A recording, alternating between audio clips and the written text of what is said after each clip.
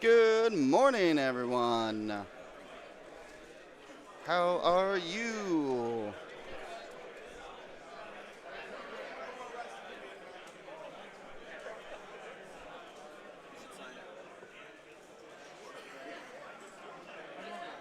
Whoa, hey, hey, whoa. That controls my mouse too, man.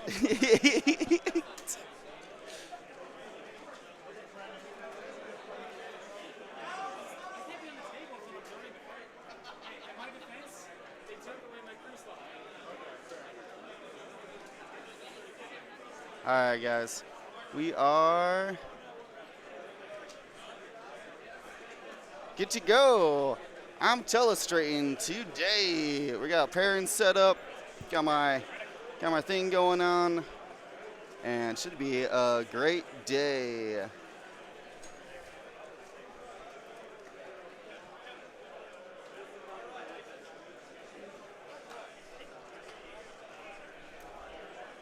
All right, we're just getting the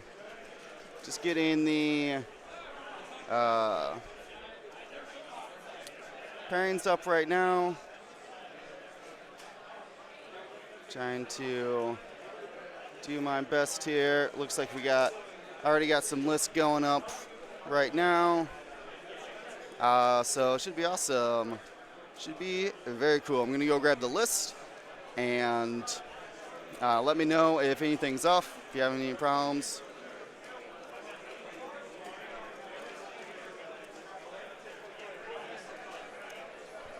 But then, yeah, I got to grab the list and we'll be on our way. Thanks for subscribing. Trying to hit that goal.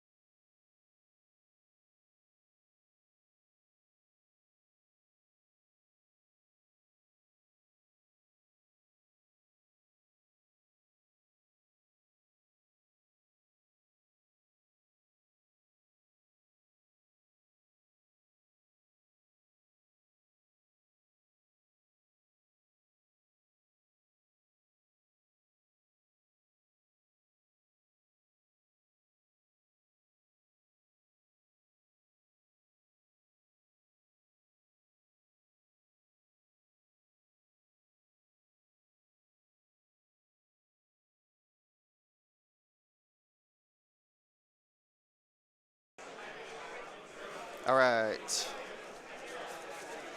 I am ready to go. Let's get Twitch going here. Where's my chat? Chat up. Good morning, everybody. Yes, it is Will Hegwood. Thanks to everybody who was watching yesterday. Um, we have Inano playing against Michael Devon. They're getting set up right now. I'm going to input their list, and we're going to be good to go. I got more fancier things today. Got 2 screens. That's fancy. But still no mouse. It's the only thing I need. I hate this touchpad. But we're going to be underway here in just a minute as I set up the lists.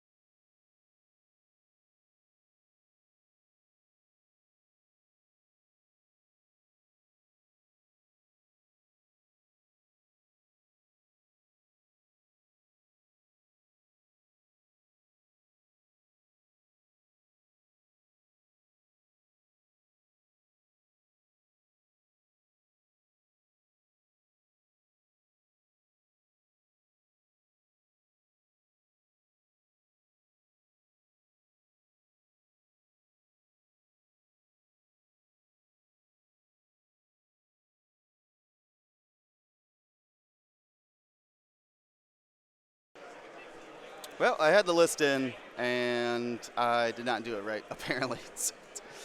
So give me 1 second here, and I will have them up right now.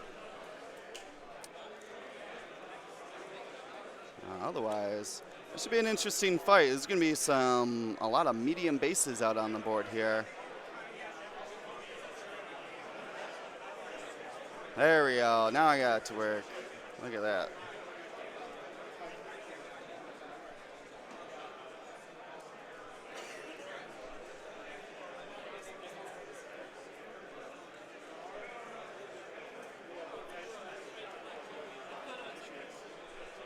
Yep, we got Michael here. And Ano? I'm going to say that wrong the whole time. I apologize. He's a South American player. He's one of the judges down in Buenos Aires. And he didn't get a chance to play on stream down there. So chose him as our first pick here, or our first matchup.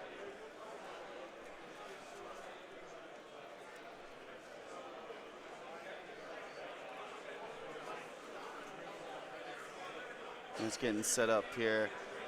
Looks like we are correct here. We got Obi-Wan, R2 Delta, 104th, 104th, 104th. Let's see, we got Magma Crack, Benthic, Perceptive, Blue Leia, Jin, Urso as the last blue. So, looks like we're good to go here. I'm going to assume that, we'll see in just a second here. I'm going to assume that the first player. No, it looks like Michael took first player here. He's trying not to be blocked. All right, looks like we got official time there. So we're going to be setting it up. Stream table had plenty of time to get set up, so this should be on the same time frame as everybody else. Michael took first player here for the matchup against Initiative 2s. He doesn't want to be blocked, though he will give some information for those white stops and rotates with the pivot wing. So it should be very, very interesting on this medium base brawling.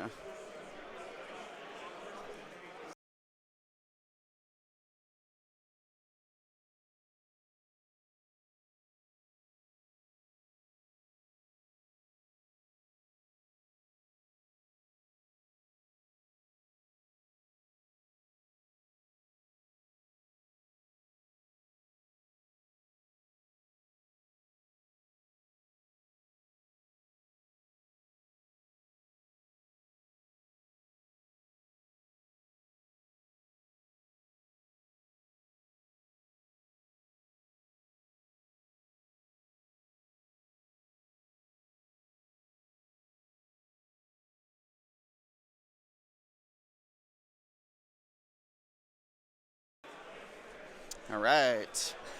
We got some pretty fancy things going on. I got my second screen. We're gonna see how she looks here. A little bit off. I'm gonna try to grab a mouse. See if we can do this better as we watch deployment here from everybody. Like I said, Michael's got first initiative here, and he's spreading his U-wings out over, or excuse me, he spreads his arcs over by the gas cloud side of the board.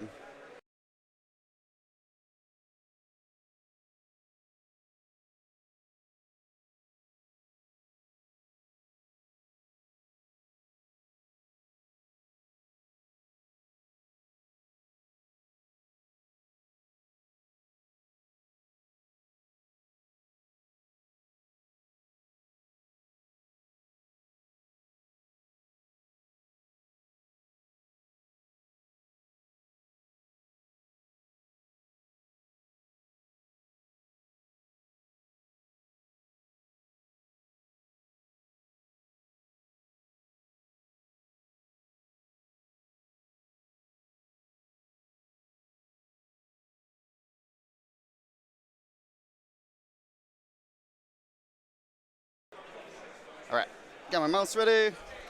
Checking with the chat. The U-wings are Davin. That's true. If your U-wings aren't dabbing, I don't know what you're doing.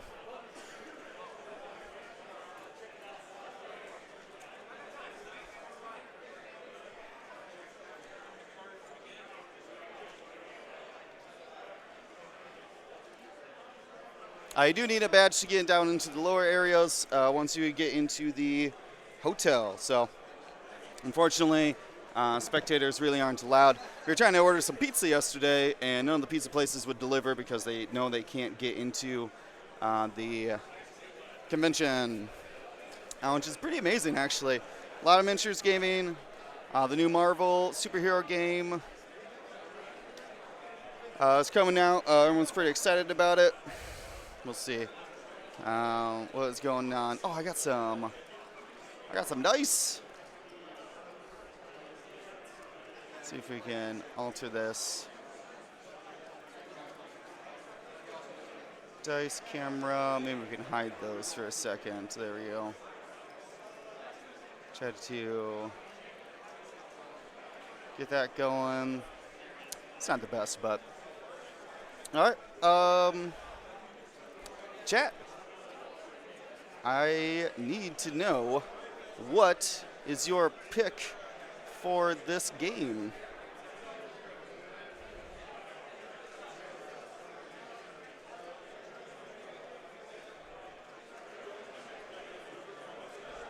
Who's gonna take it all?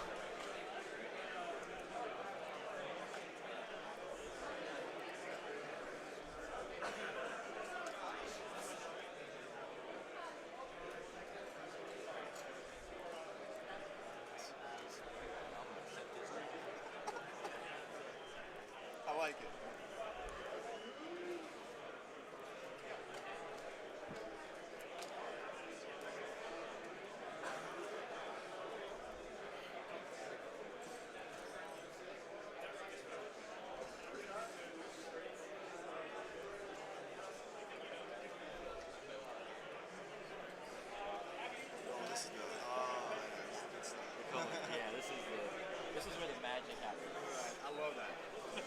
Video froze.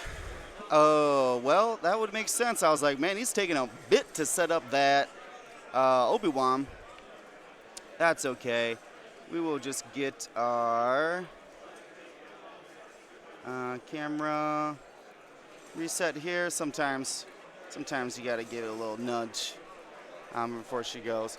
There we go. Now we're getting moving. So here, looking just like taco truck food whenever they show up. Just text me if you need. I want those tacos that you got me last time. All right, I'll get you more tacos. Nice. Just kidding. All right. Apparently I pulled it out of my bag this morning. All right, so let's double check this. So let's see if my prompter is right. It's a little off. I'll work on that for a second.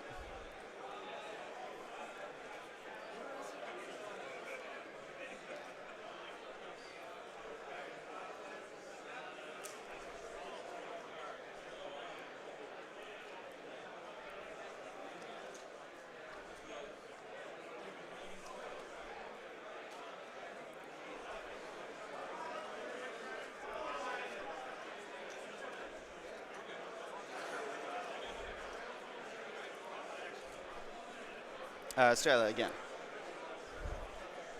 Yeah, now we're getting it. Boom, fancy. All right, we got a firing line of U-wings and arcs coming in. So do a little quick breakdown here, and that. So we're gonna start with Michael. And he has an Obi-Wan Kenobi. Now, Obi-Wan's in the Delta 7B configuration, which means that he's got a stat line of 3, 2, 3, 3. 2 agility, 3 attack, 3 hull, 3 shields. He's got a healing droid, R2 Estromech, so he's got 2 charges, can take a weapons disabled, so that he can recover a shield before he activates. And, of course, Obi-Wan's got 3 Force, and you can use those force to where a friendly at range 0 to 1 spends a focus token. Obi-Wan can spend his force so that they can gain another focus token. So essentially makes all of these arcs have basically Obi-Wan's force. So it's very good, especially if he's trying to use these. He's trying to spend a focus defensively, but still wants to modify his attack. So Obi-Wan comes in here as the secret ace, but also support. Nice touch to these. The 104th Battalion's their lowest initiative base model for the arcs. They have 3 out the front, 2 out the rear, 3 shields and 6 hulls. You can see on our screen here. They're pretty standard brawlers. I mean, 42 points, very efficient platforms for the 2 arcs, and 9 health. Very, very good. Limited maneuverability on that medium base, but you got that rear arc, so shouldn't be a problem most of the time. All right, then Inanyo. Inanyo's got 4 U-Wings.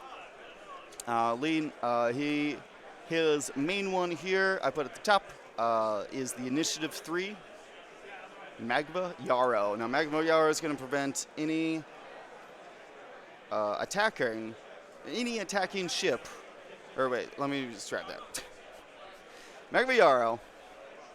I'm just going to read your ability, actually, because I might actually be saying it wrong. Magva Yarrow says, when a friendly ship at range 0 to 2 defense, the attacker cannot reroll more than 1 attack die. We'll see if that comes into play here. Michael's 104th and Obi-Wan really like their focus tokens, so most likely won't be rerolling too much dice. But in the off chance that they try to start taking target locks, that's going to slow them down as well. It's really going to prevent Michael from wanting to double modify his shots. And most likely just going to stick to the focus tokens then. Of course, has crack shot, so if he ends up in a bullseye scenario, he can remove an evade result. With Magva, you have Benthic 2 Tubes, one of the 2 Tubes brothers. Benthic's ability says after you perform a focus action, you may transfer 1 of your focus tokens to a friendly ship at range 1, 2, 2. Which means, because Benthic has Perceptive Co-Pilot, he's going to be able to take a focus action, get 2 focus tokens, and then give 1 to a friendly nearby. So it's like a pseudo coordinate. Very, very good. Keeps these blue squadrons alive. Also, Magva Yarrow as well. Speaking of blue squadrons, there is one with Leia on board. Leia, of course, reduces the difficulty of red maneuvers every 3 rounds because it's charge-based. 3 charges there. It's very, very useful on these U-Wings. They have a red stop as their only red maneuver. But between that and Pivot Wing, they can stop and rotate and still take actions. Rounding out the list is another Blue Squadron Scout. This one has Jyn Erso. Jyn Erso says, after a friendly ship at range 0 to 3 would gain a focus token, it may gain 1 evade token instead.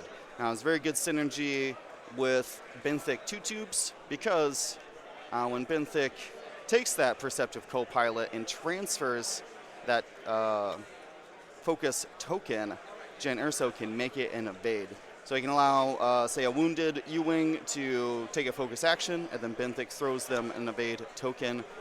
Going to be very resilient in combination with the Magva Yarrow ability to really mitigate as much damage as possible. The interesting part about this is that I think Michael chose to take the initiative here. As I said when this match started, so it's going to prevent the U-Wings from blocking the arcs, but it's going to limit his maneuverability with the arcs because he'll have to maneuver around these kind of stopping U-Wings. But it's also going to give them information when they white stop with that Leia and utilize the rotation of their pivot wings. They can rotate and be able to make sure that they get shots on these arcs. Now, you can see this bottom one here. This bottom one's trying to get some good arcs going here. trying to focus down on the two more expensive U-Wings, the Benthic and the Magma as well. Unfortunately, though, he's got one of them, the middle arc, clipped that debris, or excuse me, it's a gas cloud right there. Clipped the gas cloud, so no action. And the last one's taking a focus token here. So he's got this nice firing line going on, trying to lock down the approaching lanes.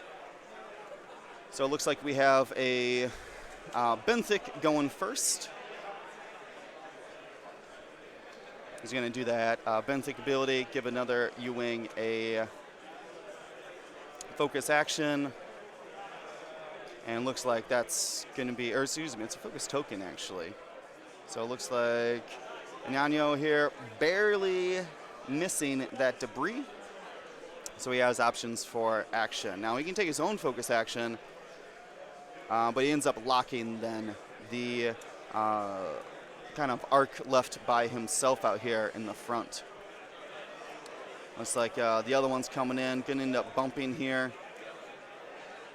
But he's got a great approach into this lane, getting all the firing arcs, shooting down.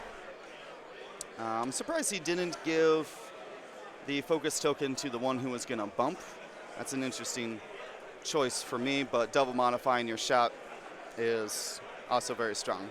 Now we got Magma coming down here, gonna hide behind that debris cloud, giving her extra defense in addition to her ability. She's just gonna pop a lock off.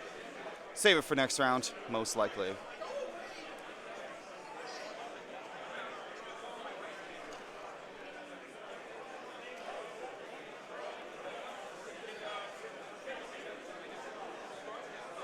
Now we have Obi-Wan coming around.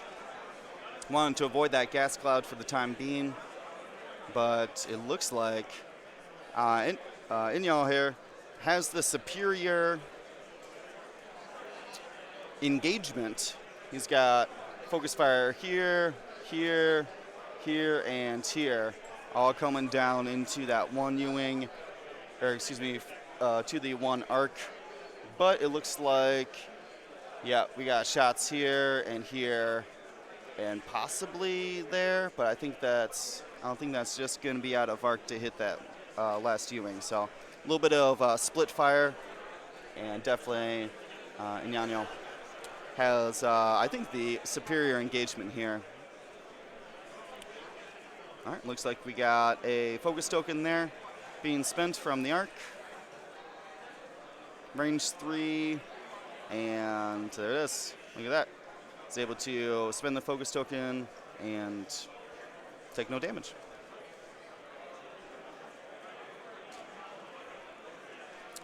That's a good question. Magma should have shot first before all of the twos, but unless they want to resolve now, I do not think Magma had arc. So this was the unmodified arc into the U-Wing, and no damage is dealt.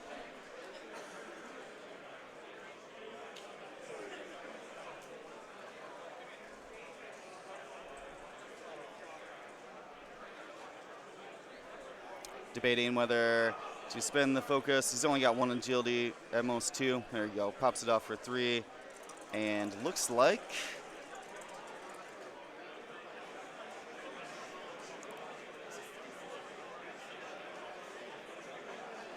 that's Benthic out there with the Perceptive Co-Pilot eating those shots. I mean, because he's got double actions there, or the pseudo coordinate, if you will. Yep, looks like they missed that trigger. This didn't seem like it would affect anything, so they're just going to resolve it now. Debating the lock. He's going to use it. Yep. There you go. We'll see if he rolls those focus tokens. Or focus results. Doesn't. He just ends up going, or he does end up using one, but most likely would have saved it for offense anyways. So ends up with 2 shields here. on the bottom right arc, or bottom left, actually.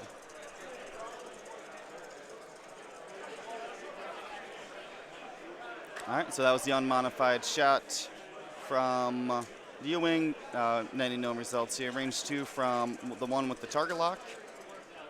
I think he's saving it here. Yep, he saves the lock. So 2 more damage on the arc. Now 1 away from half there. And then Benthic with the focus finishing off the round. Another range 2.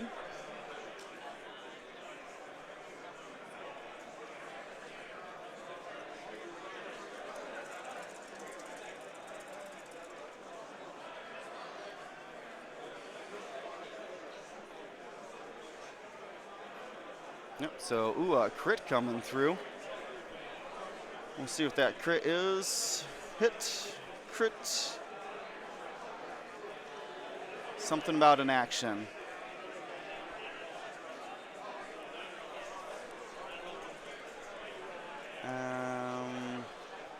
I think that's the end of shots there. Everybody engaged? Going to end phase. I'm just going to run over and see what that crit was. I'll mark it down as they begin the planning phase. Definitely Nyanyo here, wounded. That makes sense. Someone's got better eyes than me. That is for sure. That's not a big deal. He's not stressed right now. So it shouldn't be too much of an issue. Now, the problem here is that these 3 U-wings are going to be, yes, all those U-wings, yes. They're going to be able to just sit there basically and keep this wide firing arcs out here and just pepper in to this engagement zone. Hopefully Michael's able to get all of his ships into shooting. Now he really needs that Obi-Wan alive, but you also need him rolling red dice as well. This Obi-Wan's going to be the in-game piece that Michael's going to need to succeed in winning this fight, as long as he can whittle away at least 3 of the U-wings so Obi-Wan can go one-on-one in the end game. Obi-Wan's also the most expensive the most expensive ship on the board right now. Oh, sure. What is, do we normally use yellow? I think we use yellow. Yeah, that should be good, right? I forgot about red, green. So, no problem there. We'll switch over to yellow. Still trying to hit our subscriber goal for today. Looks like we're trying to go 750 for our Spoon Lord giveaway. Oh, look at this. Arc's coming in. I think he's trying to force a bump here.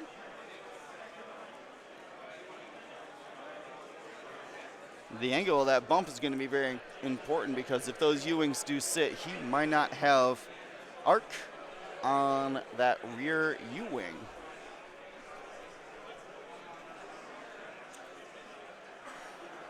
Thanks for the subscription. If you have Amazon Prime, you can subscribe through Amazon Prime. Gives you a free Twitch subscription. Otherwise, you can sign up right through Twitch on our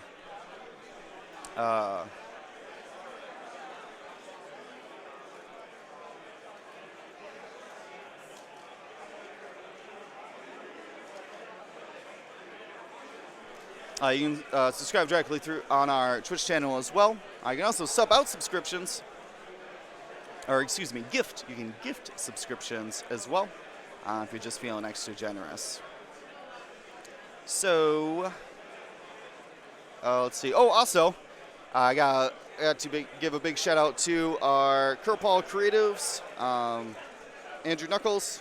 He's going to be sponsoring the World Tour. And you can use World Tour 2019 for 20% off of Kerpal Creatives. That's good till Monday. Also, you can get 15% off of District Foundry as well. So, looks like we did have a Leia pop there, and everybody's going to be sitting. Some benthic sitting. Passes off the token there. And allowing that rear U-wing to lock. Magnus is going to close her wings here.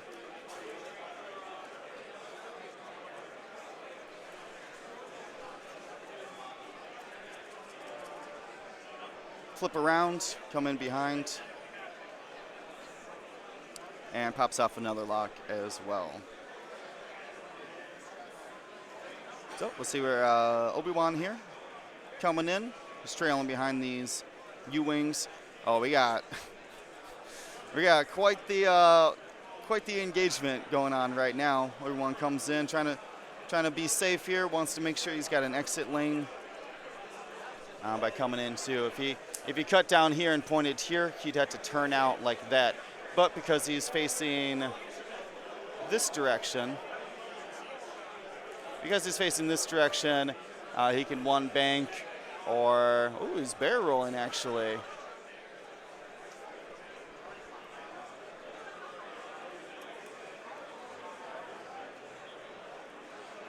Yep, uses fine-tuned controls there to barrel roll, pops off the focus. I think he was just trying to guarantee that he's got arc on that damaged U-wing. And we'll be doing some shooting. All right, Obi-Wan. Let's see if he spends his focus or the force. He ends up spending the focus token, and that's going to be 2 down on the Leia U-wing. It was Benthic who was hurt before.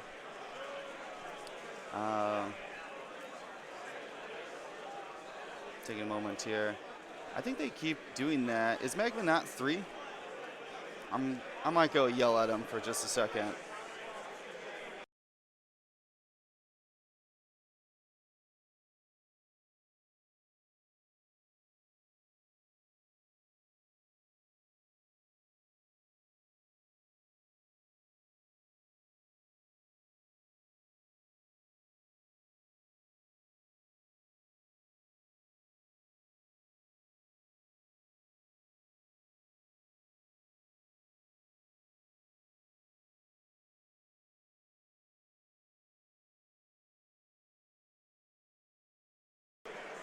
Yep, they had a judge nearby. Let him know that Magma's up first. Though I missed the shot as I was walking back. So pretty good shot in return here. Woo, nice. So that's 1 dodge, hit crit. And that's a weapons failure onto the Leia U-wing.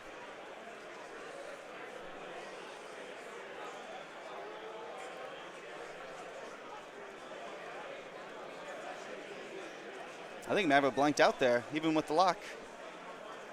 Oof.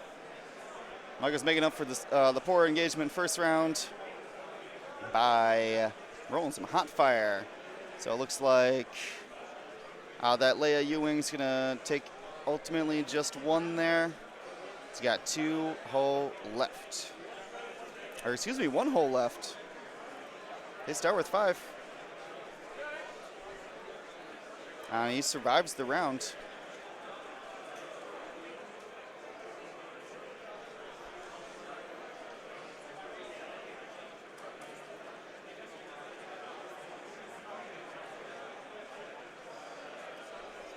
So dodges 1, ultimately takes 2, which I think might drop that guy. 1, 2, 3, 4, 5. Nope, still alive at 1. It's going to cost him another shot.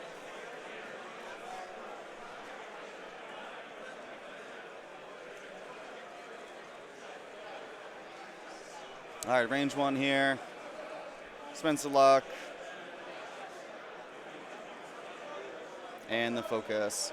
Pretty much a kill shot there. He's only got one hull. Just puts down one evade and takes a bunch of damage. And he's out.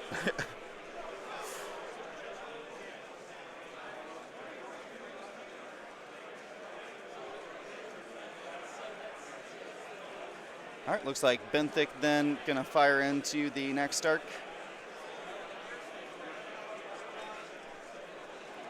Hit crit.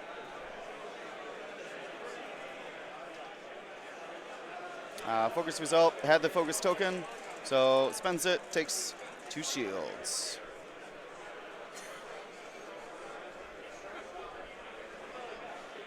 All right, I think that's it for shots.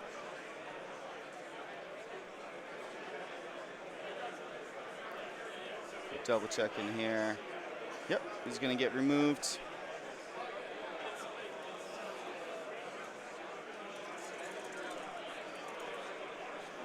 So quite a bounce back from Michael there. Did end up leaving that U-Wing at 1 health. It's going to cost him 1 more shot there. But Obi-Wan, as long as he can maintain arc, he can take that U-Wing off the board. It is the Leia one. He just used Leia, so Leia's only got 1 charge now. So he doesn't really need it for a while.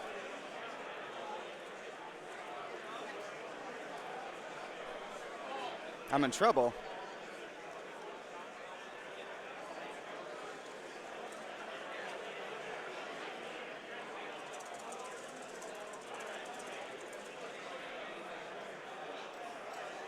Oh, thanks, Dion.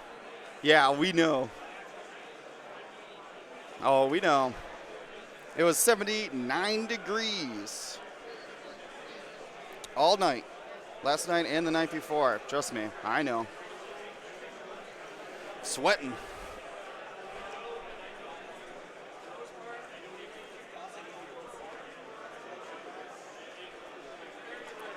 All right, so here's the interesting thing. So there's no more Leia. Players, 45 minutes remaining in round 1. 35 minutes.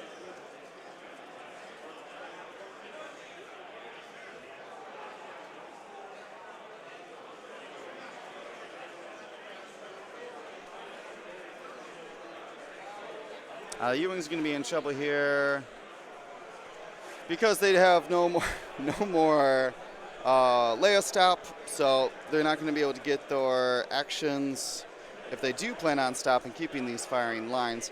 What is nice is that these arcs are going to have rear arc attacks. If they hard to away to this way, you can see if they go like this, they'll end up getting rear arc shots.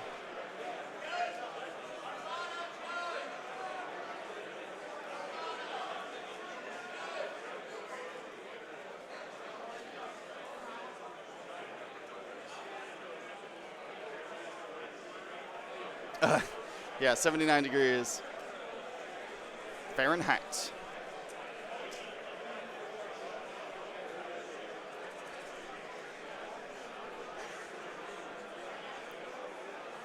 All right, everybody say good night to Dion. We're going to be streaming here in the morning, or his morning, which is about, let's see, we ended up ending at 8 today, or yesterday. Paul said that he was trying to finish today by 7. Oh, hello, Chris from Tim. Hi. What are you doing today?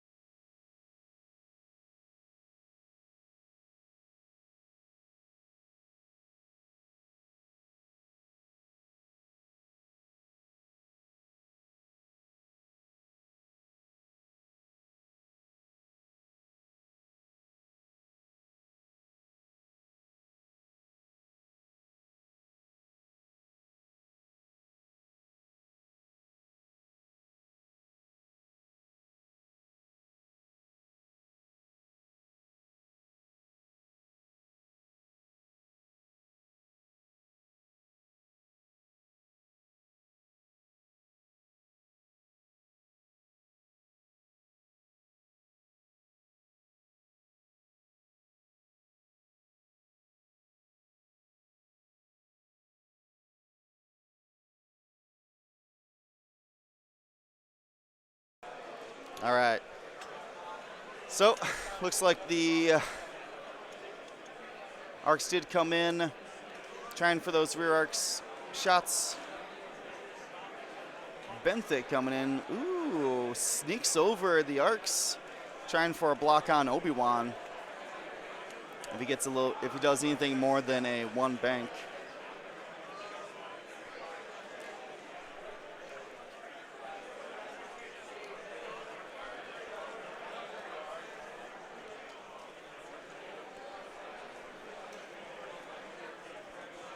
Benthic there gives the focus token to one of the U-Wings, which may or may not bump. An expert finger pop of the bottle. He's going to see if he bumps into Benthic or the arc. Looks like the arc. Whoa, he landed it?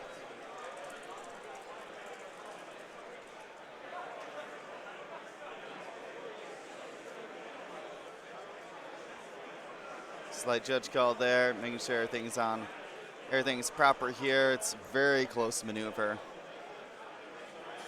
Could be a nub issue. A little bit of advantage templating mixed with the nubs, making it look like it wasn't a bump. Excellent judge there.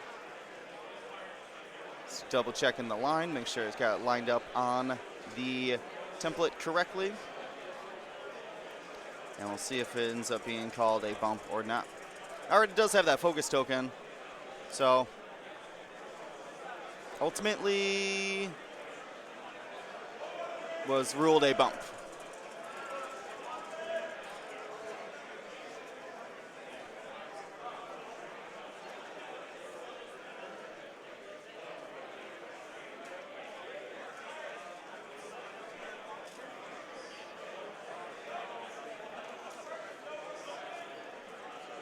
All right, plenty of room for Magnum to follow up in behind here. I don't think this game's going to go to time. These guys really taking their shots. We're able to engage quickly.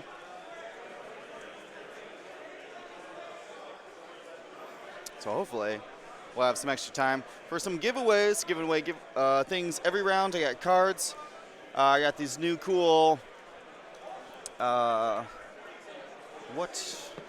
don't want to missay the squadron here. We got Liberty Squadron with Mark Moriarty designing a General Grievous alt-art. I got a bunch of those to give away.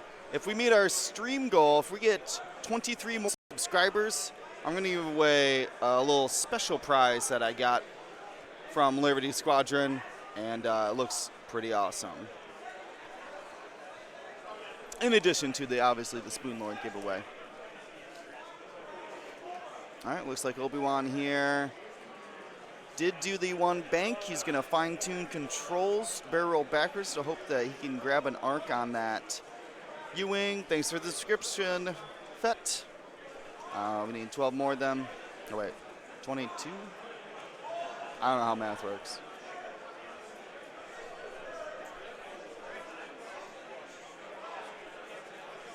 All right, so it looks like Obi-Wan was able to barrel roll out of that arc. Still only one force down. Been pretty conservative with his force for so far. Trying to hoard on to as many of those force charges as he can. He's going to need them at some point. All right, so range 2 here. Debating force or focus. And he ends up choosing force there. Ooh, double blank. So that is the Jyn Erso one.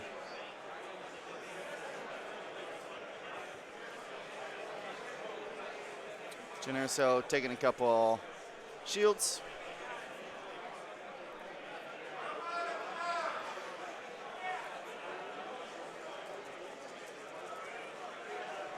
I know, I don't have those awesome dots. We need them. They'll be okay.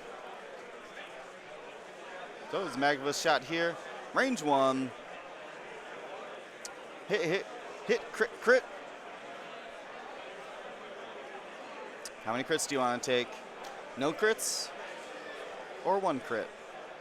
He says no crits. So dodges 1, and the other one takes the shield, and another wounded pilot out there. Those clones always getting wounded.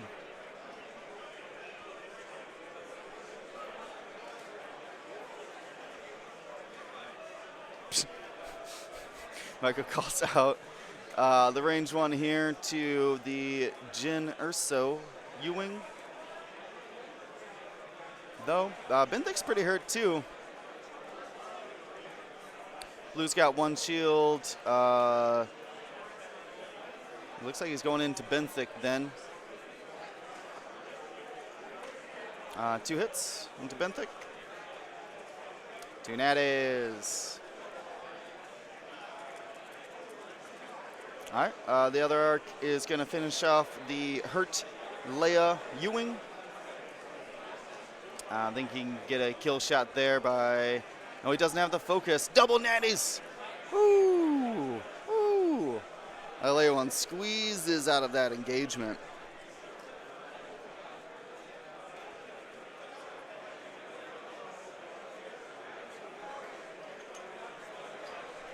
So it looks like Anil's got 1 shot. Benthick no shot, and the Leia Ewing no shot. So ends up with hit crit and an evade. So I believe that last Ewing is going to end up with then, yep, 2 shields down.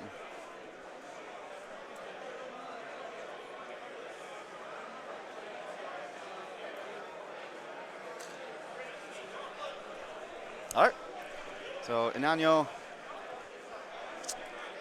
is still up on points right now because there is a full 104th Battalion off the board. Michael only is able to score the half of the Leia U-Wing, though he is both of them starting to spread damage around. They both have to figure out a way to make sure that they're keeping their ships on the board and obviously taking the other ships off the board. The U-Wings are definitely at a disadvantage here because they only have the front arc and have to reduce their agility by rotating if they stop, whereas the already 1 agility arcs have those 2 dice rear arc shots, so not as much as a problem as far as maneuverability.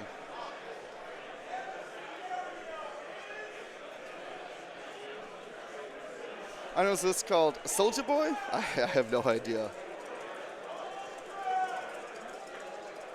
This is Nova. And this is a Grand Championship. This is in Washington, D.C.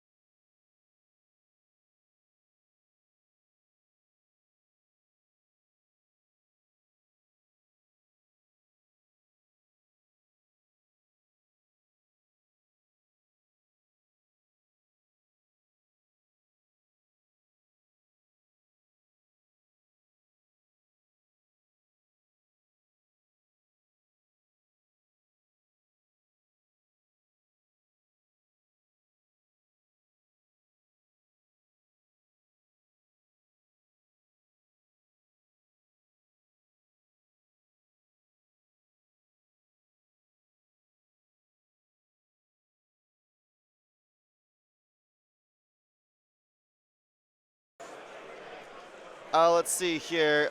Did I Oh, I gave him the wounded crit, but not the wounded card. Thank you for that, chat. I need you guys' help, especially when I get distracted.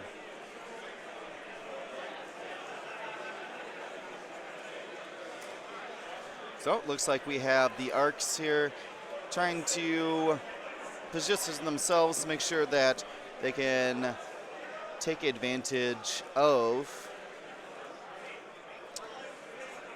those rear arcs.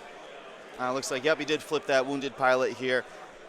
Definitely needs to do that. Can't risk taking a stress because he's very obviously in a K-turn lane in the corner there. The Leia Ewing's peacing out. Says, I like my Leia. She's got infinite range. So I like my 25 points. Or 24, I guess. That's only a 49-point ship. So doing a little bit of a disengage action. Going to fix that weapons failure.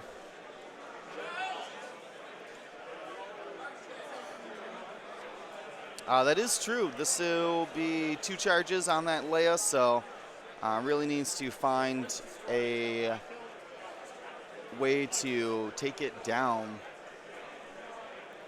Benthic's out, handing out focus tokens, as you do.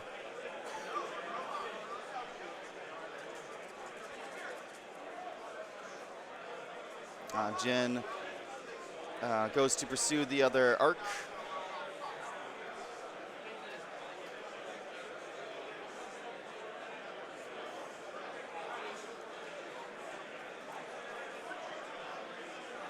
May have arc on there. Gonna be hard to tell. And he's confident. Grabs the lock. Well, he already had the focus, so getting some good. Inanyo's doing great at getting those double modified shots on those prime targets. Magva might not have arc there. Going down the line, it might be just past the base there. His action's gonna dictate exactly what he thinks. He's eyeballing that, and he says, no, I won't have a shot there. We'll just focus up for defense.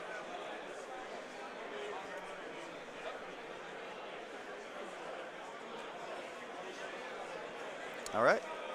Everyone here, plenty of room to hard one or one bank, and he's piecing out, actually. Over the debris, onto the debris. That's oh, he's slooping. That makes a lot more sense, yeah. Had to sloop onto the debris, ends up double stress. Obi-Wan's got the force, so not a huge deal. What he's trying to do is protect himself. It's the most expensive piece, and by far his most important in the end game. Has the R2 astromech, so could risk some damage. Not a big deal. Trying to take down that Benthic. Michael has done a good job of trying to split up these Ewings as much as possible. 2 hits from Obi-Wan. Benthic's got to focus, so ultimately ends up taking 1, which I do believe is points then. Yep, and Michael takes the lead with that shot.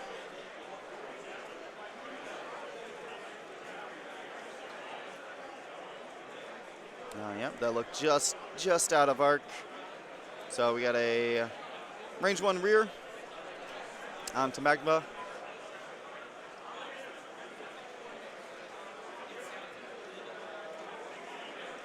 Ooh, nice, 3 hits.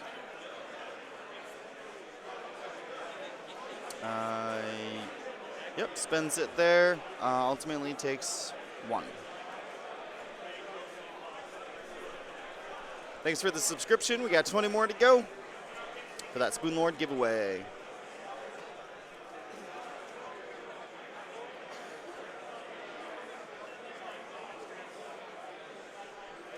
Gonna go into Magma here instead of the Jin. Single hit. Single evade.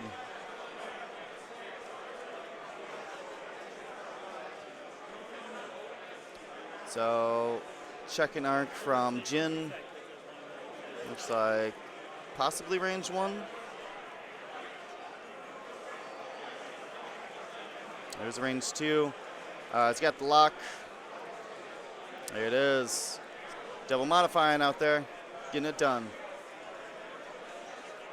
Ooh, gets the evade, so taking hit crit there.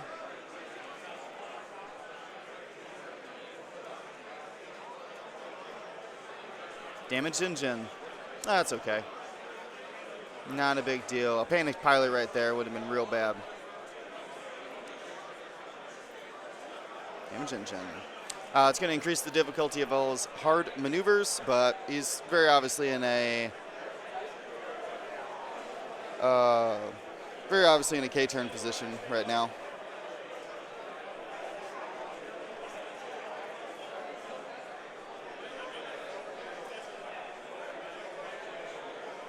That's a good call. I like the idea of that. Michael's got the ability to lay it now, and those U-wings can close in on Obi-Wan, get a kill box going this direction right here. And if Obi-Wan's clearing stress, he's going to be right in the middle of all three of those arcs. It's going to be a risky call, but with the double stressed Obi-Wan potentially hitting that debris for a third time, he's going to struggle to get out of those arcs. So it might be an opportunity to Ananyo really put some pressure on that Obi-Wan. Both of the arcs here. This one's got to K-turn. This one, if it's going to have any meaningful impact in the game, he's going to need to K-turn as well. So he's going to leave. It's kind of Obi-Wan. They only got one bank, two bank, like this. So most of those directions are going to end up in that kill box. Leia squeezes away with just a single health, and honestly, that might be the difference in this game right now, is that Leia escaping.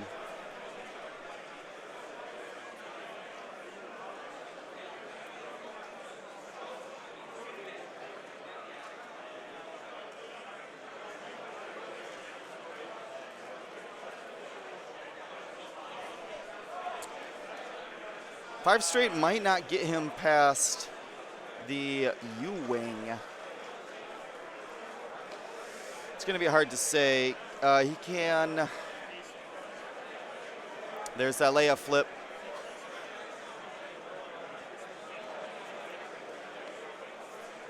So I think Inanios has to do it. He's got the opportunity here. He's got the arc scattered.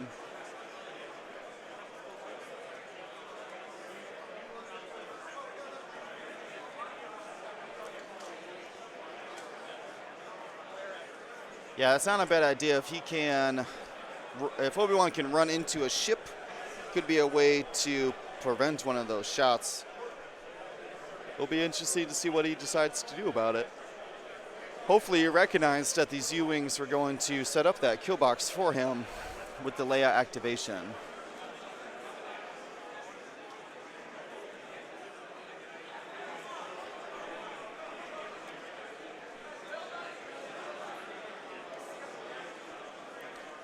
Leia's flying around, trying to stay out of the fight for as long as possible here. Hold on to 24 points and being able to activate Leia. That ship has no reason to ever get back into the fight. Ooh, the 180 flip. Yep, they're going for the potential Obi-Wan kill box. Now with that amount of firepower, it could actually take Obi-Wan down in one round. He's only got, he does have full force right now. Didn't end up spending any last round.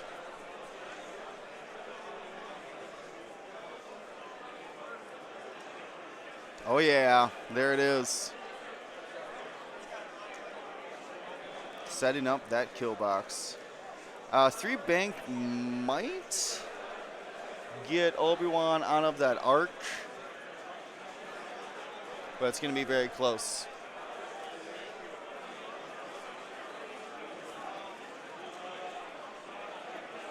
Benthic throws it over to Magliaro, who might, oh man. Magliaro's got that crack shot line right here. We'll see where crack shot, set up, and a double modifying.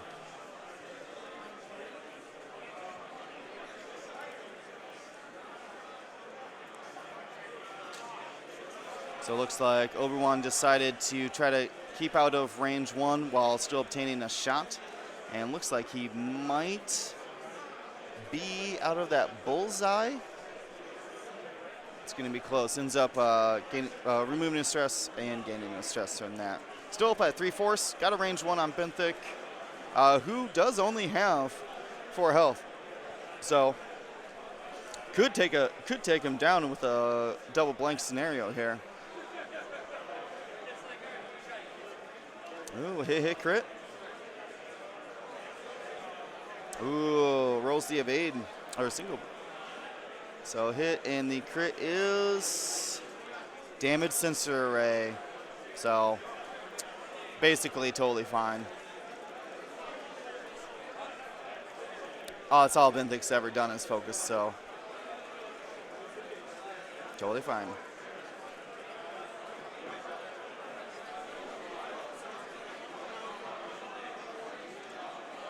There's a Magma reroll here into a blank from the block. Spends the Benthic focus token she received for 2 hits. Obi-Wan's got 2 agility. Ends up spending a force to block 1 and loses a shield. So far, so good. Was not in bullseye. So was able to prevent that. I want to see if the arcs have range. Looks just out, and oof, just out. Oh, that hurts.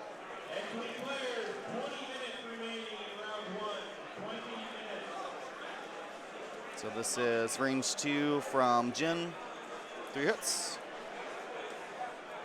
Another evade there, so Obi-Wan's down the last of his shields. Or sorry, dodged one? He's only got 1 shield now. So just a hit crit there from Benthic. Double evade. There it is. So for Michael's screen or board there, ultimately ends up with 1 shield left for Obi-Wan. Full force now. And they are primed to continue the engagement. Let's check on the scores here. 53 to 63. Very, very close. Being able to have Obi-Wan be a huge, huge deciding factor in this game.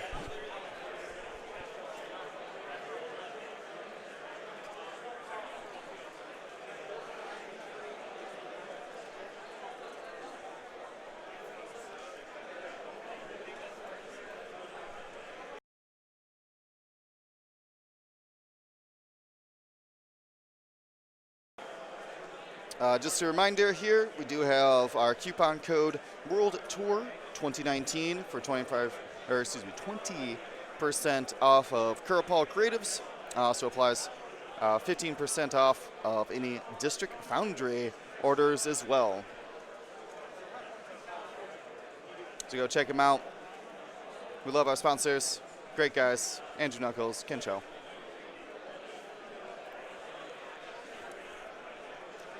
I think it's Kinshaw. I might have said that wrong.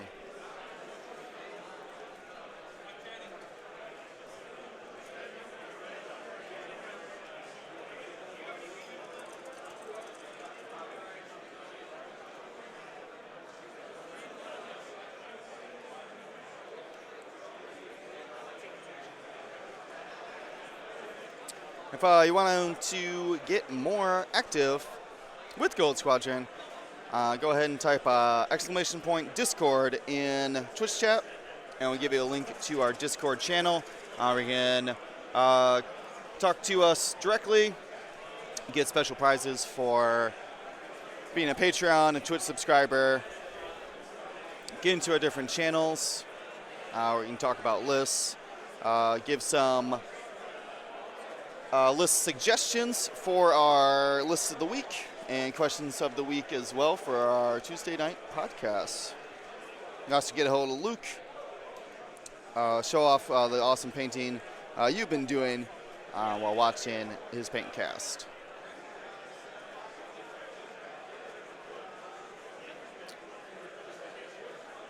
So U-Wings are in a bit of a odd position here because they're going to need to open up those wings and do some maneuvers.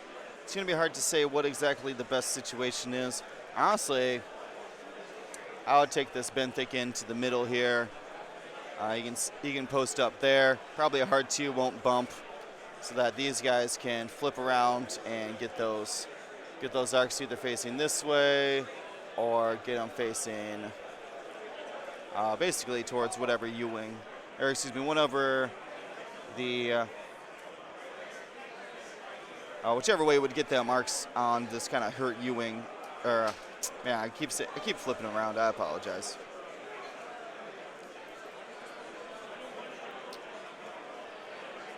Well, I will say that it's been very exciting, popping off a lot of shots, but some hot evades is just keeping a couple of these ships still on the board long after they're welcoming or whatever.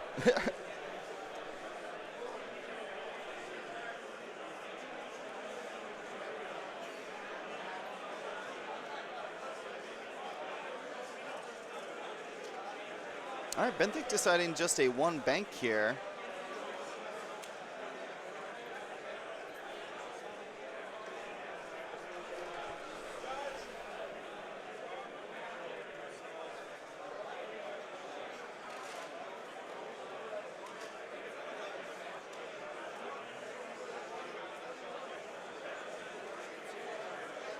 It's unfortunately going to prevent his action and prevent the 2 tubes focus passing.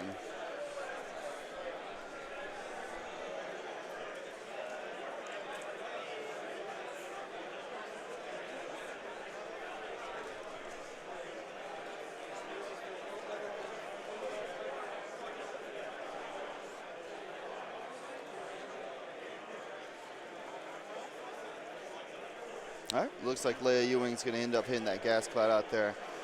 Still trying to avoid the engagement, though that's going to be painful if Obi-Wan did end up doing a 3 bank and can blast that Leia and grab some quick points. Looks like the U-Wings are going to be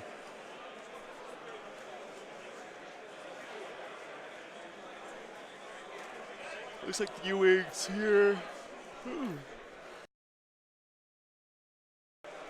Oh, getting the yawns already.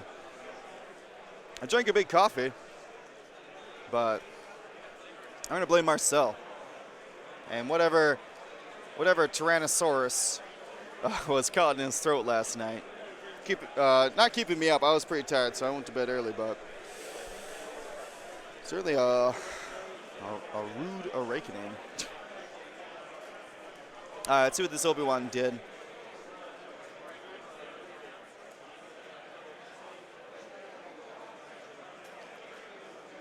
Oh, he's just trying to clear stress here. He does need to eventually take some more actions.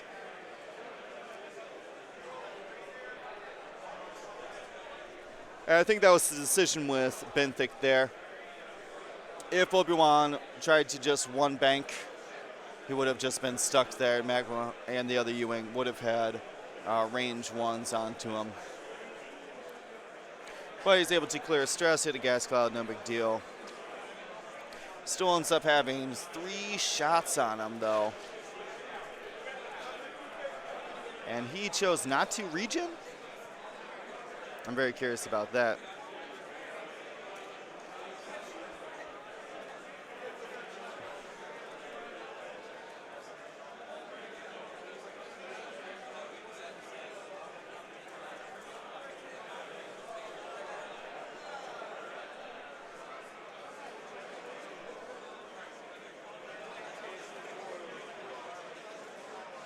Magma looking for a crack shot opportunity there. Was not.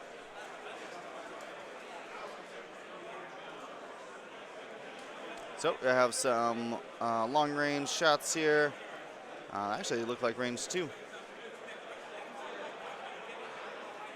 So just a single hit to Magma, who dodges it. The other arc's going to be range 3.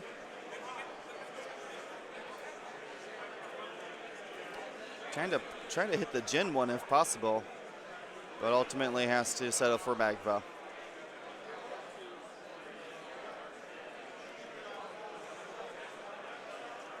Pretty good. 3 hits coming in. 1 dodge there, and Jin is, or excuse me, that's Magma. Magma is down shields.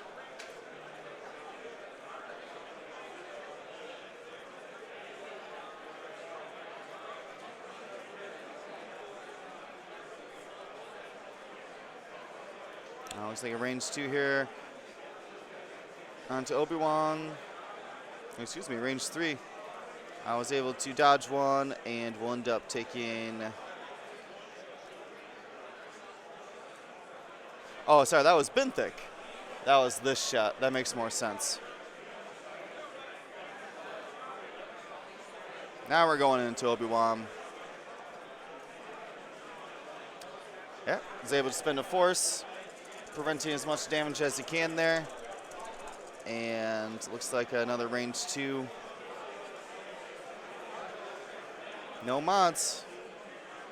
2 more hits coming in. And Obi-Wan ultimately dodges 1 and loses a shield. So it's down a force. Down all the shields. Force comes right back. So pretty force healthy there. Yeah, I'm surprised he didn't. Surprised he didn't regen that round, especially with trying to clear stress. So hard to say what Marco's thoughts on that was. Could have been a forgotten opportunity. There's doesn't seem that Leia was the second to last shot and ended up missing. So we got the arcs coming in here to pursue as best they can. Obi-Wan is going to have a hard time. I can see Benthic heading out this way, and these guys heading up over here, trying to set up a kill box there. But if Obi-Wan clears his stress, he's got very few places to go.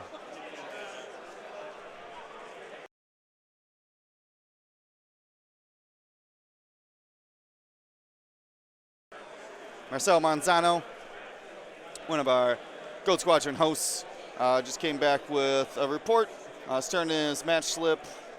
Was able to pull off a win. He's flying his USA squadron back from Poland.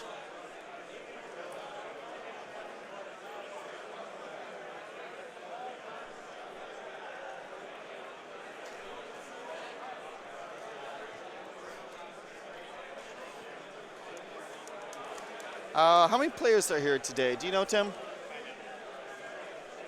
I don't think we filled all 100 tables, or 100 tables. I don't think we filled all 50 tables. 95 players. So we're looking at most 4 and 2s will make it then? All right, we're going to do some counting here. Did a 3 and 3 end up making it yesterday? 2 of them ended up making it yesterday. That is crazy. That's a big cut for, I wouldn't say small, but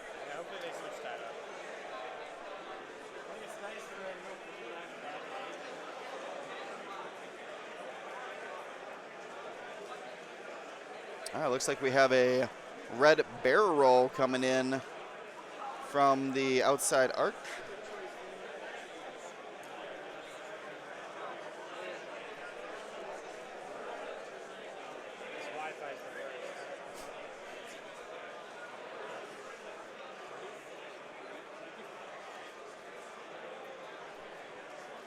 Hey, Fun Bobby. Good morning. I don't know what time it is on the East Coast or West Coast. I'm on the East Coast. I know what time it is here. I know what time it is.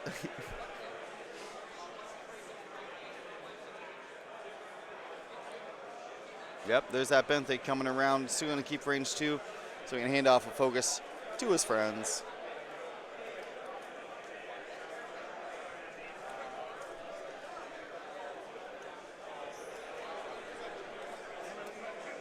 $95. 90. Oh, I want a Bloody Mary. All right, let's see. Yeah, let's see what the 3 hours behind. I'm not good at that math. So it's All but 1, 4, and 2 should make it. all but one. All but 1, 4, and 2. All right. So Tim, We got 1, 4, and 2. Tim Hillen here giving us the tournament breakdown, and it seems like as long as weird things don't happen in the pairings, all but 1, 4, and 2 will move on to tomorrow's elimination rounds. So everybody's going to be fighting for not only faction prizes, but for that 4 and 2 record. Top 4 getting prizes. First place in faction of each day is going to get a beautiful template set. Everyone's pretty excited about it. You get dial covers, specialty cards, all of the things. So let's see where Obi-Wan ended up going here. He's two banking out. Still not regenning? X-Wing players, 5 minutes remaining in round 1. 5 minutes. Does Michael now understand that he's got regen on his Obi-Wan? Nope, he flipped it. He's flipping the charges. 95 players today. So it gets back a shield. Debating his actions. Does have full force to get some boost and barrel rolling going. Time is counting down. So Obi-Wan's got to keep his points on the board without compromising his arcs.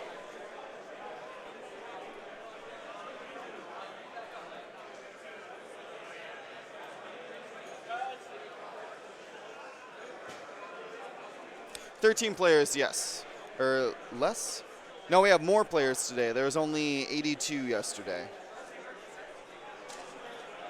All right. See what Magma thinks here. Potentially obstructed. Magma must have been out of range there.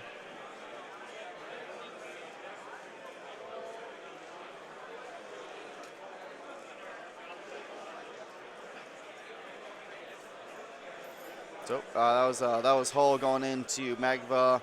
Going to end up scoring her points by doing that.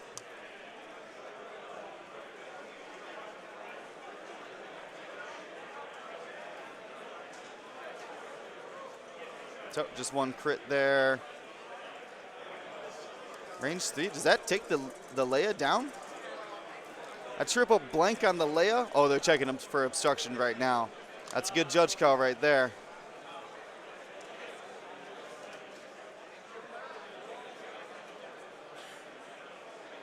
That blank determines it. I think it's unobstructed in my mind, which means a triple blank is going to end up scoring a lot of points there. 24 for the rest of that Leia U-Wing.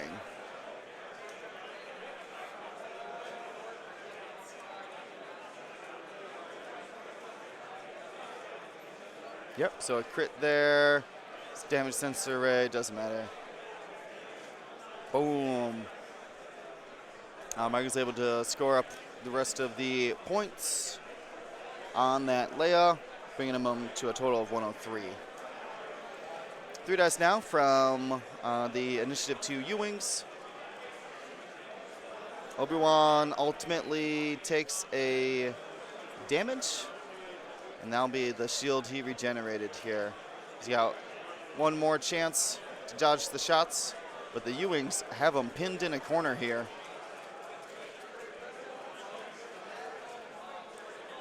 Simultaneous fire from Leia. Oh no! That's going to give him his damage, which is going to confirm Obi-Wan's half points now. I can't go back up to full. He's only got one shield charge left. Whew. Oh, it gives a very close game. Michael's got a slim lead right now, coming into the last couple rounds. The judge might have given them an extra round. They occasionally give the stream game an extra minute or two. So we'll see if this ends up being ultimately the last round.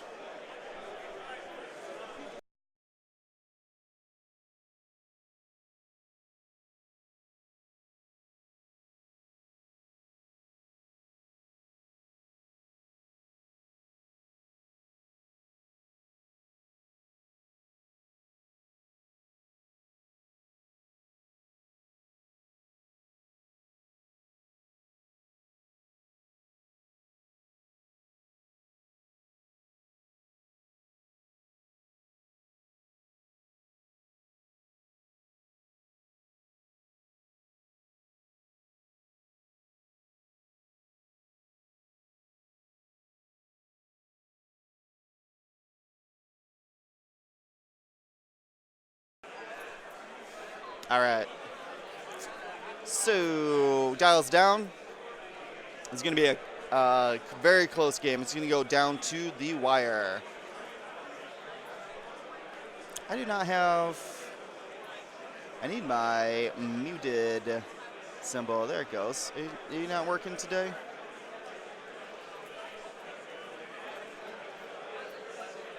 No. For some reason, my muted doesn't trigger like it should. I'll try to be better about hitting that mute button when I do it on purpose. I fully agree with Rouge Lambs. The Obi-Wan surviving or dying, I think, is the game. He's got all of his U-wings facing towards him. He's going to leave the open arcs, or the arcs open to get some fire. Neither one of them looks like they're going to end up with a modifier. One hits the gas cloud, another one bumps. And we'll see if the U-wings can get a block or something. Now, Obi-Wan has extra 2 minutes. How do you know from Bobby? We'll see. We got quite the crowd gathering around the stream table today. The event is in full swing here at the Nova Open. Everyone's very excited to get some gaming in. Tabletop miniatures all over the place.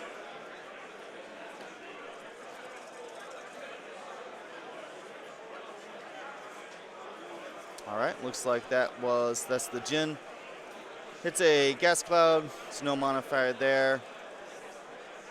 Benthic was able to pass the focus token over to Magba.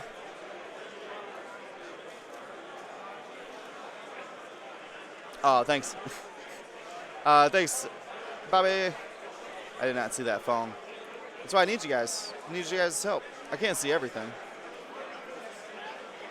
So Magba ends up on the gas cloud, or possibly already had the lock.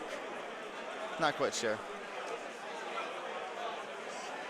All right, Obi-Wan decides not to regen here, and I think he's going to go for a kill. If he's going down, he's going to bring somebody with him. I think a boost would be in order there. Boost arc dodge. Yep, some fine-tuned controls.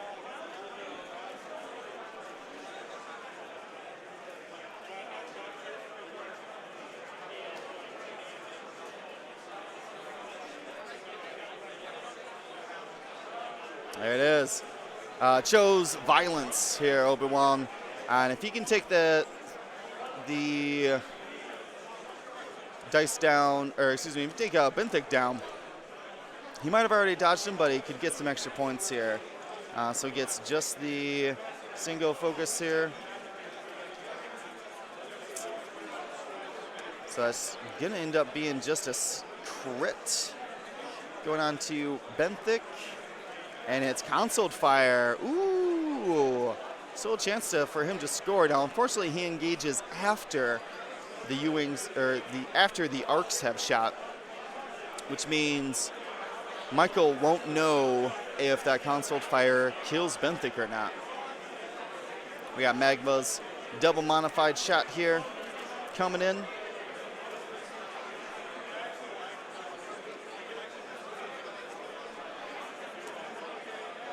Tiger lock, there it is.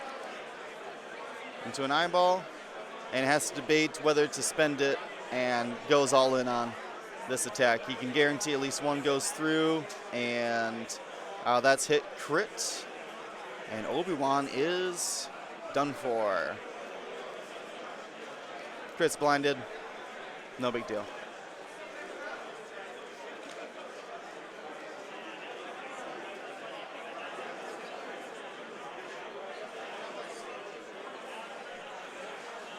So it looks like they're doing some discussing points now. Trying to decide who is up and what needs to be done. Michael needs 34?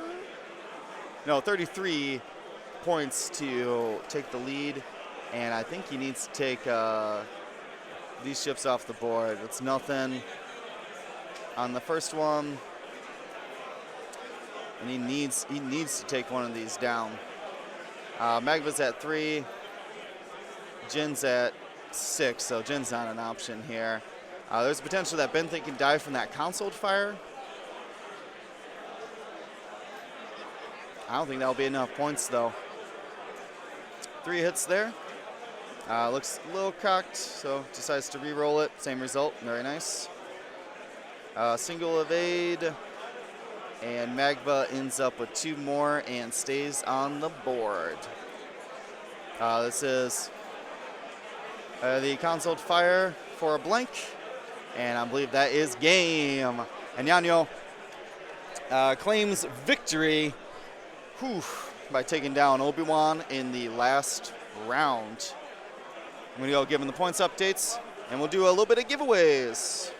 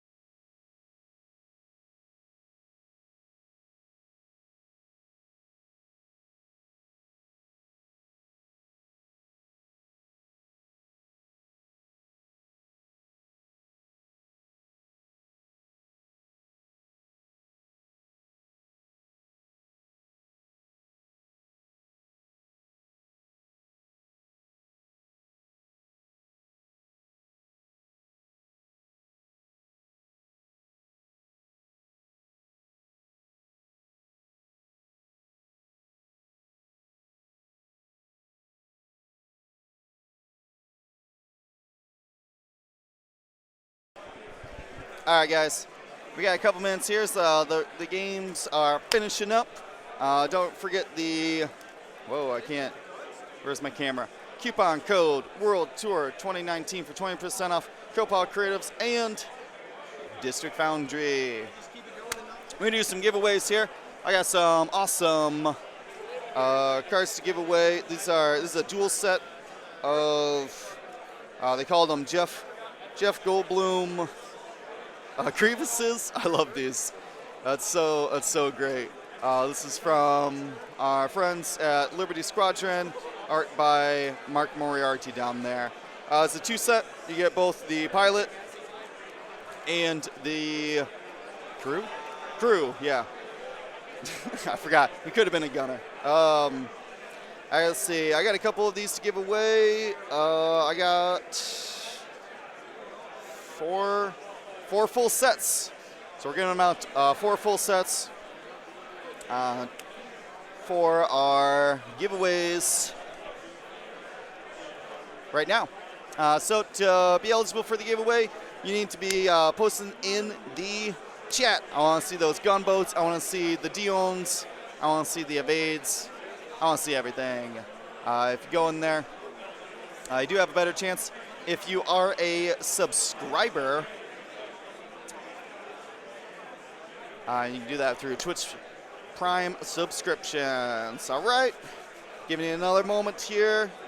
Like I said, I got 4 of these to give away. When you do win, you put !win, fill it out, and in the form, say you get the Liberty Squadron set of Grievuses. You're gonna get both.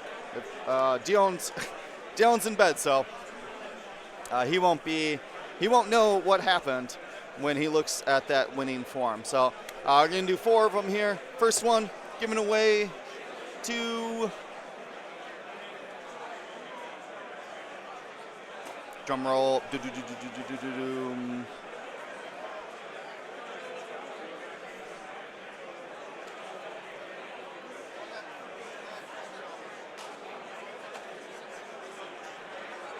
All right, gonna give a little bit here. There it is. We got to get those. I had to refresh, so sorry. You got to put it one more time in the chat, quick. We got 35 eligible users. Put them in the chat. Where's those Dion's? Where's the evades? Say something in the chat, and you'll be eligible to win here.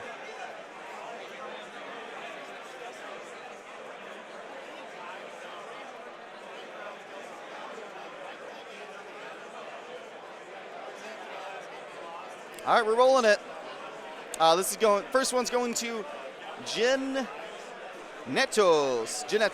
with the Liberty Squadron set of giveaways. That's Liberty Squadron Grievous set. All right, who else we got here? We're gonna keep going. !win. !win. Genettos. Next one is P. Zagara. !win. Fill it out. Getting that Liberty Squadron set. So we got one more. We got 2 more here. This is Ember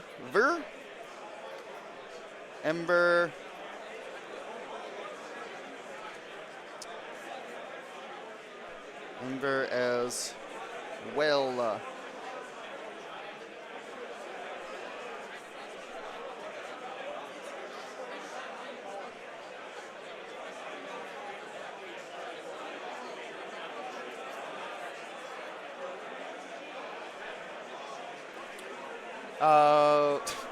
Exclamation point, Venus.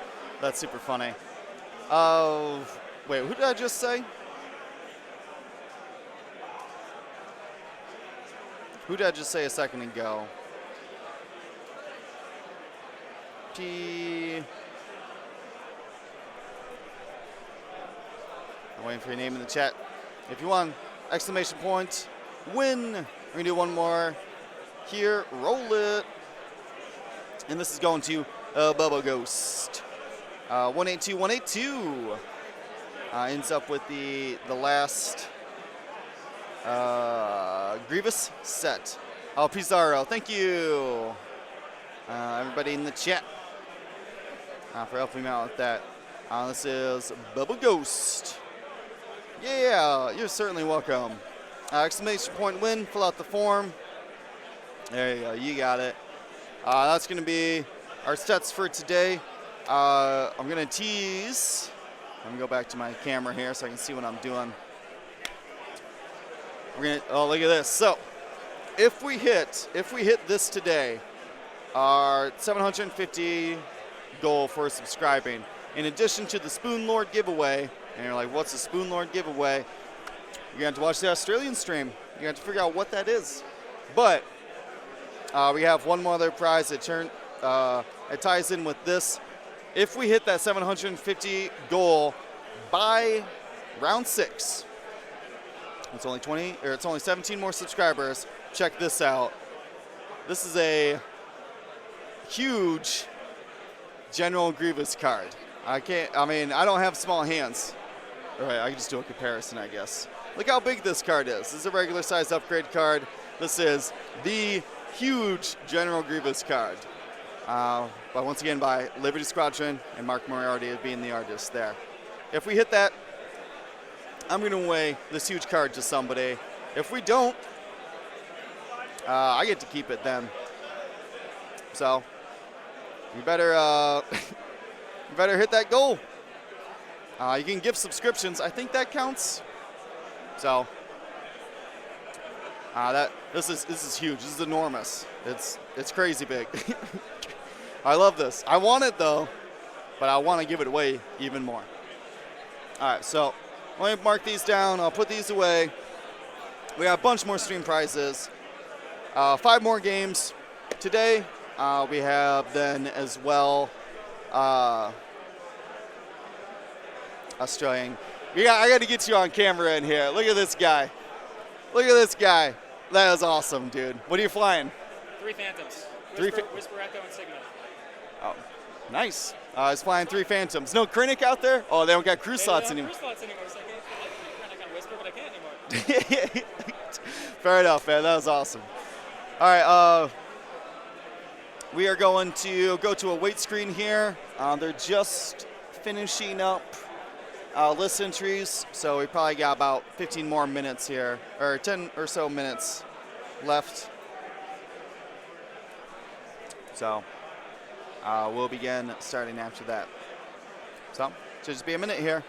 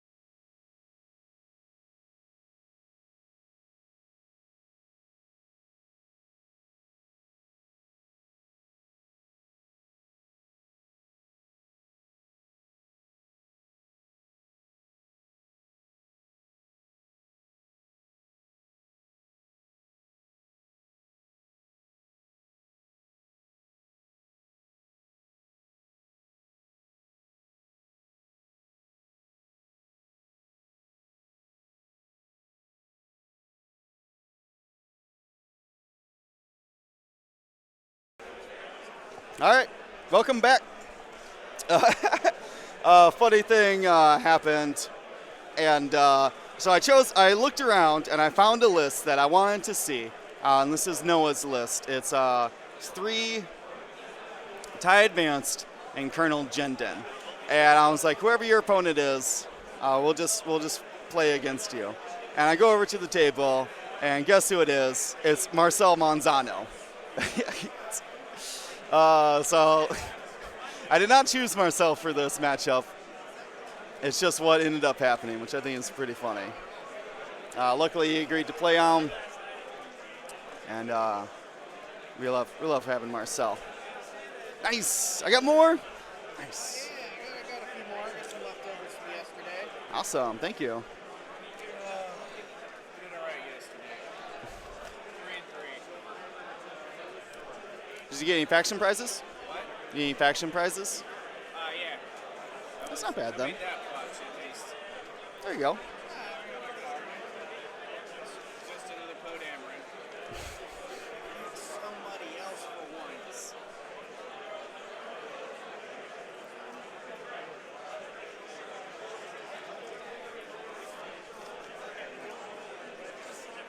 This is Noah Ruthier. Or Ruthier? I forget.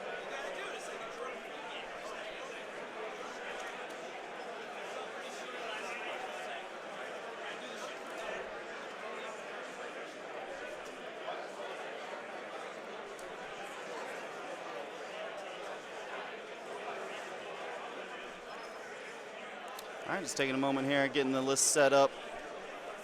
We got Classic, Rebels, on Empire. Rebels were the least played faction yesterday. Infer what you want from that.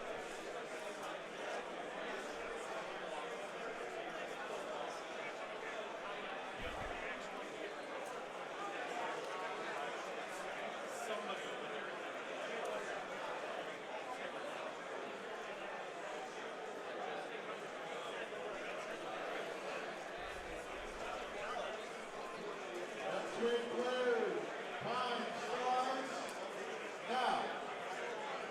All right, they give the time. Might have a judge give them an extra minute or two. It's kind of standard, but don't request it if they offer it. Obviously, it would be good to have. So we got Marcel here. He's got Wedge, Proton R2, Luke, Sense, Proton R2, and AP5 for Leia. AP5's white coordinate mixed in with Leia gives Wedge those double modified shots that are gonna both do damage and keep that man alive.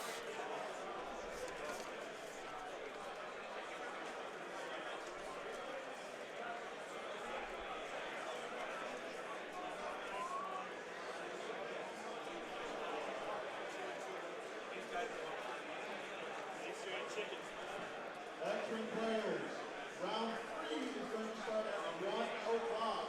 We'll be right back after this. All right. They're just calling out that the third round is going to start after a lunch break.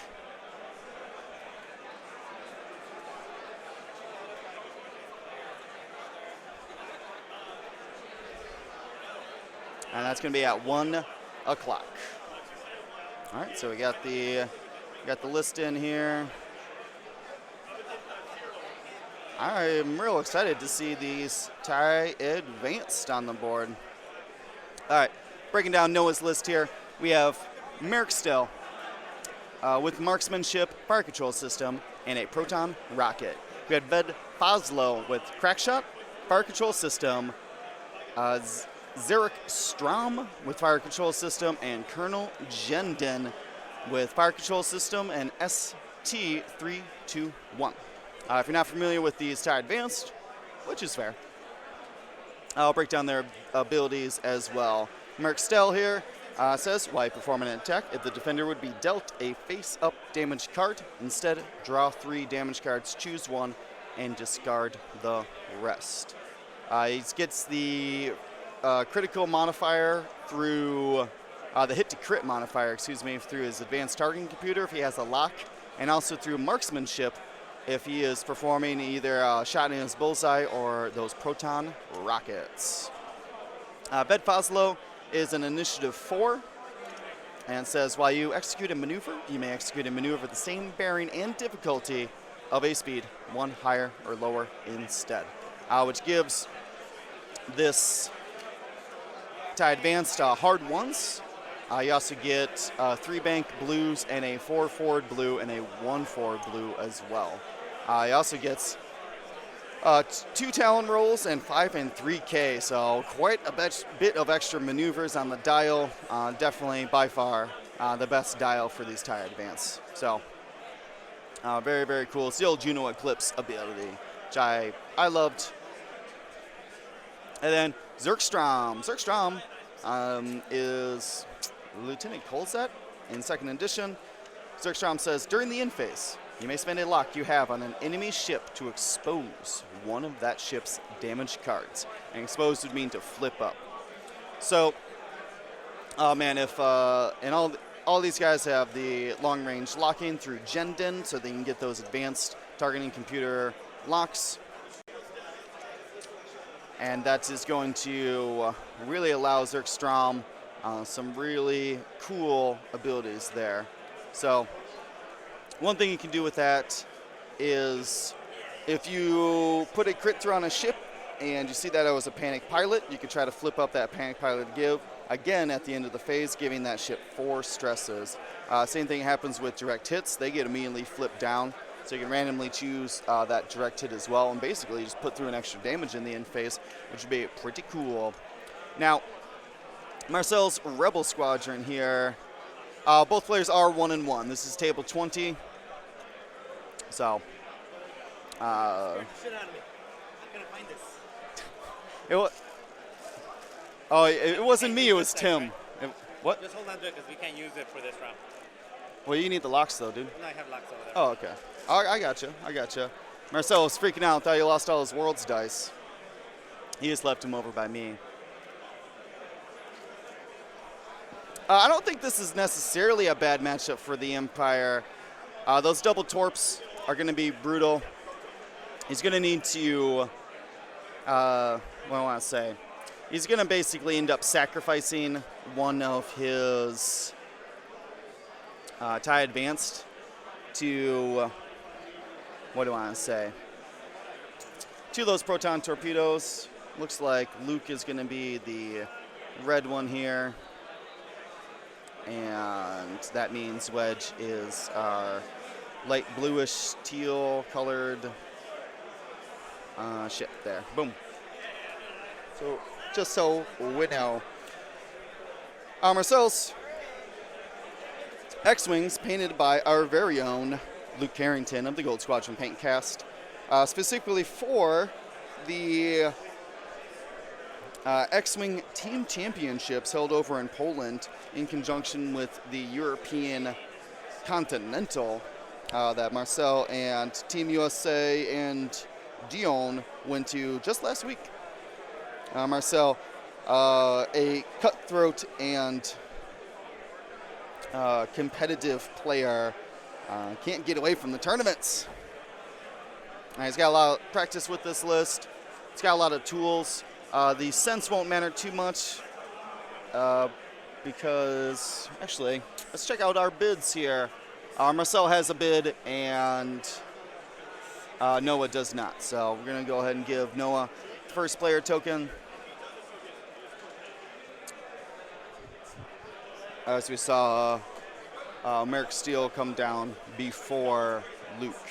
So Luke's sense not going to really mean too much here unless he's trying to give some information to AP5 for coordinates. But one good shot on these X-Wings could really turn the game in Noah's favor. Yeah, the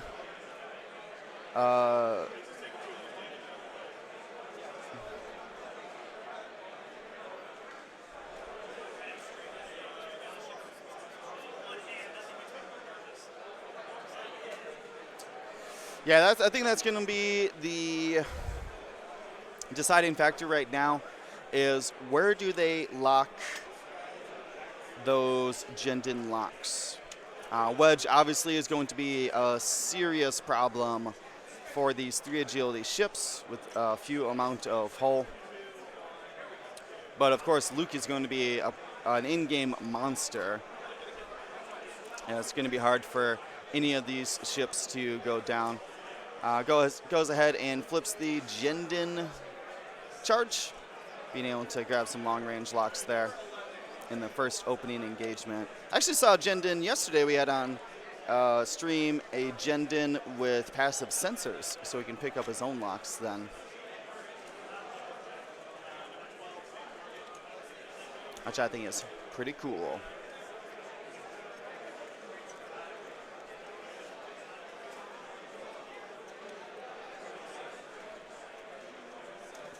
Marcel opted not to take RTD2, which I think is a faux pas. But anyways. So there you go. Using ST3 there to be able to pick up locks at long range instead of using passive sensors. Marcel's asking about is like, what are you doing here? And it says that ST3 says, after you perform a coordinate action, you may choose a enemy ship at range 0 to 3 of the ship you coordinated. If you do, acquire a lock on that ship, ignoring range restrictions. I don't think you can do that because it specifically says an enemy ship at range 0 to 3 of the ship you coordinated. I don't think that works. That would be cool, but I don't think that actually works like that. It says 0 to 3. There's a judge reading it right now. The card calls out 0 to 3, so that's trumps the range restriction normally. We got Paul taking off his glasses over there to read. I would say no, but what do I know?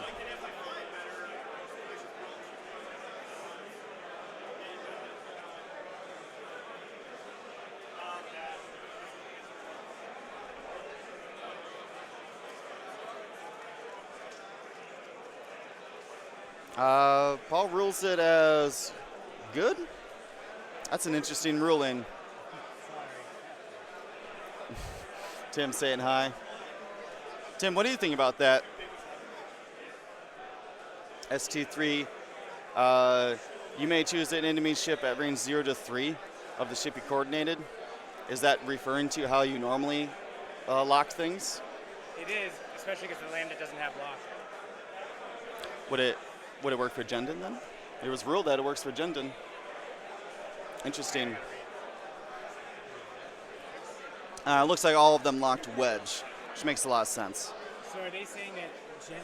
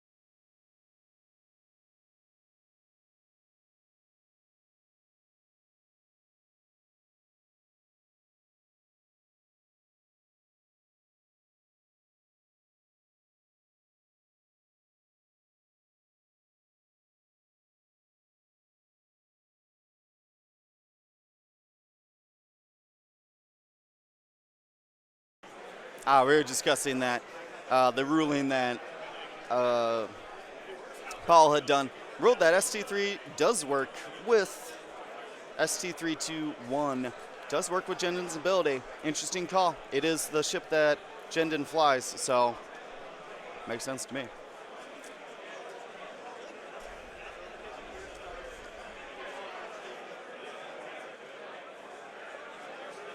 Oh man, my mute button doesn't work. I try to put up the, I try to flash the little mute, but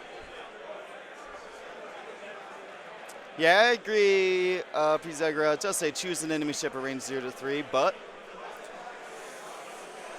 the Marshal looked at it, so hard to argue that.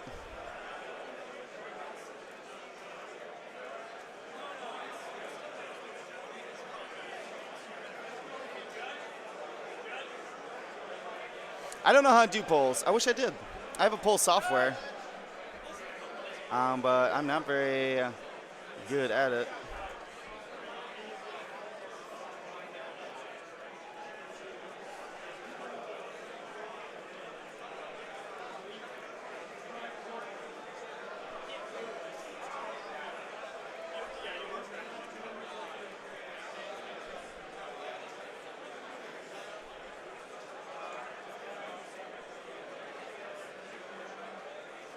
Yeah, so Fan, that's what we're discussing is the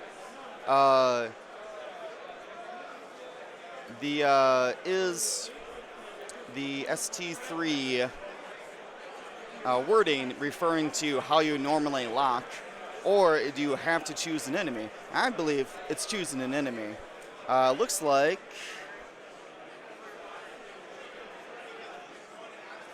no, Marcel slid that lock over, so I think yep,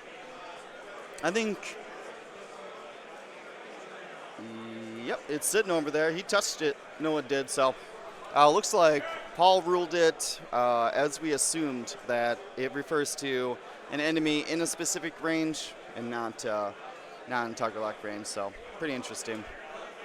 Pretty interesting. It's not like Jennings can't get a lock any other time he cares. So.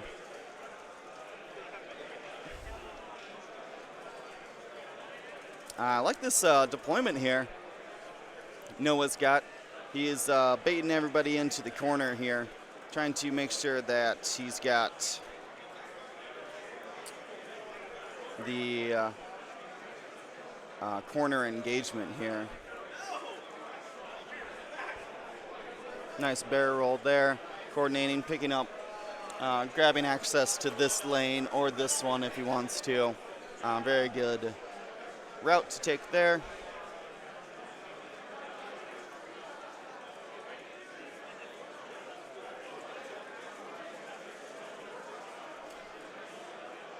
I'm not sure what's going on there. Now the lock's coming back.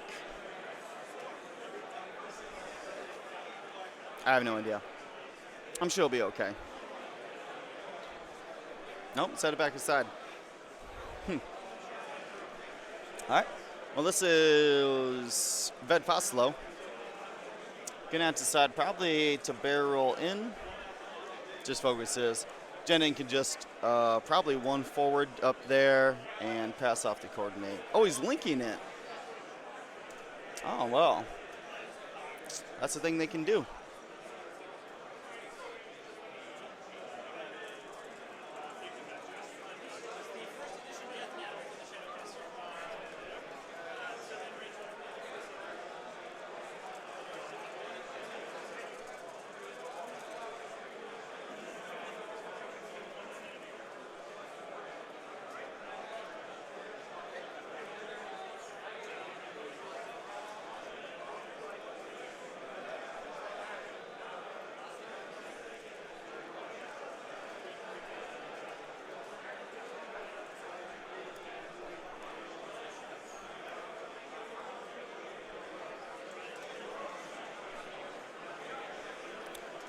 And then we have Merrick Steele here coming down. He's got to be careful here. He might be in deep, deep trouble.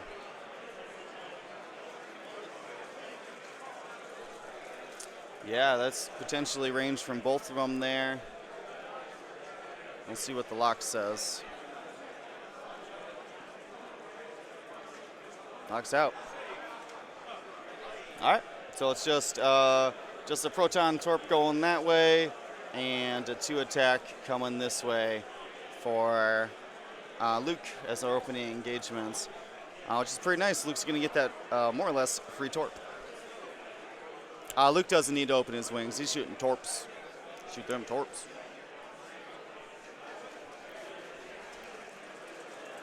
All right, he's got initiative. Looks like it was able to be dodged there with Luke's ability. Gets an extra force.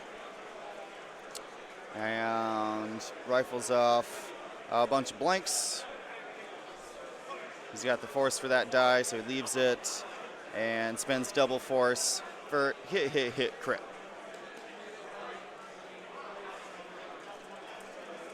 It's able to spend the focus, and Merc Steel loses 2 shields.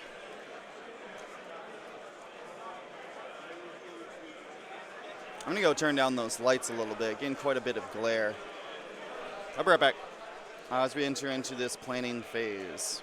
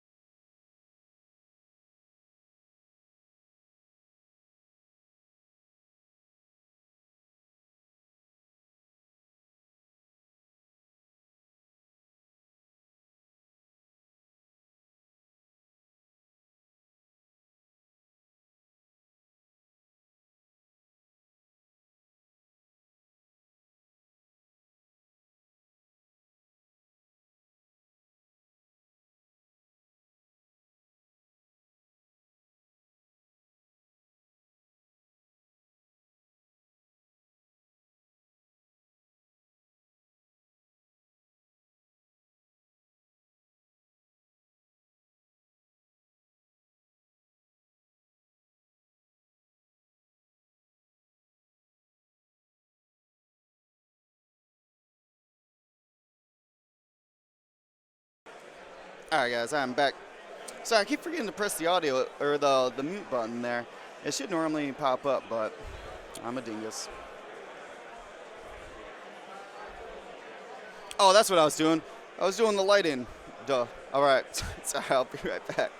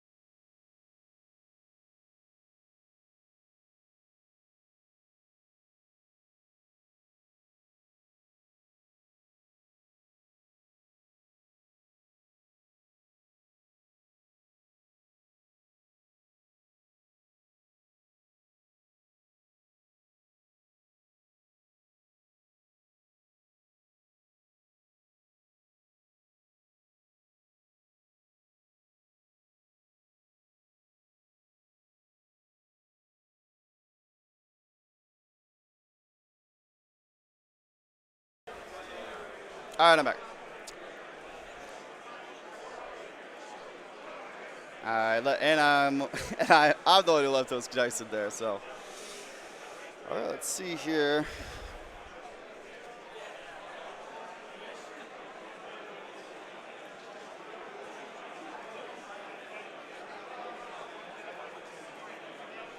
So it looks like that was a focus up from the Lambda.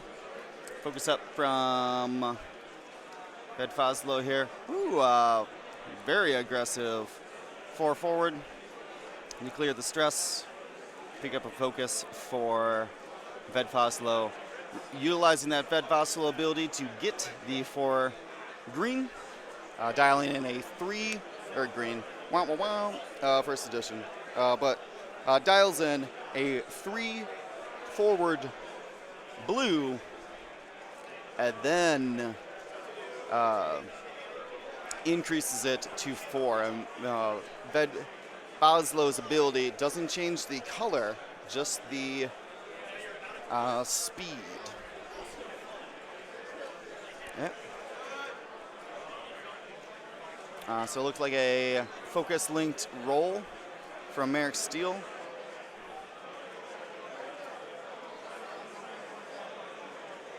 Yep. Really taking advantage of those linked actions. Merrick Steele here is trying to avoid getting another proton torp, and he is successful in doing so, at least from Luke anyways. He's got 3 hull, and unless Wedge just 1 forwards, might be able to get him out. Potential 1 bank here from Wedge, but just as likely could just 1 forward and try to keep him alive. He's got 3 locks on him, so hard to say. Looks like Luke's gonna aim up another proton torpedo at that guy. Wedge is gonna open up his wings here, and might be going for just a range 1. Yeah, just a simple 1 forward here. If he can get 4 hits with target lock focus, Merrick Steele is going to have to roll no blanks. Might even cost him his focus token, which if Merrick Steele can survive here to shoot that proton torp or proton rocket at Wedge, huge game changer here. Whoops, my dice camera's off here. Hit crit, eyeball, and Wedge has to decide here. Does he risk the lock? He's doing a little bit of math in his head, doing the calculations that if he spends the focus and 1 blank, there it is. He's going to assume that Merrick rolls at least 1 blank on 2 dice, and he does. That's going to be hit crit on Merrick. That's a tough loss there. Another 2 natural evades, and Noah would have been real excited to shoot off that proton rocket at Wedge. There's a proton torp coming from Luke. He's got 1 force there. He got for last round. Spends the lock. Marcel cleans up a little bit, keeping clean board state. And so he ends up spinning that force for another crit.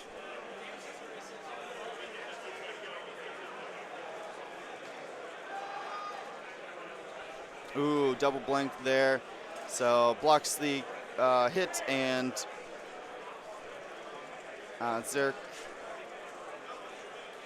Storms take in 2 shields.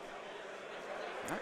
There's 3 attack here from Ved Foslo, and most likely a crack shot. There it is, crack shot being spent, and that's going to be shield crit.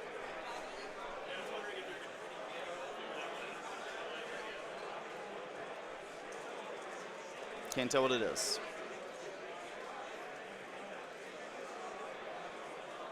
All right, looks like a range 3.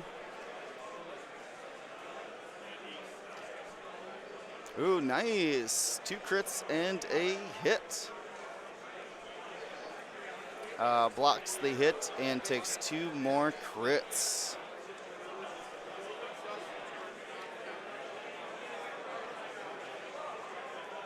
There's a panicked pilot.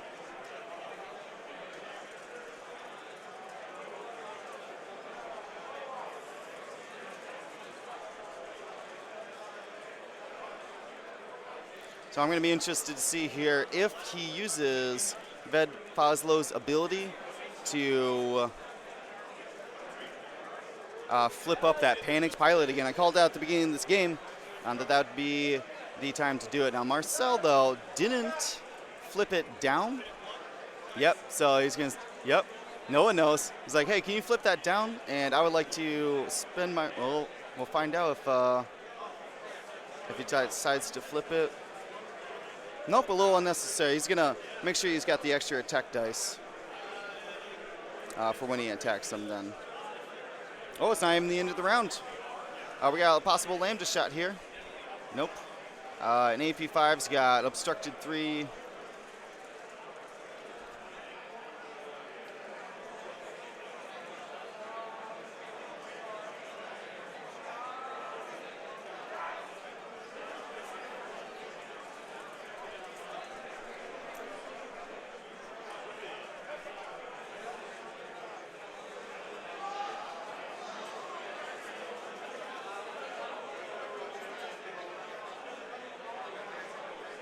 Myself taking a moment to think about his target selections here.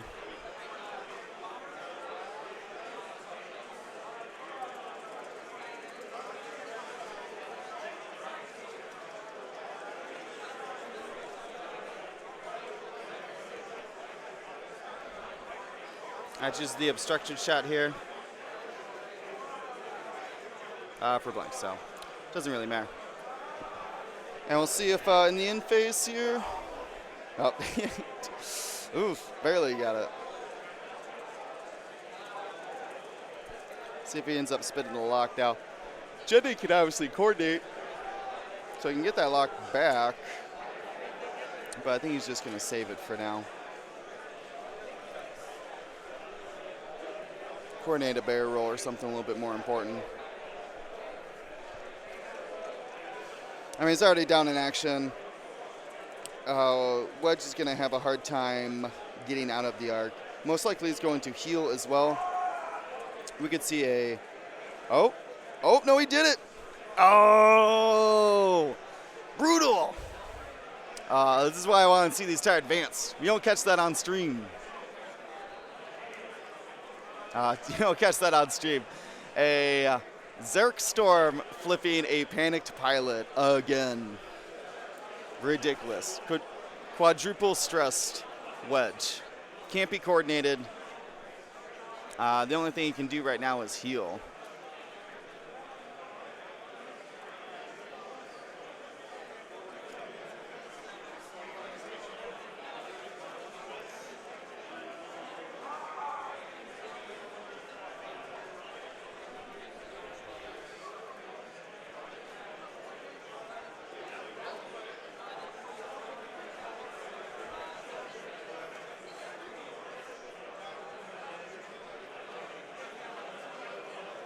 Oh, that's true.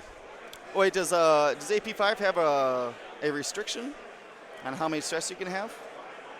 No, it says while you coordinate if you choose a ship with exactly 1 stress token. Of course, Leo will work, so which would allow him a 4K, I guess. It would be able to give him a shot for what that's worth.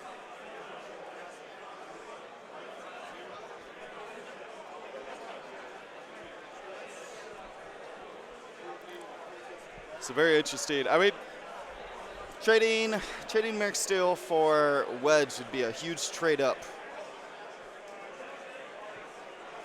for Noah. Would leave him a little vulnerable to Luke, but Luke's already shot both his proton torpedoes.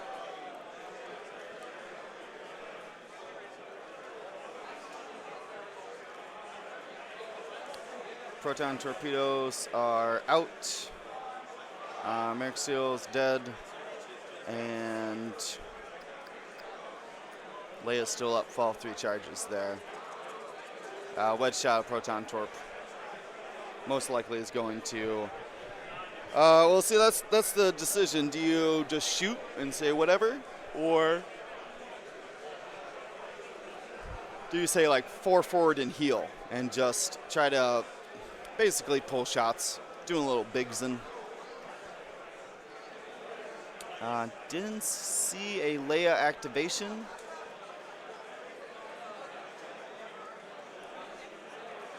Oh, Marcel may have missed a trigger there. His hands in his pockets, not happy about it.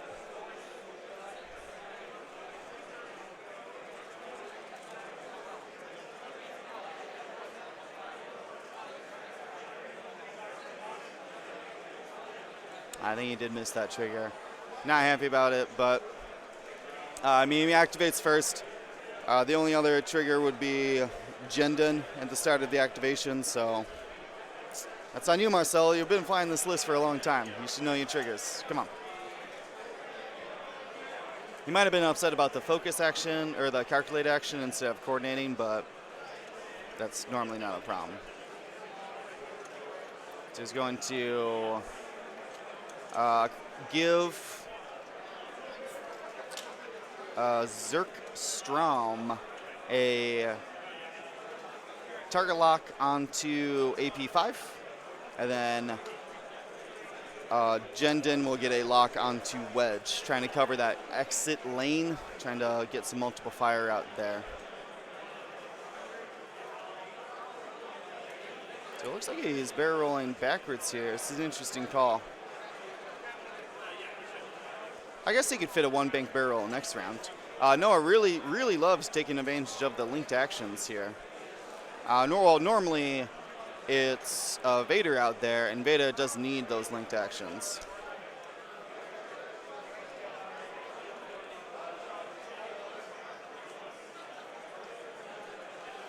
It is Ved Fazlo's lock, which was not spent. That was still originally on Wedge.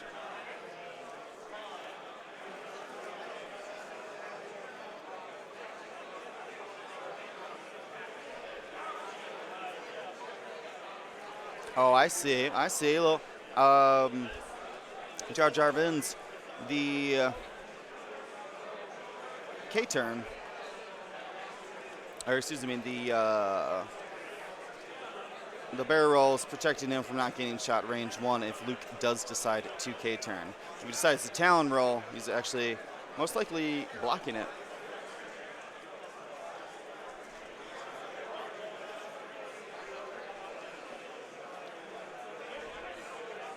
Yep. There's the 4K there.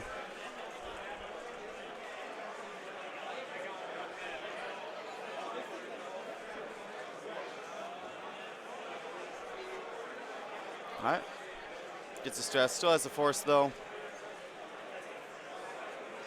So it's not a big deal.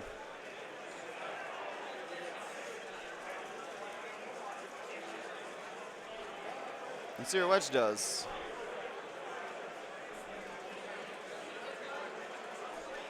Wedge is going to one bank. All right, chooses violence. So he was upset a little bit about the 4K there being red for Luke, but Wedge gets to come in for a shot, so that's pretty cool. It does have 2 existing crits on him. Didn't see exactly what they were. Rolls hit crit. 2 agility here because of Wedge's ability. And it looks like he's taken both of those shields. So every shield down on the TIE Advance now. This is Luke. Luke also gets 2 hits, which means that Ved Fosla will survive. Ooh, that bump really cost him.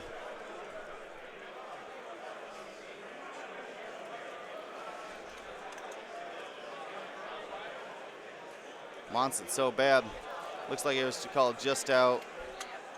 So 2 dice onto AP. So it's a crit onto AP5. And AP5 double blanks. There's AP5 single shield gone.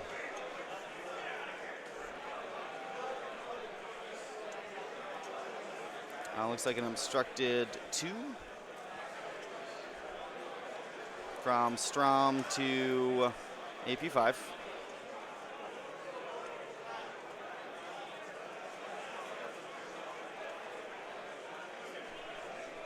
I'm not sure what they're discussing there, but sets up for the dice.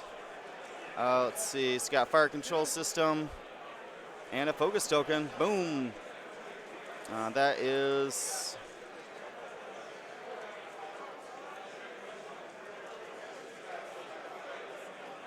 It is. Hit, crit, crit.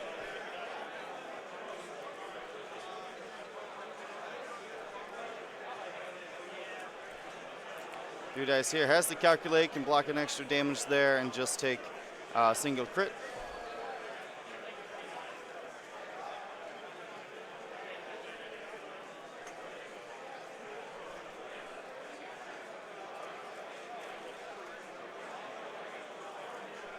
I did have AP5 locked. You can't see it. It's behind the model. He just coordinated. He coordinated the lock through Jendon, who then got the lock on Wedge.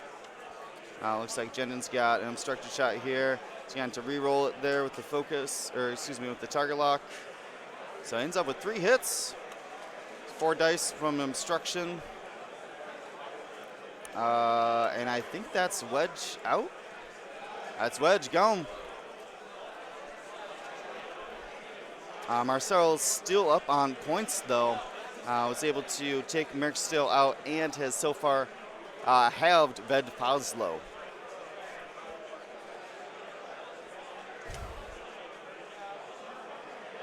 Looks like that was a weapons failure that ended up getting hit on.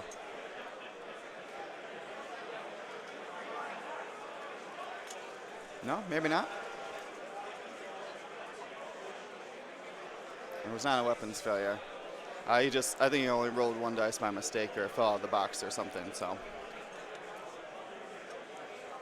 Does have a crit on him here. Action, it goes away. Not quite sure what it is. I'm going to go look as they enter into the planning phase. I think this is still anybody's game. Obviously, Marcel still has a full health Luke on the board, who's now got full force as well. So, oh, and AP did lose a hold there. Is that everything? Oh, it's console fire. Thank you. How can you guys see that? You must be watching on big old TVs or something. Eagle eyes.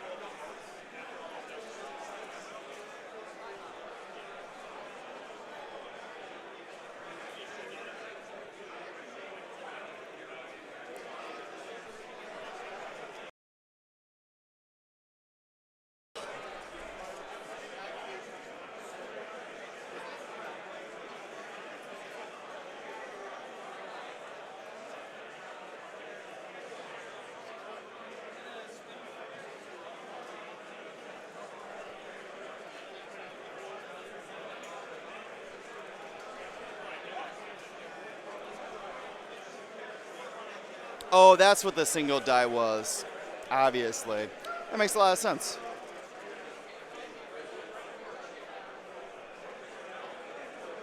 So he did end up taking in damage from that. That all makes a lot of sense now. I thought that was his attack die. So, AB5 actually down 3 damage, which is halved, which puts Noah in the lead right now. Of course, the Zergstrom's at his Ved Foslo is at 1 health, which isn't good. It's an easy kill for Luke, even if Luke is stressed right now. I don't think Marcel was complaining about it, for getting the Leia trigger, but I don't think it ultimately ended up being a hindrance, though that lock could have taken down Ved Foslo, so we'll never know. We'll never know.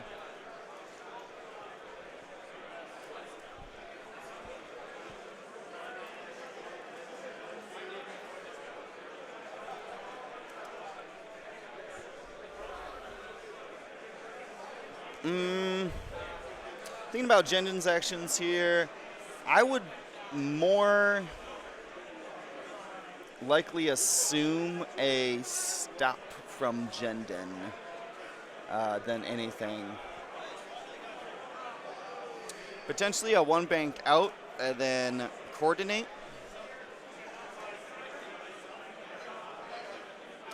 If he wants to utilize that rear arc going this way.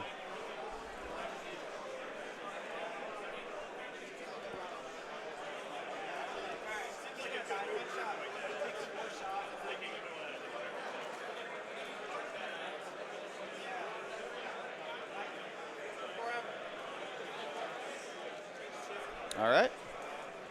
AP5 here. He's going to come out, flip his concealed fire.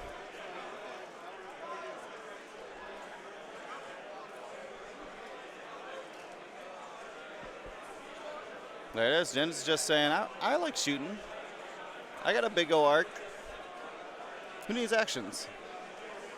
I'm rolling dice.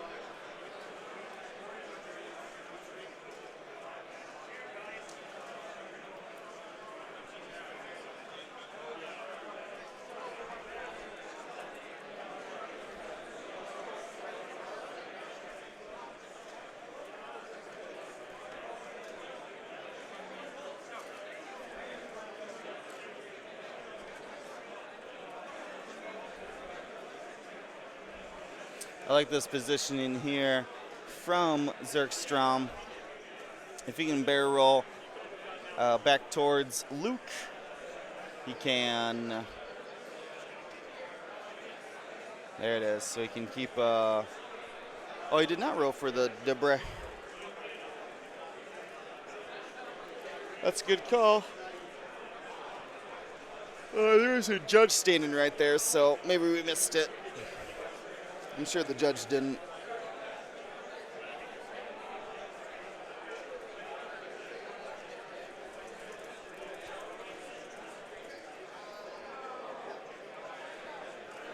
All right, Noah's just trying to keep those points on the board. He knows it's a liability right now. There's actually a judge standing right at the table, kind of watching the tables nearby as well. So if he didn't catch it and the players didn't catch it, there's not a lot I can do. Technically, I'm not a spectator, and neither are you guys, so.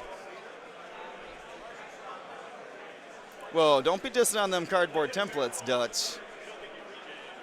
Noah said that this was his first major tournament. I believe that's what he said.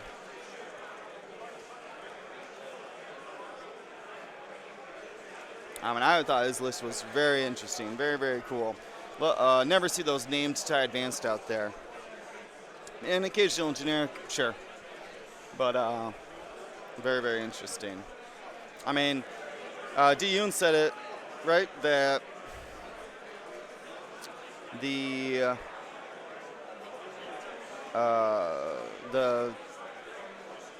Colonel Jendon just allows for. Well, I hope they mentioned that before he hit it. So. Well, you can't let Marcel put it back and then they try to measure it now. So it's either a shot or not a shot. So it looks like no shot. All right, range 2 then from the shuttle.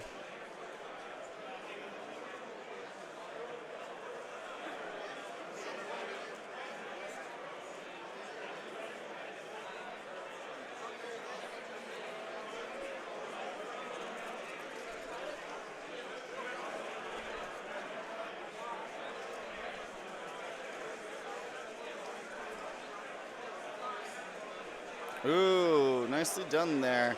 Gets 2 and a crit after the fire control system and the focus. AP blocks 1. I think he is done for. Dunzo. There it is. So, it's Luke versus the world. We've seen time and time again. But Marcel's an excellent Luke flyer. And Luke is holding on to 90 points. With RTD2 and having R2 Astromech at full charges, Luke is already at full health as it is. That's going to be a lot to just even score points on this Luke in 28 minutes.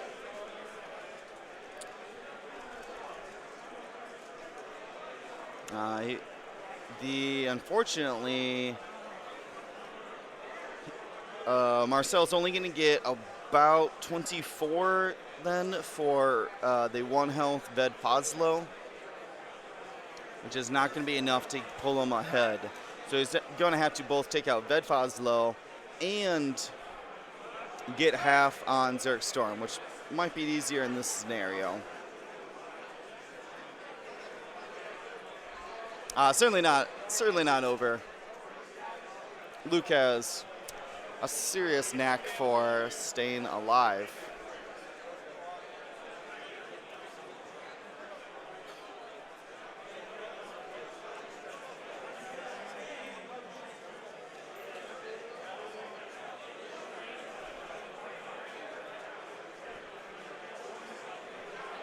I'm going to agree with you, Timo. Luke could, in theory, kill all of these guys in the time remaining. So, while Marcelo is down 30 points, he's certainly not out. Though a nasty crit from one of these tie advanced could spell certain doom for him as well, just like it had done for Wedge. It is crazy to me that a Zerk Strom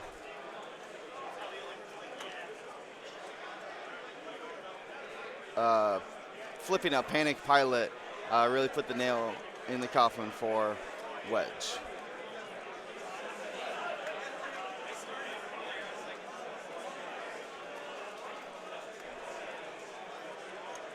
All right, so it looks like Shuttle there is clearing its stress. Just going to give a focus token to the unstressed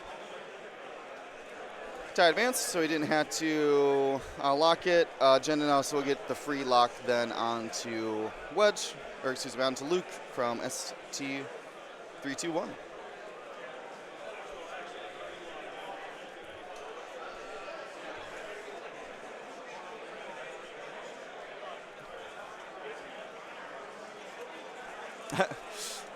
Bobby, what'd I call?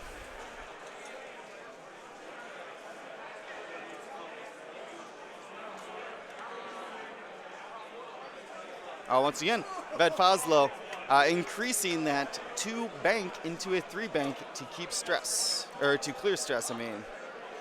Zertik. What I've been saying.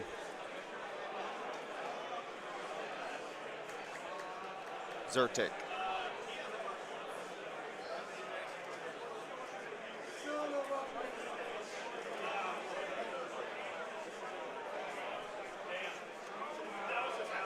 Oh, the Panic Pilot flip?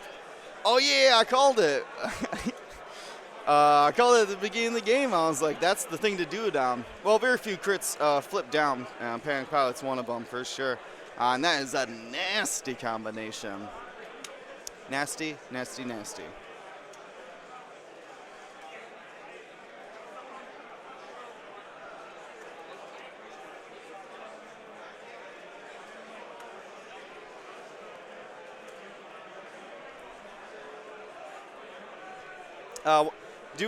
While we're doing this planning freeze, want to give a shout out to Curl Paul Creatives and District Foundry. They're our sponsors during the World Tour here. And you can use the coupon code World Tour 2019 for 20% off Curl Paul Creatives and 15% off of District Foundry. And get all your sweet acrylic swag.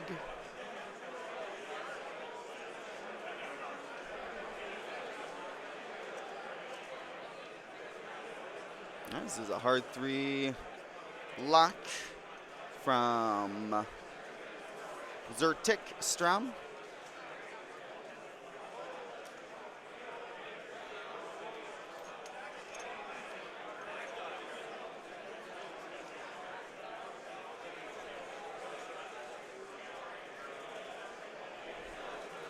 Ooh, I like this.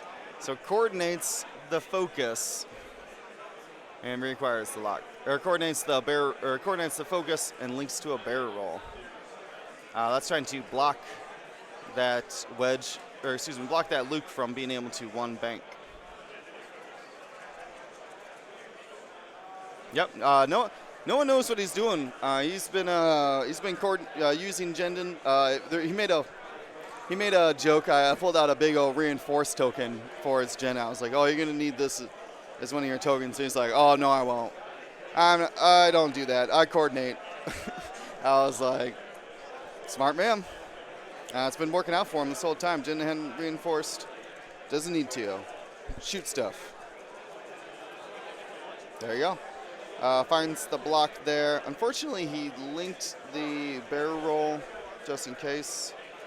That's a hit crit into the shuttle there. Shuttle takes both.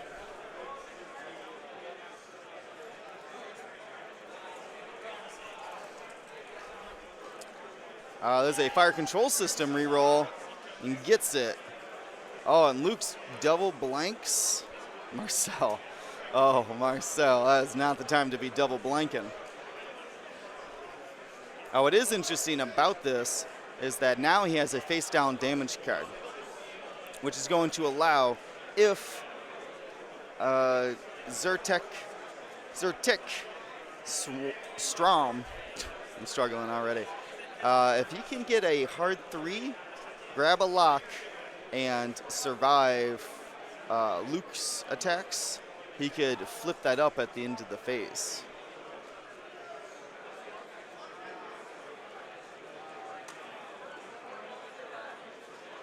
Does this Luke have 2 damage cards? That can't be right. That seems like a lot of damage.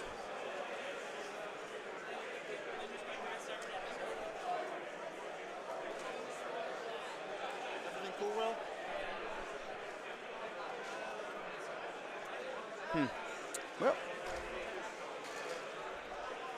Well, either he's trying to end the game sooner or something. Maybe I missed a shield being taken away. Hard to say. What's the word on the?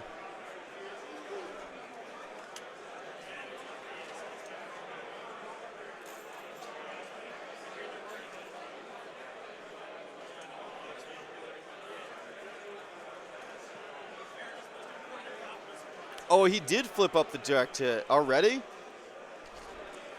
Wow, I was too busy fantasizing about it. And never saw it. I didn't see he did lock it. I guess that makes sense.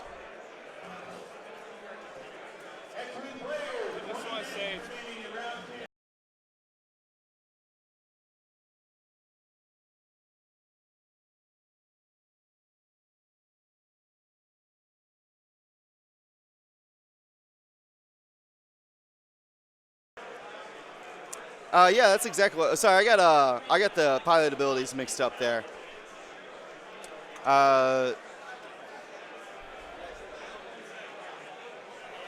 It's Ved Fosla who's almost dead, and it's Zerk Strom who's spent his luck.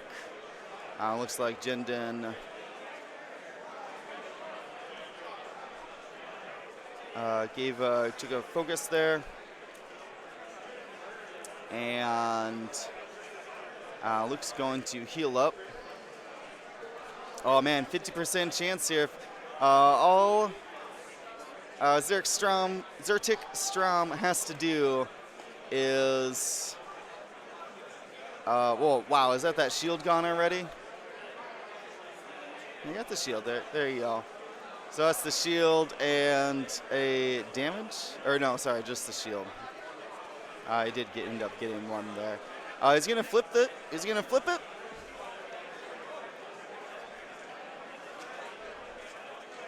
No, he bumped. That's right. He doesn't have the lock anymore.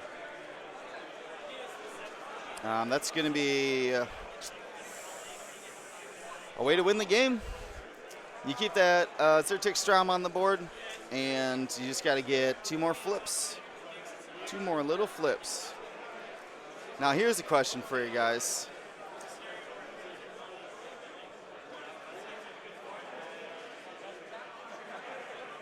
Here's a question for you guys. If he did flip the direct hit, it would just hit the shield then, right? Because it says just suffer a damage, so. Very interesting. Oh yeah, Zertik's going in for the blocks here. For sure. Block and lock. That's the Strom way. Yeah, I'm a little surprised to see Ved Foslo coming back in to the fight at 1 health, but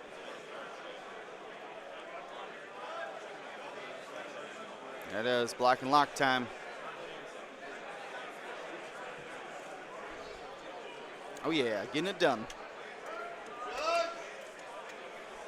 Stop, I love that. Still has the target lock, has been using fire control system the whole time with Jindin.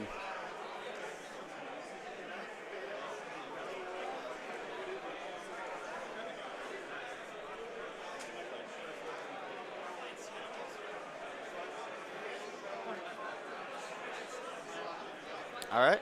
Looks like Ved Boslow's covering the disengage here if the block doesn't work. Marcel using the exterior method there. Pull it off just as long as you line it up line for line. Shouldn't matter. So avoids the block. Is able to get a shot.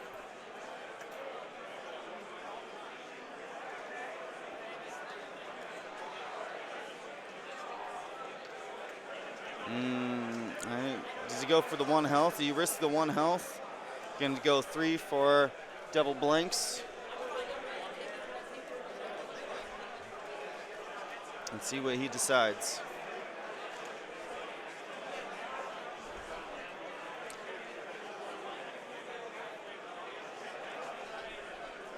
No, he didn't regen. He regen last round, but then the shuttle took it away.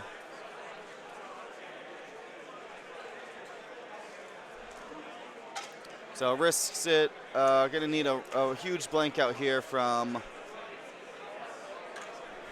Bedfastlow. Nope. Easy. 3 evades without the focus. It's a shuttle shot here. Possibly range 2, potentially 3. Gotta get in the box. Fire control system reroll. Nope, just a single hit. And Luke's just getting all that force back. Oh, is he flipping it? Flip it up. Flip, flip, Philadelphia. All right, he randomly chooses it. What could it be?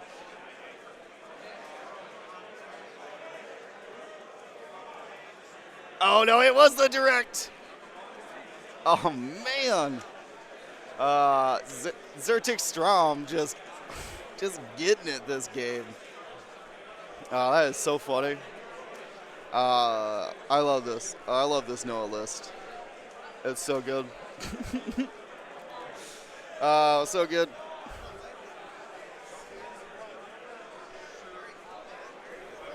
And he's no, you're flying it well.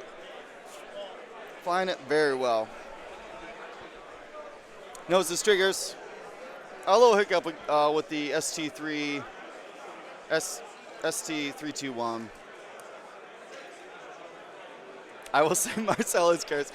Marcel is not having, the luck has not been in Marcel's favor this game, most certainly, so. It'll be okay though. Yes, we got another subscriber. 15 more before that Spoon Lord giveaway and the Ultra Grievous card. I want to give away, man. We only got 4 more rounds after this.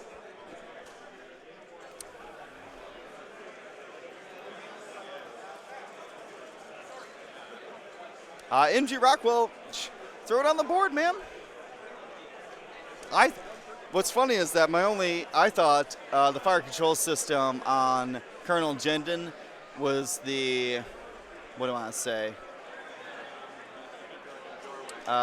extra in this, and Jendon's been using it the whole time. Ooh, so Luke's on the rock here. Did he end up regenning?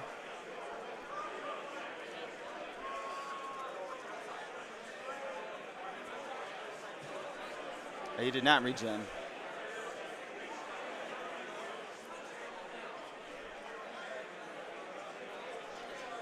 Fire control system and a crit. All the crits. Spins the force. And Marcel is done.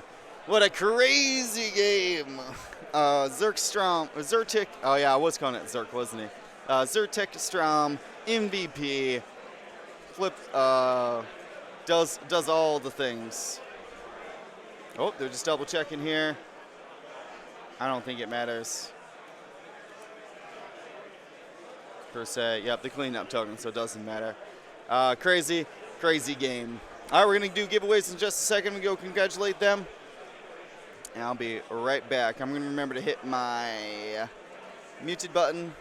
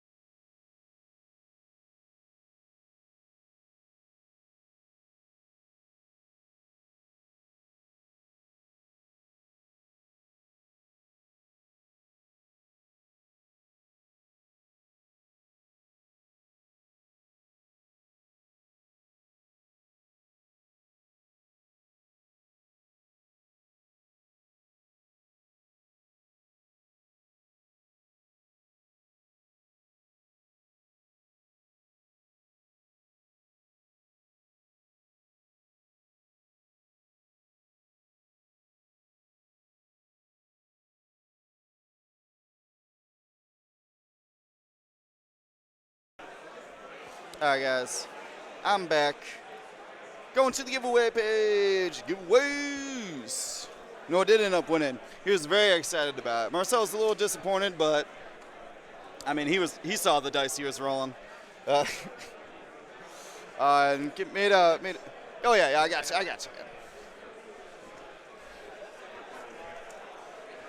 You don't need those anymore? Oh yeah, but I don't want to. That's fair. Someone walking by. All right, first giveaway. No, just joking. I'm just joking. Yeah. No, for real though, we got. How much longer you got before we go to lunch? We're coming back at 1, so we got quite a while. I'm just gonna do giveaways. I thought Daniel was supposed to grab me lunch, but I haven't messaged him lately. I'm gonna do it right now.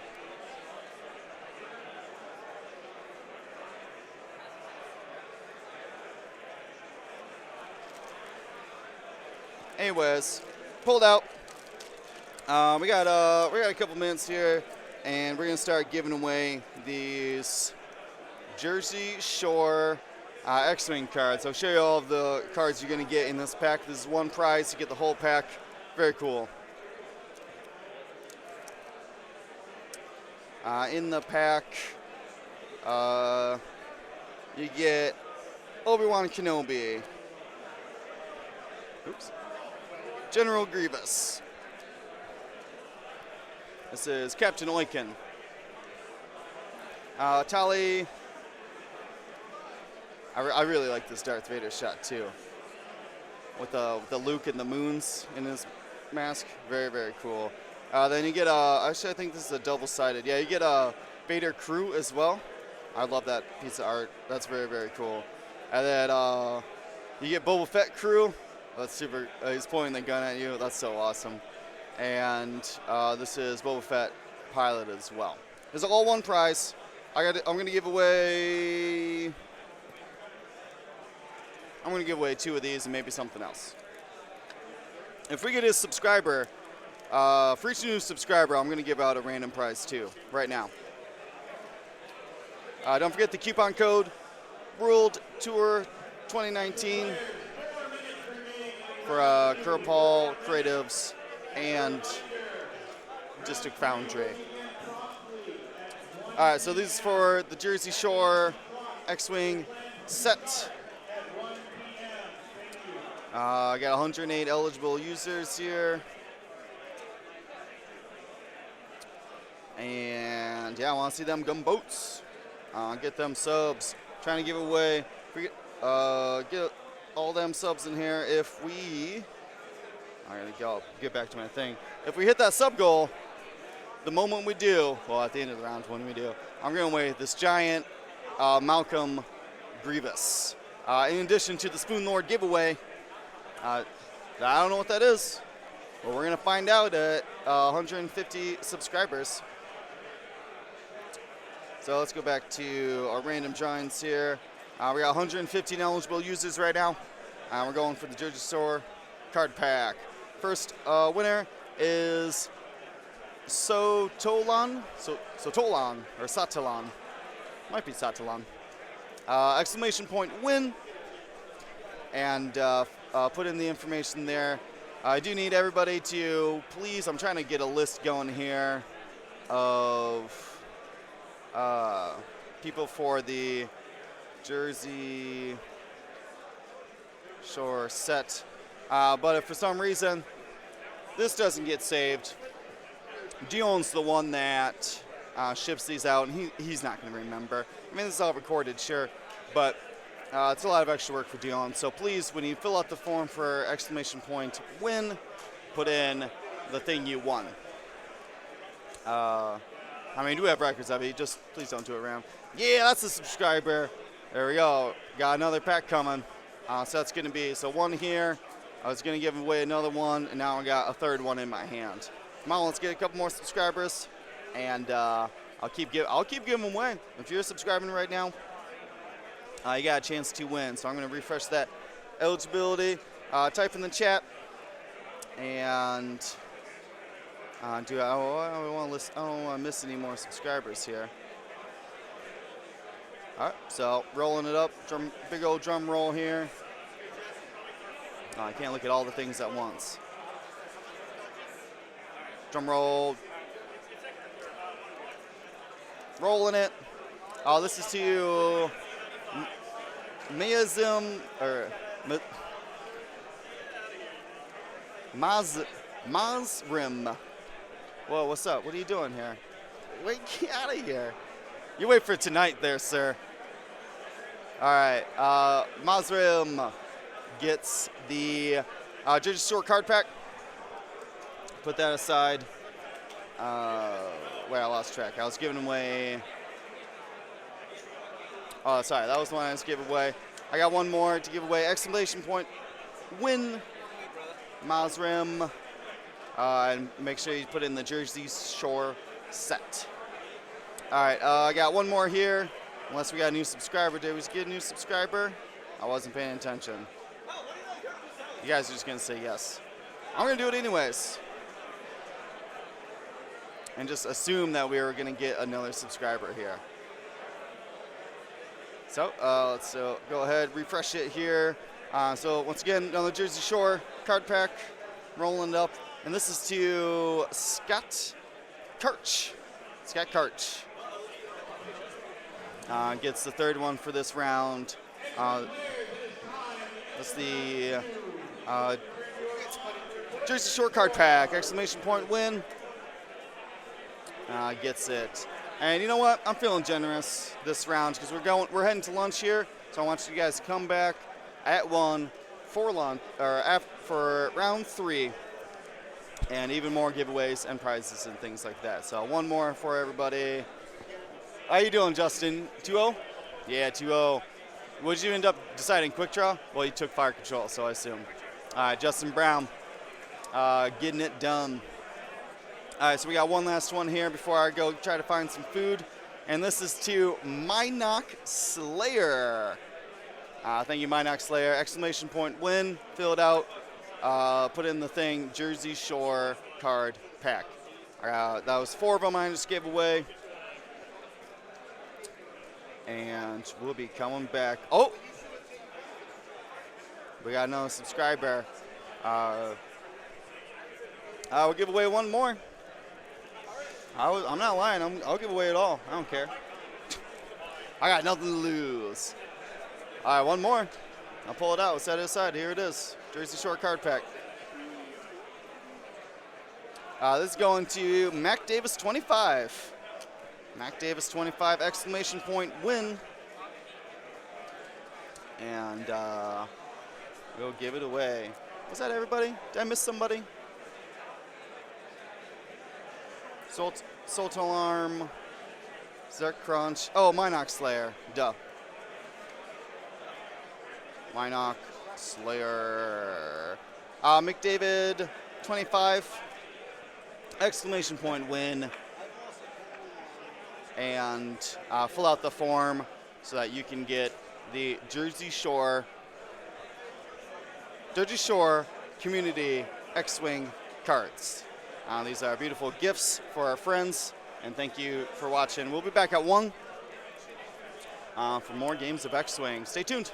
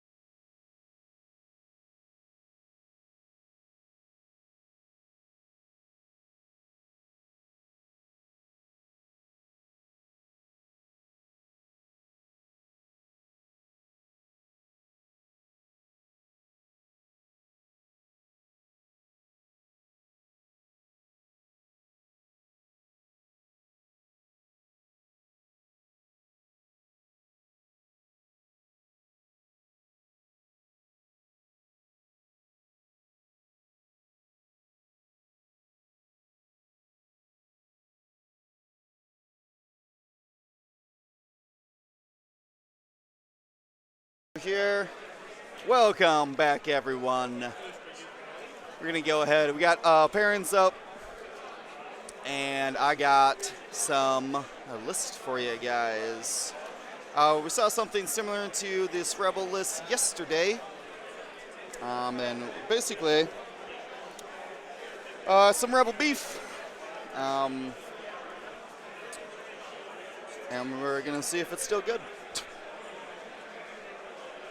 Also, I found a TIE Aggressor out there in the wild. So we're gonna see how the TIE Aggressor holds up. I'm sure it'll be fine. All right, let's get some names in here. We have Mike flying the Imperials. Rocking old school again this round.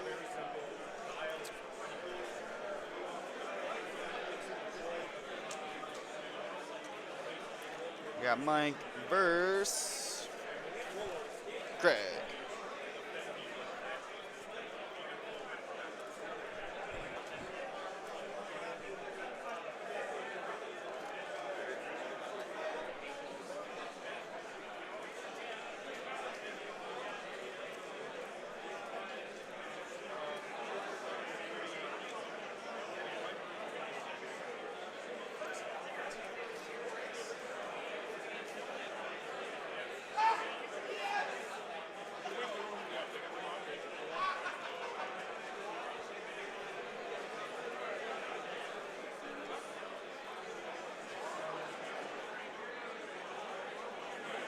Just taking a moment here to get the list set up.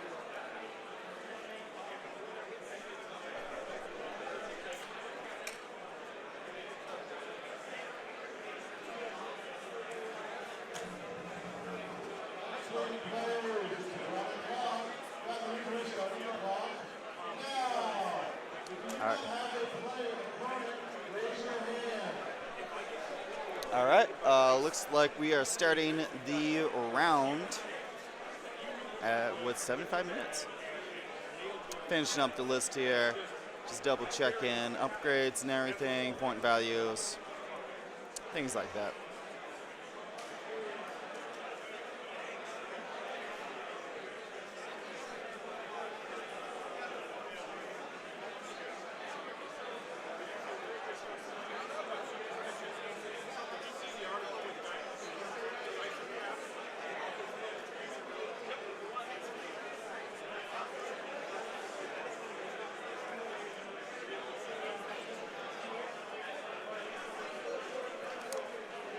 Ooh, it looks like both players are at 199.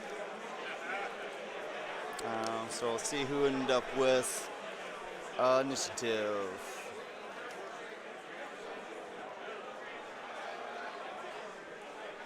And we'll do some points breakdowns here. Or not points breakdowns. You know what I mean. Pretty sure I didn't miss any upgrades here. Barrage, Empire, just one upgrade each for Mike's ships, and one upgrade each for Craig's list, which is honestly how everybody should be building lists. You only should need one upgrade for every ship. Don't load down new ships.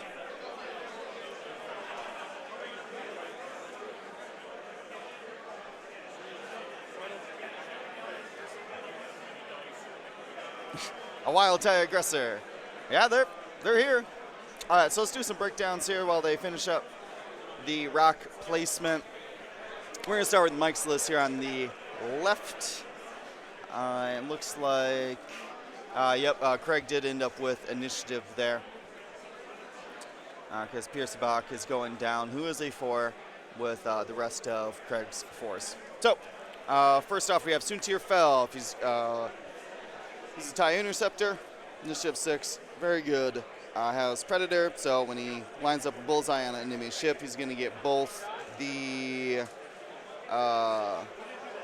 focus token and a reroll. Very heavy hitting Suntir.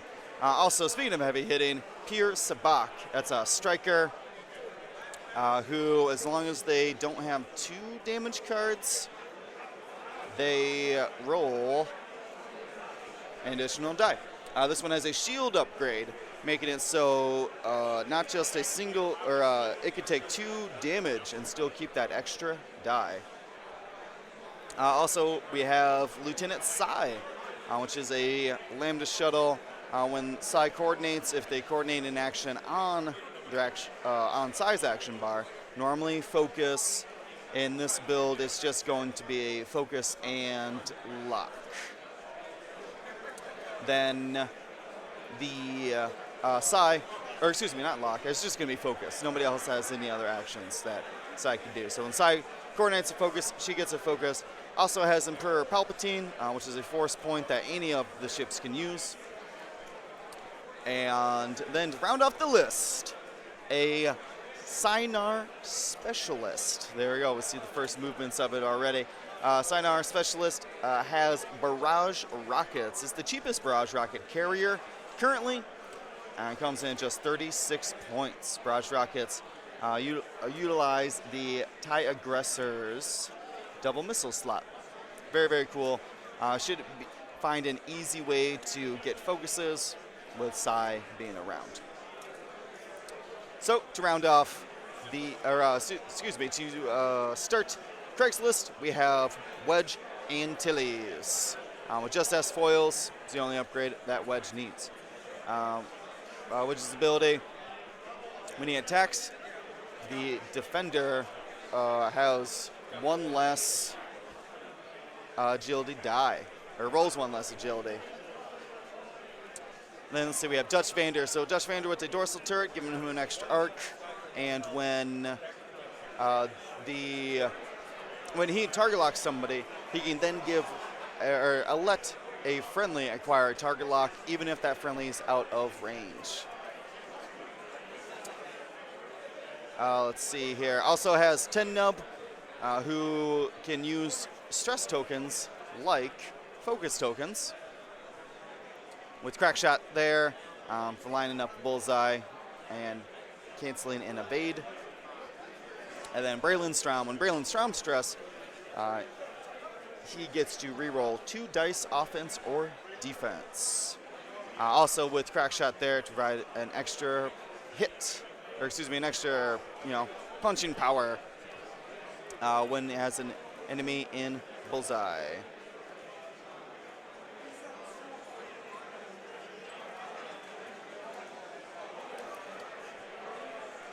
Let's see here. So we're going to start jockeying for position. Right now,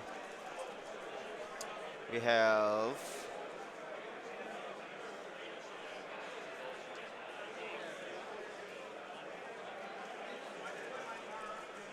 let's see. Just trying to see what exactly is going on here. Oh, I thought our camera froze for a second. Mike was just taking a moment to think about his action.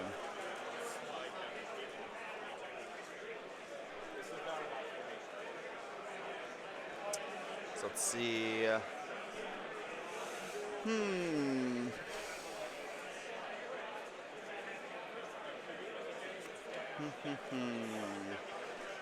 It's an interesting formation going on here for the Rebels. Keeping that Dutch. What is smart about that is that Dutch is on the inside here. It's going to be closest to the enemies, so that it's easier to acquire those locks and hand them out to friendlies. Most of the time, going to be handing them out to either Ten Nub or wedge. That way wedge can keep his focus for defense or be able to double mount his shot. Same thing with Tin Numb there. As he already has a bunch of focus tokens, he can then, normally has a stress and a focus, which is 2 focus tokens. So it's going to basically allow some double modifying shots. He also kind of acts as like a bigs in this list because he ends up being the primary target. But in the points breakdown, he's by far the cheapest Rebel ship. You can see it in the list here. He's 43 points compared to the rest of the ships being over 50. Well, I guess Tin Numb's 49, but about 50 points for the rest of the ships there. So, like I said, he has this Biggs-like effect, 8 health. So it's going to take a bit to chew through him.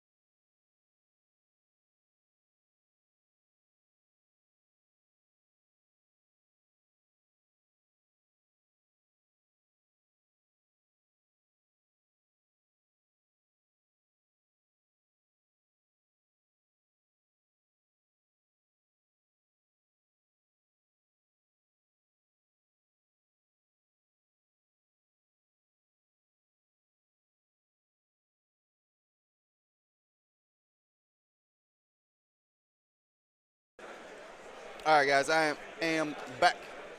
Had messed with my little teleprompter here. Let's make sure she's working. Perfect. All right. We have, guess what? A tie aggressor out on the board.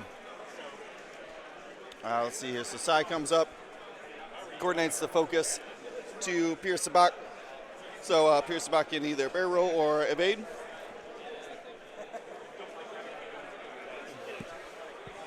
Which is great. Got to be able to, has to be able to protect that extra die for as long as possible. Now the interesting thing though is I guess the choice of initiative may have actually come from Craig with wanting to shoot before Pierce Sabak, hoping to do damage before he's able to shoot. So, interesting choices there. Dutch coming in. Gonna go ahead and pop a lock on Pierce Sabak. Giving a lock to probably Wedge. Maybe 10. Hard to say.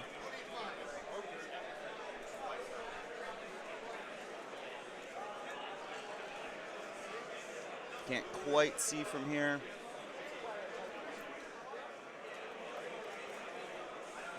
So doing some classic focus linked barrel rolls.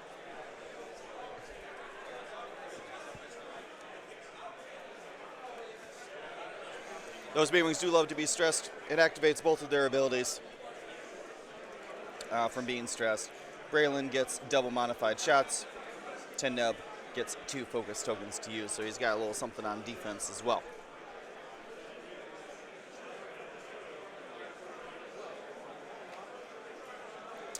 MG Rockwell's seen this Rebel Players show before. Is he a TV personality? I'm not quite sure. Oh, Craig Ferguson. I get it now. The talk show host. Very funny. I'm sure you're sick of hearing that. So we have a little bit of evacuation from Pierce Sabak.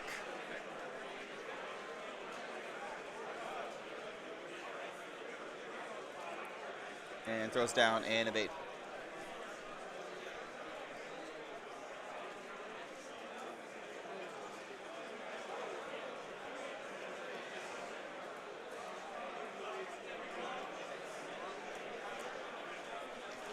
Wedge coming up, kind of playing the free safety here. And Suter fell, coming around. Checking out some marks, checking out some bullseyes here.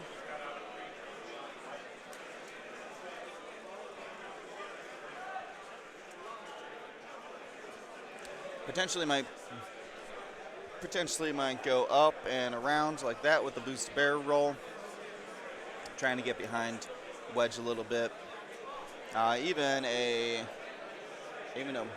boost up or barrel roll boost could give him a shot and try to be able to, like I said, barrel roll boost, and then would be able to 2-bank or even hard 2 and keep shots. Gotta keep your Suntir safe though. Is an important part of this piece. Because he's moving last, he can be able to arc dodge Wedge, if the case may be. Definitely Wedge is going to hit these Imperials very hard.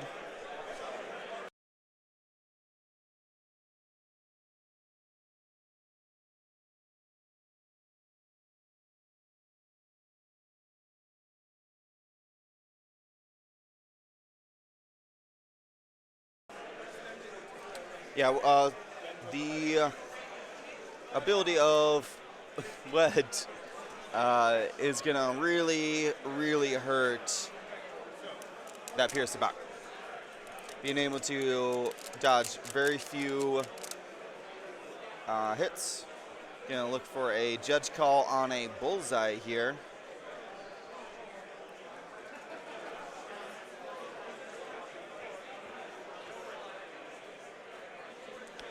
think I'm not sure what he did. I think he's looking, he focus boosted, and he's looking to see if he'll have Predator for the attack. The extra focus is kind of fun right now. So he's not taking any shots, but he would like to know if he's got an offensive reroll or not. Looks like the second focus token comes down, so should be all good. They're just checking start of combat there. Wedge fully out of range, which isn't too bad for him. Keeps him alive. There's a subscriber, and all that measurement about nothing.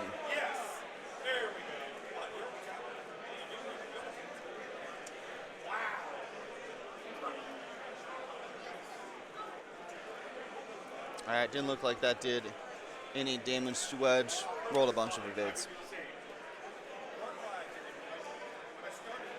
Yep. The damage there.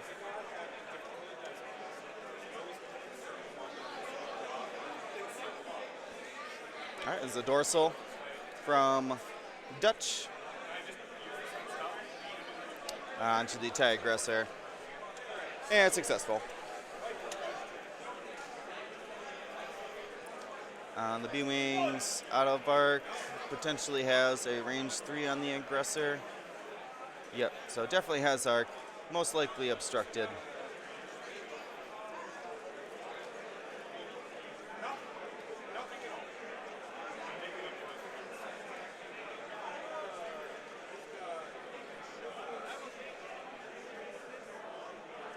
That was Braylon reroll.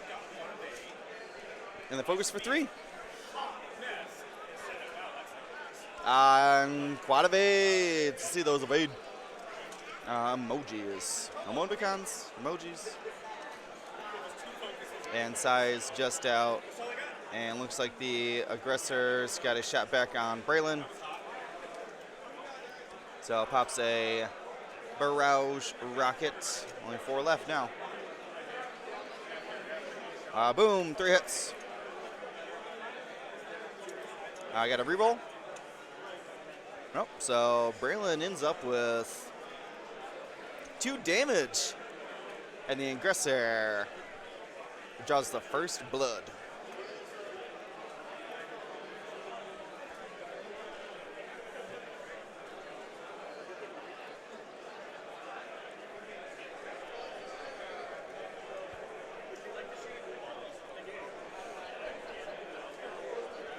So, as we look into the next round of maneuvering here, I think the most interesting part is the Soontir. Now, it's hard to tell if Soontir is going to be able to 2-bank there, but if not, he's going to have to hard 2. Which, if Wedge just 1 banks here, it's going to put his arc all the way super wide like that. So potentially could block and or shoot at Soontir if left untouched. Both these players are 2-0.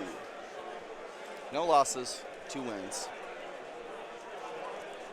As we talked about in the first round at the Grand Championships here at the Nova Open, we're taking the top 32 from each day to make a 64-person cut on Sunday, which will result in a 6-round tournament.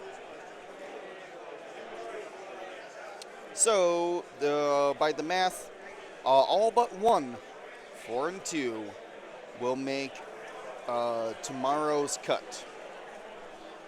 All but 1. It's gonna be real sad. Real sad if we end up with the fewest MOV.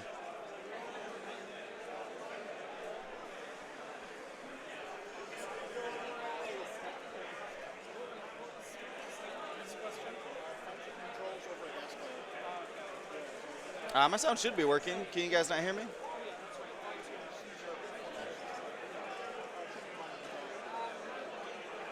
All right, good. So let's see here. The total so far, we started with 95 players today, which is 13 more than yesterday.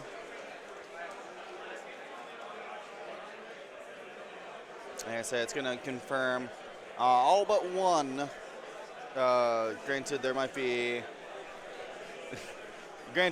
an odd pair up, pair down kind of situation. But from what I understand, 1, 4, and 2 might not make it. All the other 4 and 2s, though, will proceed on to tomorrow's elimination rounds. And that's where the real fun begins. I know, Jones. And, let's see,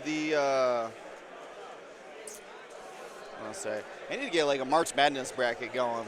Dylan's always posting brackets and stuff about the tournament. I want to get like a March Madness bracket going. Like if you can fill out your bracket perfectly, we'll give you a prize. I'm not quite sure how to do that. I would have to make a Google form, I think. We'll see. All right. After some long deliberation of dials, we begin with the tie aggressor. Looks like he's coming in here, trying to cause a ruckus.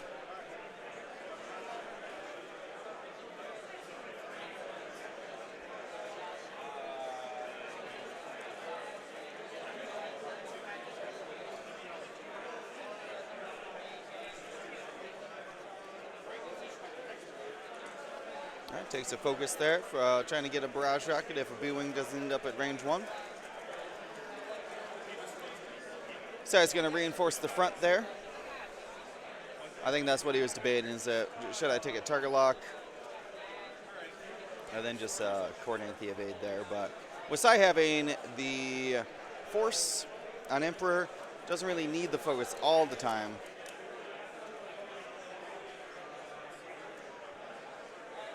But if these B-wings come in with crack shots, she could be in for a world of hurt. So she's going to save herself 3 damage there just by taking a simple action.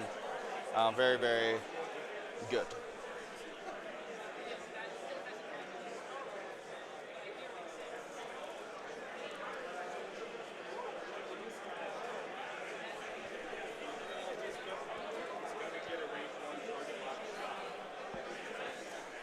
I want to point out Mike here. Mike's using these dial sheets, making sure he knows whose dial says what, so that way doesn't have to ask his opponent. Keeps that information and questions to himself. Very smart.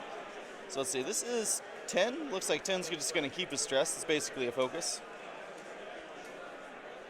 And how's Braylon think? Braylon just going to go over the debris and not care? Oh, bold moves here by Craig Ferguson. Cutting back in. Dutch takes a focus here. Does not give out target locks, which I think is very interesting. But I think he's got, what do I want to say? He's got a range 1 dorsal on that guy, so on the tie aggressor, so should be interesting. Heck yeah, Lambdas are getting play. Sai and Jendin are very, very good. Omicron's cheap blocker with coordinate. And Kaji, in a world where people are locking a lot, Kaji is very powerful. All right, looks like we got some, excuse me, jeez. We got some aileron action here. And a hard one. Staring down those B-Wings. B-Wings cut in quick. They got target locks and rerolls out there.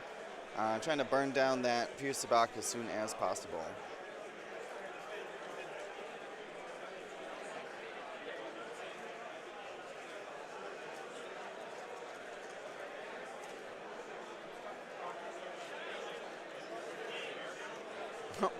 Getting his wings out.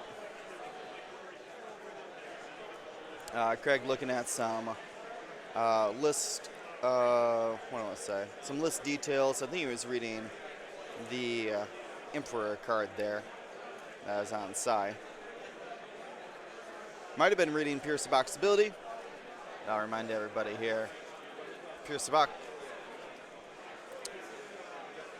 specifically says, while you perform an attack, if you have 1 or fewer damage cards, you may roll an additional die. So you can take 2 damage there between the shield and 1 damage card before he loses that extra dice, which could be a 5 dice attack on this wedge if the B-Wings don't do any damage. Oh, strong lock here from Wedge. Really wants to make sure that punches through that side. And here's a 2 bank. Does he complete it? He does, but I don't know if his arc falls on Wedge or not.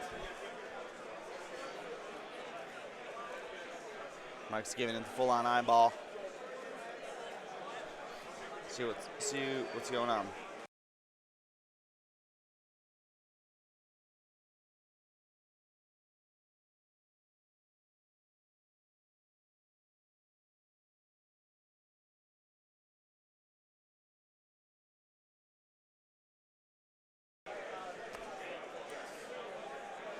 So it looks like we're going to be just a focus action for Soontir there. And we're going to have a 4-on-1 wedge on Pierce Sabac.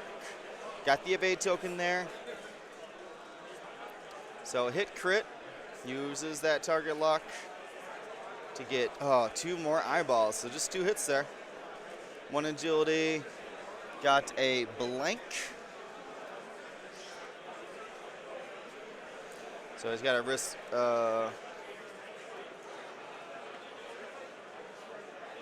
Oh, it was not a blank, it was an eyeball. That is, the Emperor comes in and saves the day. And just loses the shield. So far, so good for Pierce Sabac. I got Soontir, range 1, spends it for 4 hits onto Wedge. Wedge gets an evade and is halved with 1 shot.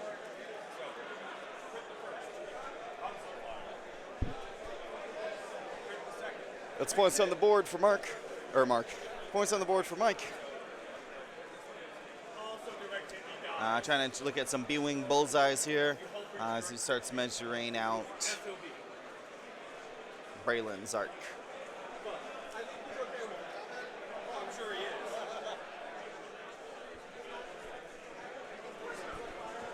Got a judge call on that bullseye. We'll see what they end up ruling it as.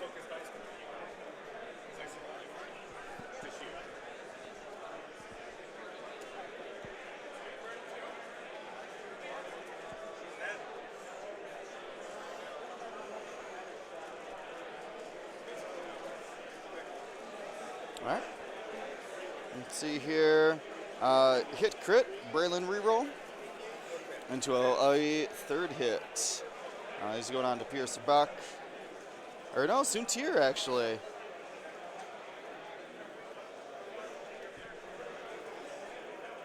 Damage sensor array possibly.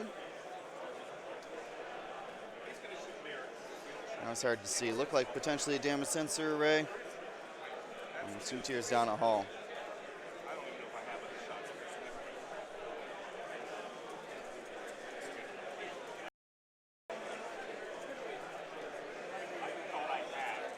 Next up is 10.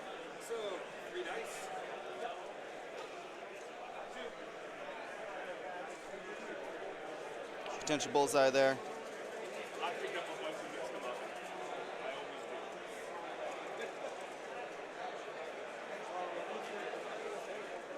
Ooh, hit crit. Very nice. No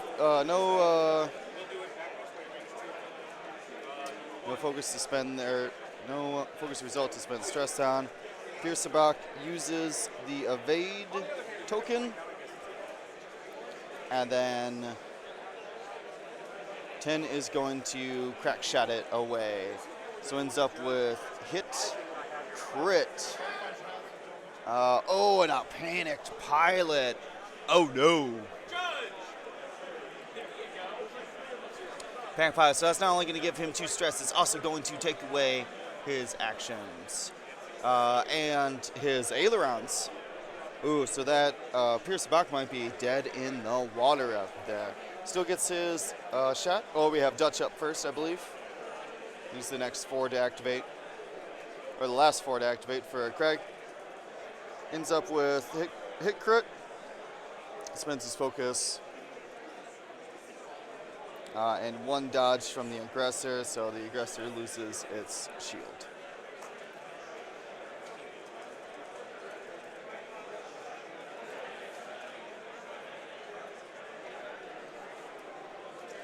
All right, this is Pierce back.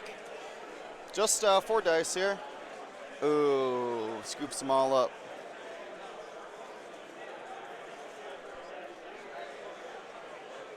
All right, and then Sai. Sai's got range 2 on Dutch, or range 3 on one of the B-Wings. Both the B-Wings still have modifiers because they are stressed. So, just takes the 2 on the Y-Wing there, just for 1. And dodges it, and receives the 1. So that was one of Dutch's shields. Here's a range 1 from the scimitar. And it's gonna go ahead and drop down, or get Dutch with 2 hits there. So Dutch is 1 above half. Braylon's 2 above half. Wedge is halved. That's the only points. The only point Mike scored right now is half of Wedge, and Craig has scored half of pure Sabak. We're going to see what that crit is on Soontir. It could be very important.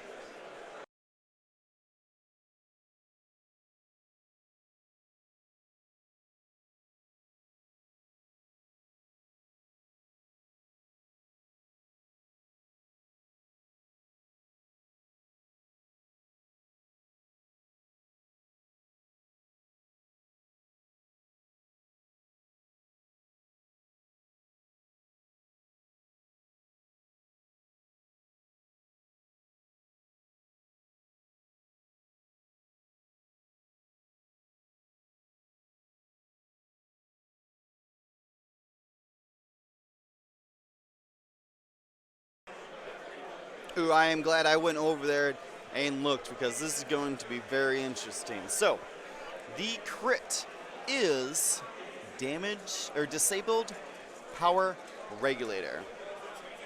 Let's see what the old crit will do. There we go. Disabled power regulator. So Soontir is going to get an ion the next time he engages in combat. So this means a lot, actually.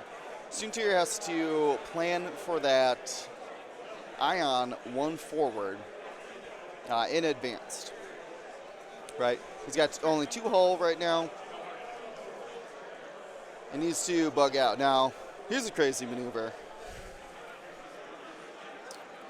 Pretty crazy. So the ion is a 1 forward blue.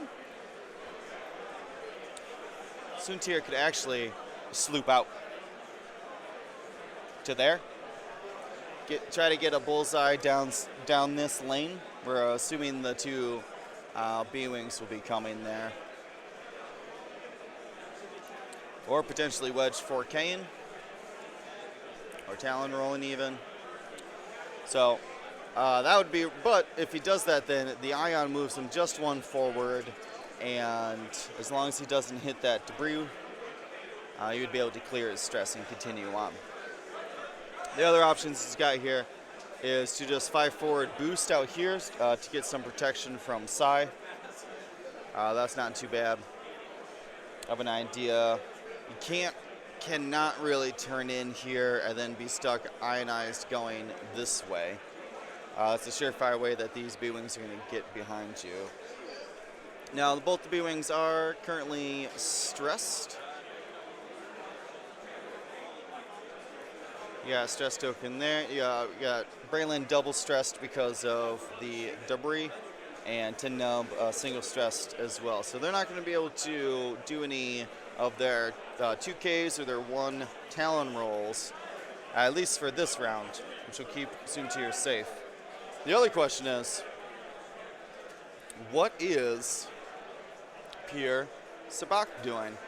Pierre Sabak's got just 2 hull left and double stressed. Let's take a look at the striker dial. And the strikers normally get to do their advanced ailerons, which is a 1 straight or 1 bank maneuver before they reveal their dial. But the dial has a 3 forward blue, 2 bank blue, and a 1 bank blue. But those are very few options to do. Maybe the 1 bank here and just try to shoot this direction at a B-wing, just relying on simultaneous fire to cover yourself. Don't really want to 2 bank this way. It's not at all really you want to do. So it's gonna be a hard decision of how best to approach this difficult situation that has come up because of the crits.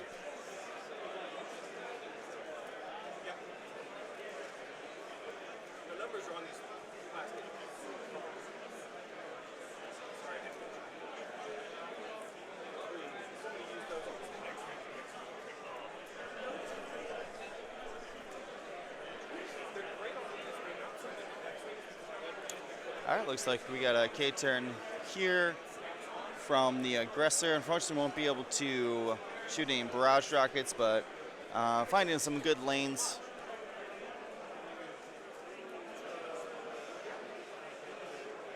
Sai comes up and doesn't bump. So I was able to take a focus and try to get some shots here, whether it's front or rear arc. Pretty much saying that I know I'm going to need to use the Emperor's Force to keep another one of my ships alive. I'll just take the focus and try to get a hit on something. Dutch here, still circling with that dorsal, just trying to get as many shots as possible.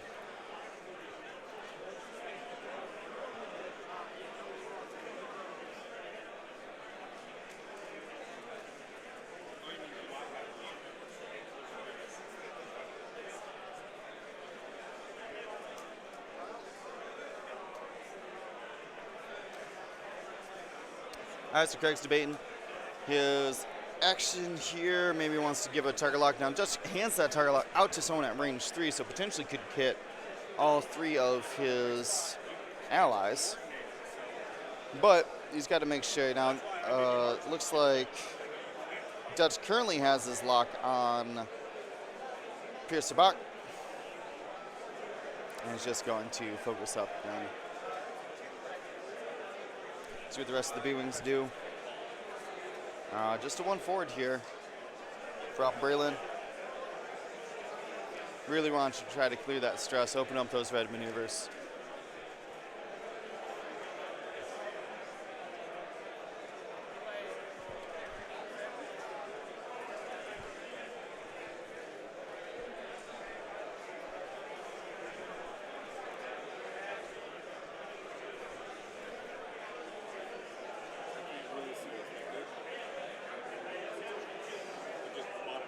I think that's a 1 bank. Yep, 1 bank, landed on the debris, keeps the stress, no damage.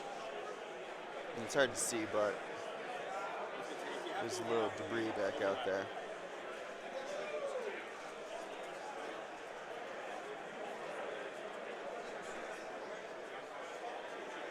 All right, so we'll see where Pierce Sabak ends up going.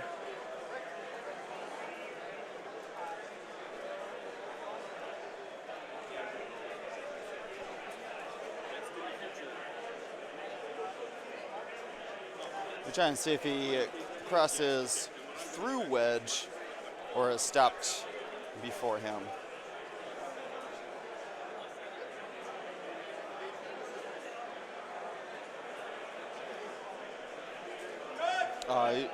Wedge was just marked off weird for a second. So looks like just tries to clear a stress there. Actually, that was a 3 bank. So gonna keep both those stress.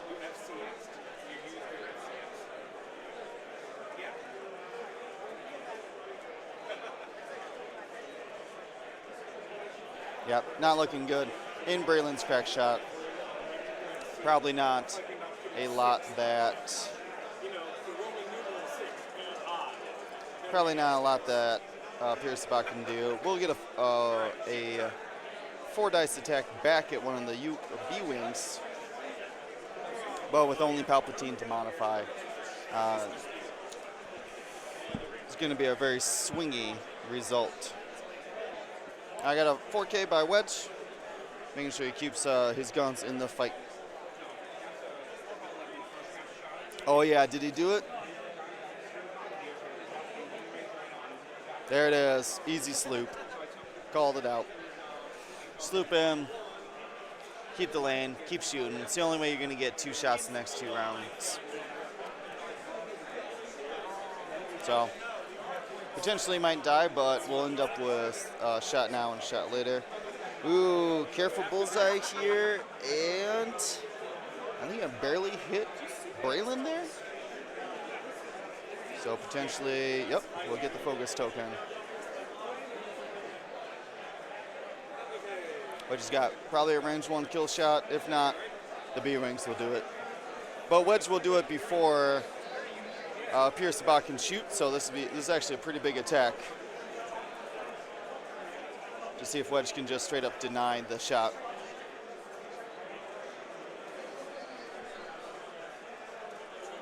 Ooh, a single hit won't be enough to kill him.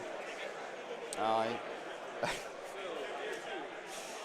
give him a fist bump here. Does it save the force for something else? I think he just takes it. Yeah.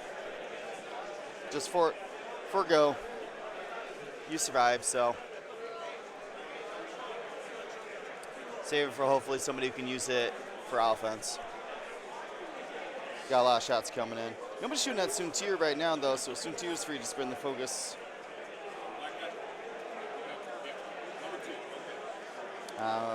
Tindum's got an obstructed shot, so most likely going to Braylon. He only has the max of 1 dodge. Even if he is rolling a dice and then a dice again. So it's kind of like 2 dice. All right, got Predator and spins the focus. No one's shooting at him. He double-checked Tindum's arc there. All right, looks like it was obstructed. All right, so ends up with 4 dice rolled, but only 1 one evade comes up. And Braylon's down to his last shield. That's the B-Wings and Dutch up next.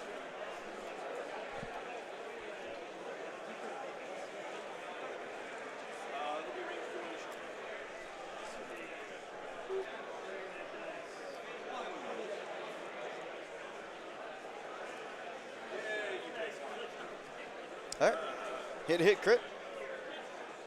Braylon rerolls to a focus, which is a guaranteed kill. So that means that he does not need to. Oh no, that was 10 with the target lock. And then the stress to clear the focus. So dodges 1, and oh, I see why. So the reason why he attacked with 10 first is to see if he could clear his stress with a shot. That's a very smart play by Craig. 10 nub can clear that stress. Braylon would actually have to do a maneuver there. I would also let you know if you need to waste Braylon's crack shot then too. Pierce Bach here. Gonna use Palp. There it is, a little Palp use. And I believe that's one dodge for Braylon. And it's going to end up with a crit. Crit's fuel leak. But it doesn't really, well, it does matter a little bit for Braylon. All right, anybody else? We got Sai firing into these B-Wings. Mike's doing a great job here of setting up that kill box, making sure this round that all of his ships get shots. You can see the, ooh, Sai. Hit crit, range 3, most likely onto Braylon, who just re-rolled it into one hit. Which means that's a fuel leak. And a dead Braylon. So, hit, crit, it doesn't really matter. Braylon's out of there.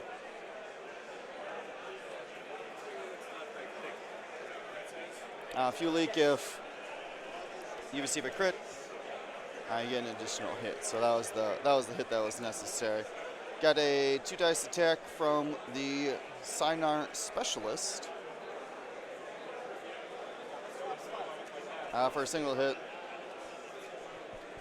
And it's dodged by 10. Easy. So, after the first couple engagements here, we end up with Dutch and Wedge hurt. Wedge has already given up half of his points. Braylon's off the board, and Tin Nub is at full. Tin Nub also spent his crack shot. Yeah, you can see that it was, it's removed, the charge is removed off the card there. And that means that Mike has scored 80 points, taking, like I said, half of Wedge and all of Braylon. Craig, though. Craig ended up killing Pierce Buck. And that's the only points he's got so far. So 50 points to Craig and 80 to Mike. Now, Soontir is ionized, which is not going to be good. So going to get an ion here and a focus. Most likely just going to be, well, see, here's the problem is that if you block, if you go up here like this to block with your 10, right, it doesn't really matter because most likely you'll block it away that you'll be in Soontir's bullseye. Now he is unstressed, which means we could see a 2K, and then hopefully still has arcs when Soontir one's forwards. That could be interesting.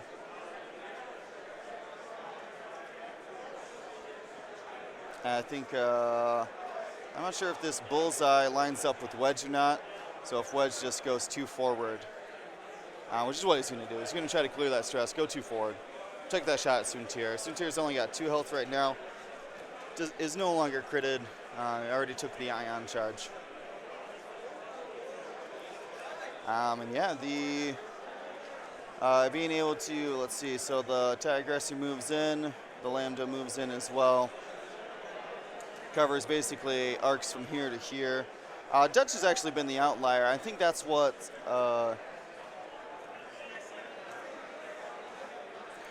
putting Mike ahead in this game, is that he's not concentrating on Dutch. Doesn't care. Took a shot on him when he could, but for the most part, not trying to hunt him down. Wants to focus in on those B-Wings and Wedge if possible. I think that that's an interesting list building decision.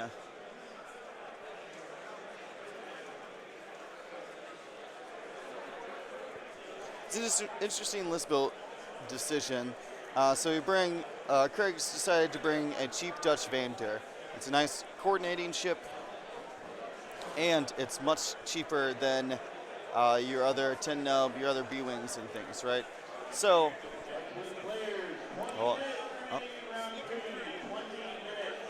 right, we reached the 20-minute warning here with an announcement. But Because 10 and Braylon are very defensive, Dutch is technically the easiest to kill on the list. So that's really weird target priority. And same thing over on Mike's side. Mike brings, I think it's a tactical decision to bring the Sinar Specialist just so that people will either A, ignore it and they'll be able to get all 5 of those barrage rockets off, or people will think it's easy to kill and try to attack it so that both Sai, Pirsavak, and Soontir Fel are free to fly around.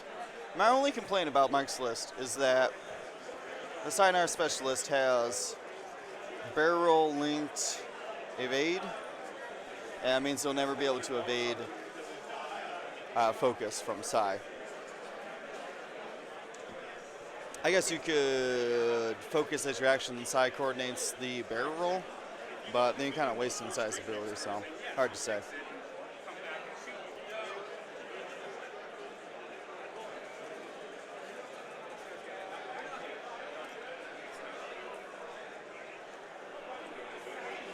Barrel roll evade's not bad. Doesn't really work with Sai's ability, but certainly could make up for the extra. If you take the evade, that makes up for the extra hull that the TIE bomber has over the aggressor. So some interesting strategy there. Looks like Dutch is coordinating some locks out to the aggressor as Craig marks it out as his next target for elimination. Yep, does the 2K there with 10. Make sure that he gets a shot in this direction. Trying to get some focus fire on that aggressor. If not, Soontir.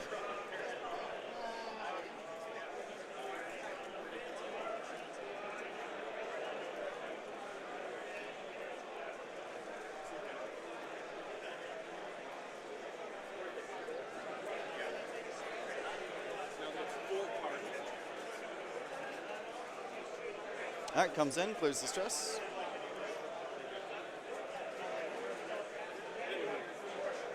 I think Wedge is in that bullseye anyway, so Soontir might end up with the multiple focuses, which wouldn't be a bad thing. I can very much see Soontir trying to get Wedge off the board, even if he has to go down for it. He ends up taking a focus there.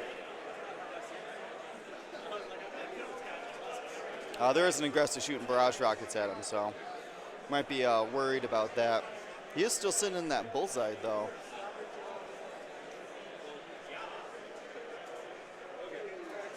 Yeah, I agree. This might be the end of the world for Wedge. And I'm going to assume that the extra target lock is coming from 10, so he can double modify those shots against the aggressor. So, Wedge up first.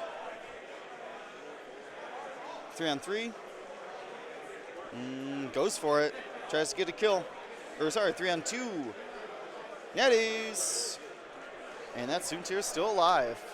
Let's get some natties in the chat. Natties getting it done. All right, so Soontir fires back. Mike's taking a moment here to contemplate if it's worth the extra dice against 10 or to just go for Wedge. I think Wedge is a pretty clear target here. You can still shoot barrage rockets at. There it is. Ooh. It says Predator into a crit. Spends a focus. Wedge ends up with hit crit.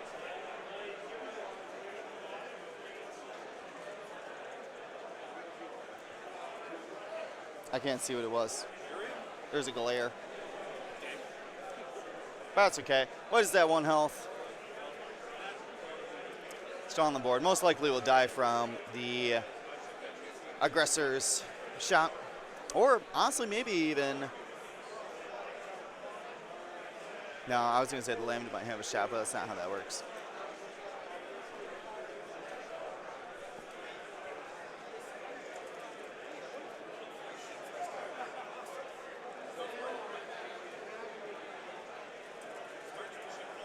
Start looking for closest point, see if it's obstructed there at all. Looks like they're going to let a judge do it.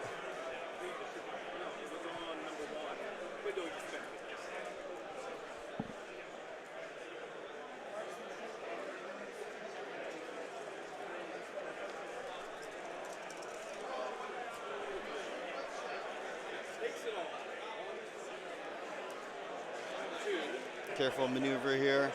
See if that is obstructed by that debris.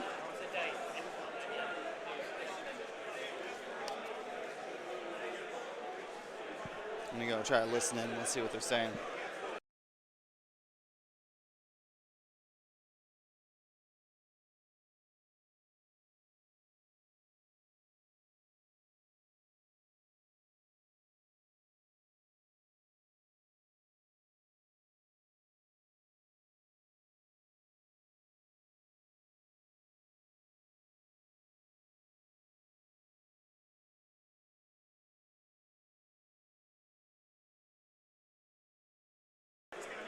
What?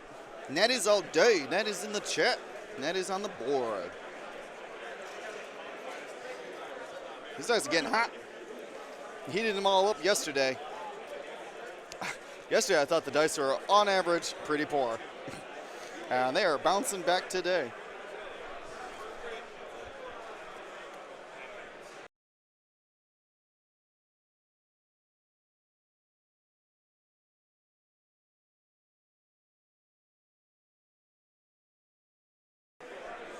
We have a second barrage rocket coming in from the Sinar specialist. Boom, 3 hits. You can't stop that Sinar. Yep, and that's a kill shot for Wedge. He only had 1 health, so he explodes. Sinar specialist getting it.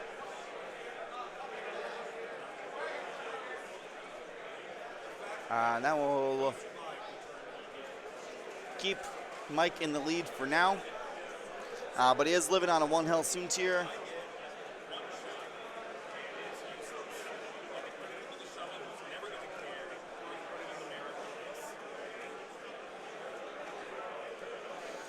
Sai's doing just fine. But actually, now that Wedge is off the board, that landed. Sai has a good chance of, fighting one of these B-Wings or even Dutch, to be honest with you.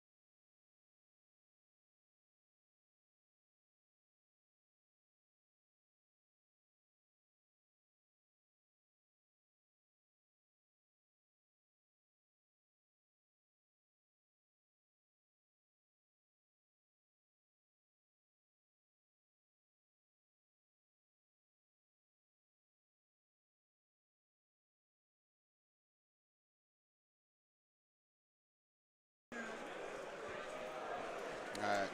Well, trying to decipher what exactly is the best course of action for Craig here. He's got to be considering his win condition. There's about 10 minutes left.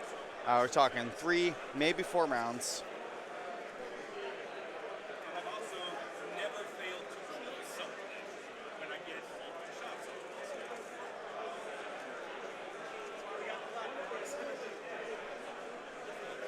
And we'll see what I'm trying to think of. I mean, 10's got almost no options here other than 1-4 to 1 bank. Probably be blocked by the aggressor, just 1-4 in. I mean, Sai's just coming around to do whatever she can, coordinate at that point. Soontir's not stressed. That's Tin Nub's stress right there. So Sai could come up and coordinate the focus here. So when Soontir can come around and shoot at wedge.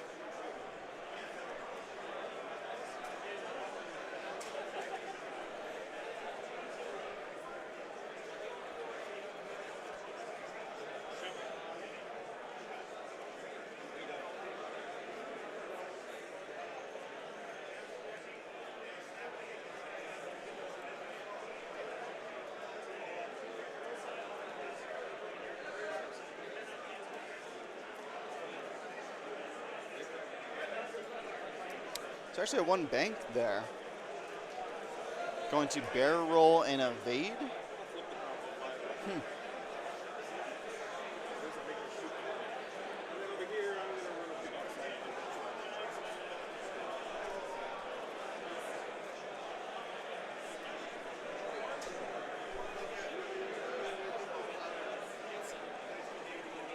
Yep, there it is. Evade comes down. One of the better linked actions in my opinion. Oh, look at this side. Not Karen. Don't care. Let's shoot. Mike's got to keep his lead here and wants to roll some red dice. Oh, that was my dice cam being pulled off there. So, didn't look like any damage. No crit.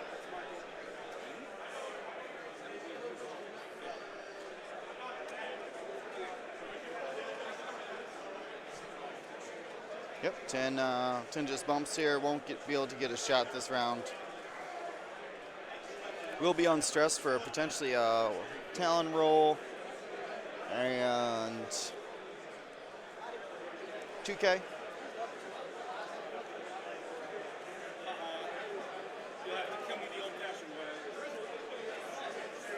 Maybe didn't clear the stress. All right, Flyman comes in. Still got that dorsal pointing to the left, so has plenty of shots on target here.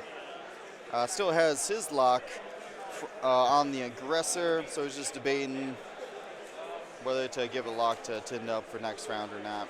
And just going to try to double modify, try to take that Signer off the board, or damage it as best as he can anyways.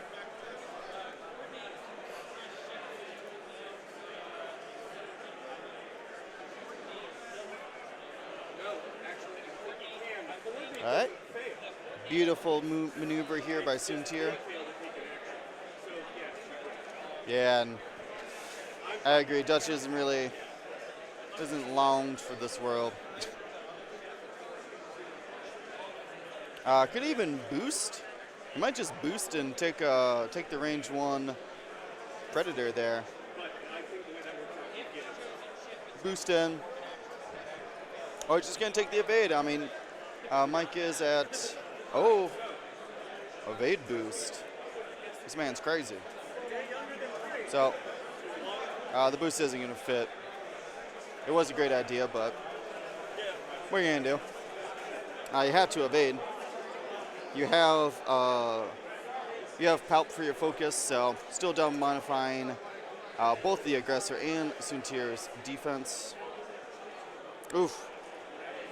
That's 4 hits into Dutch, and Dutch doesn't block anything there.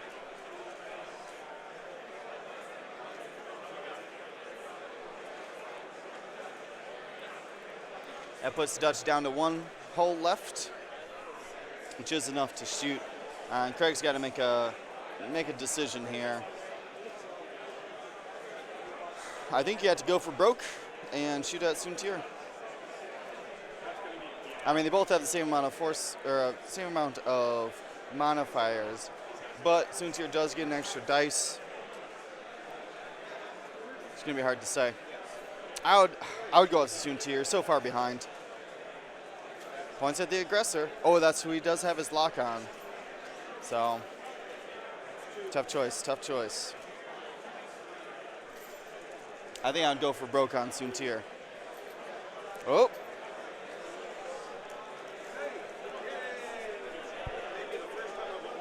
Oh no, he did.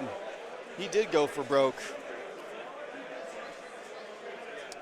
And that just didn't pay off for him, unfortunately. And that triple blank out might be the end of the game for Craig here.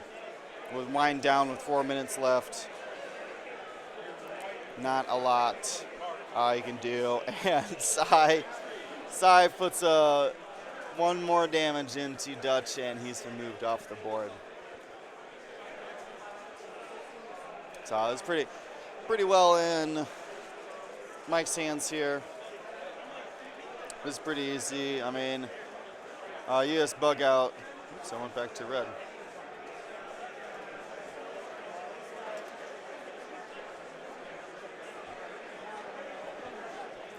So Aggressor just banks out here so he can line up a K-turn like that. Soontir just does pretty much the same thing. Hard to probably then boost this way. Just a maybe even barrel roll boost out there as long as it doesn't block that 4K. Basically don't have to do a lot. The problem here is that Sai really has no place to go on the debris, so you're not clearing stress there if you just one bump into 10. I would almost still do it. You're so far ahead in this game that I would still do it just to potentially block like a 2K from 10, or if he does the talon roll, you might get a shot on him as well.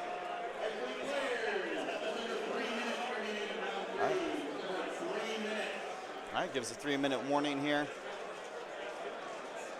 as time winds down.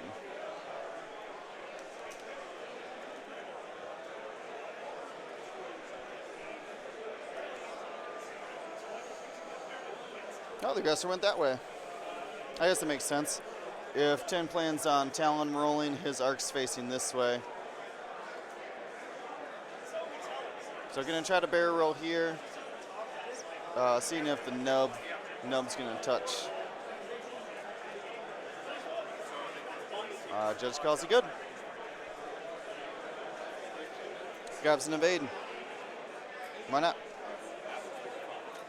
2 minutes left.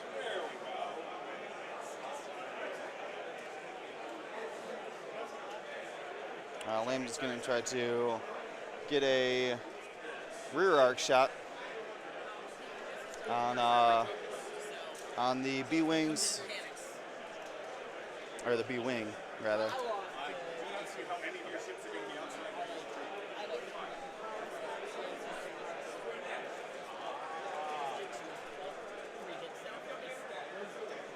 I don't know why they're not just marking off the ships, but judge is right there, and if the judge calls it, fine. I mean, this is the accepted ruling. All right. That's not a bad maneuver. Hard two. Soontir and the Lambda now are blocking the barrel roll this way, so just has to settle for focus stress.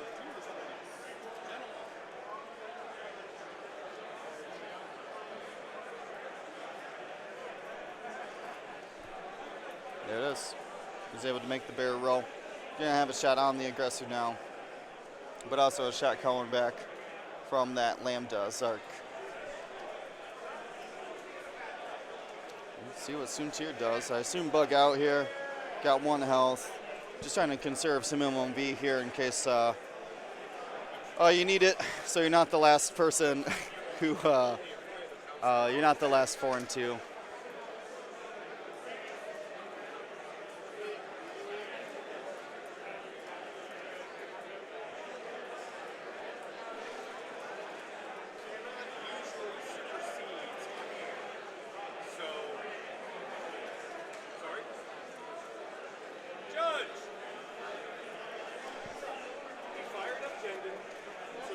Oh, that was a bump, actually. Oh, no. Well, so much for conserving MOV. That's the end of Soontir. Close block there doesn't do it. And with 4 shields here and only 3 dice, there's no way he's going to do damage there. So we're going to call that game 150 to 105. We're going to go talk to the players. I'll be right back for a giveaway or two.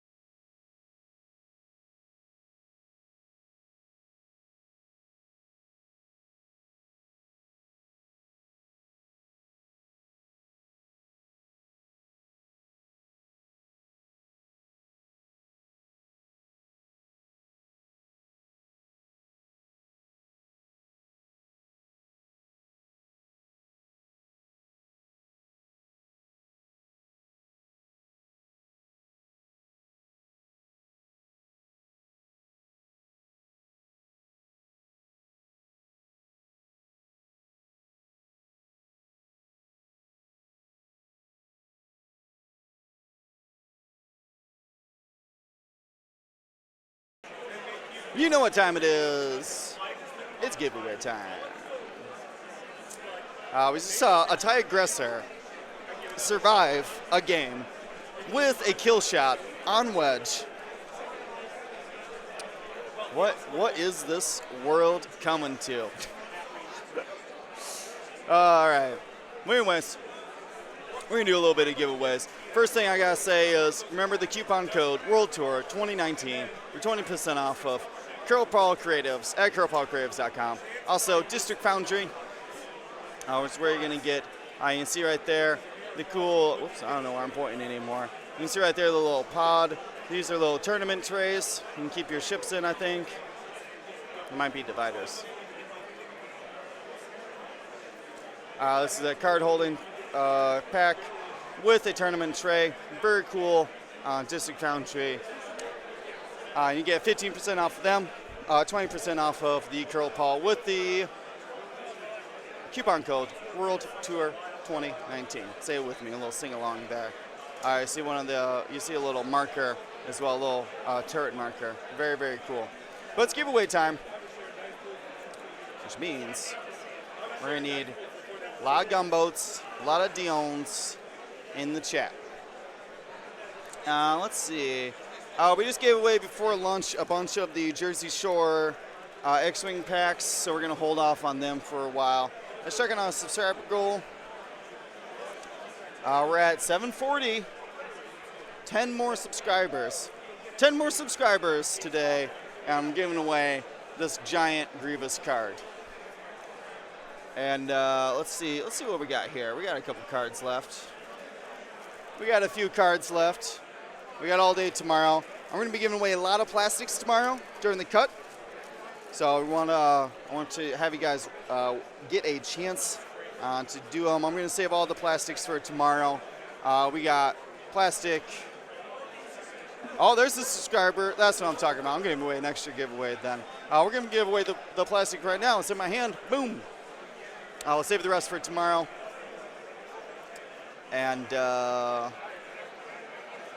let's see. Anakin. 9 more. Let's see. So let's go ahead and everybody's eligible for this. I just got to type in the last 5 minutes in my chat, and you can get the Anakin plastic card. This is going to Vagabond 1973. Vagabond. Type exclamation point win in our chat. I'll give you a link then to the form, and you get the plastic Anakin. Let me make a quick note about that. Here, a little plastic Anakin, plastic Annie. Now I already forgot the winner. That's right, it's Vagabond.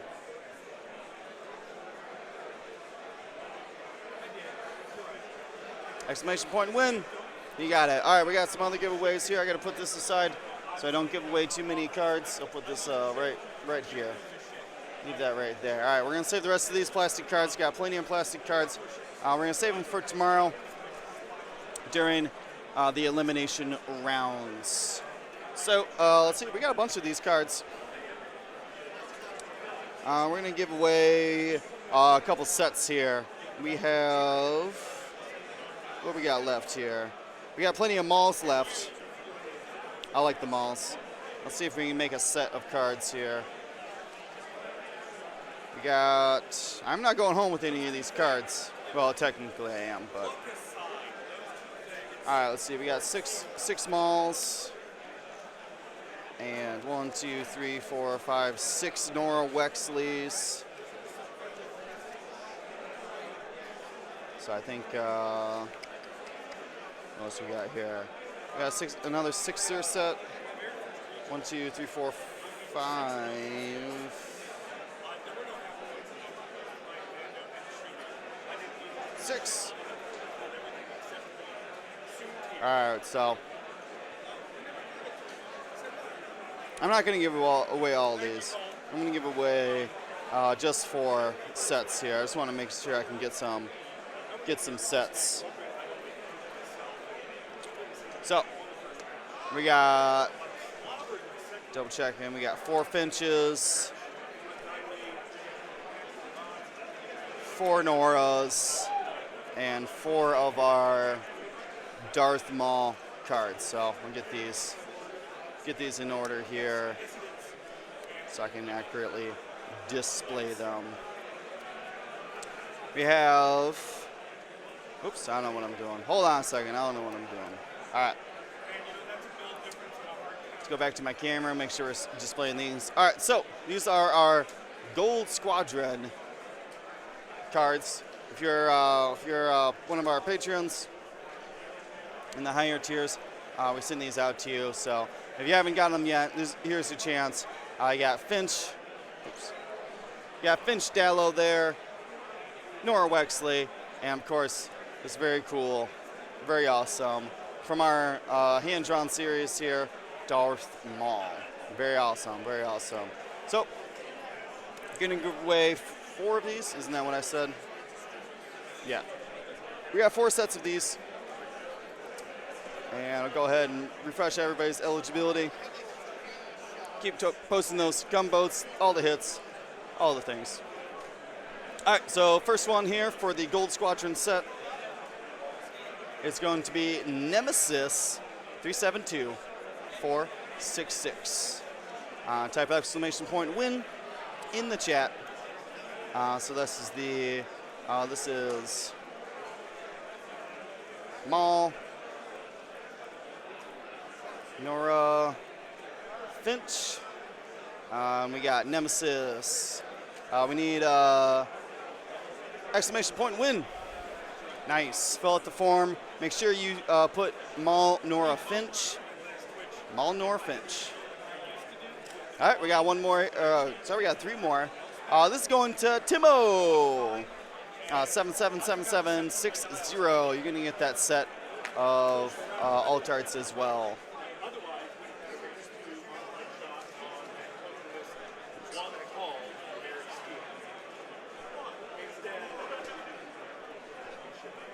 Hold on, I clicked too many things. All right, Timo. Exclamation point win. We'll send those out to you. Let's see, we got 2 more here. This is to Reb Brownero. Reb Brownero. Exclamation point win.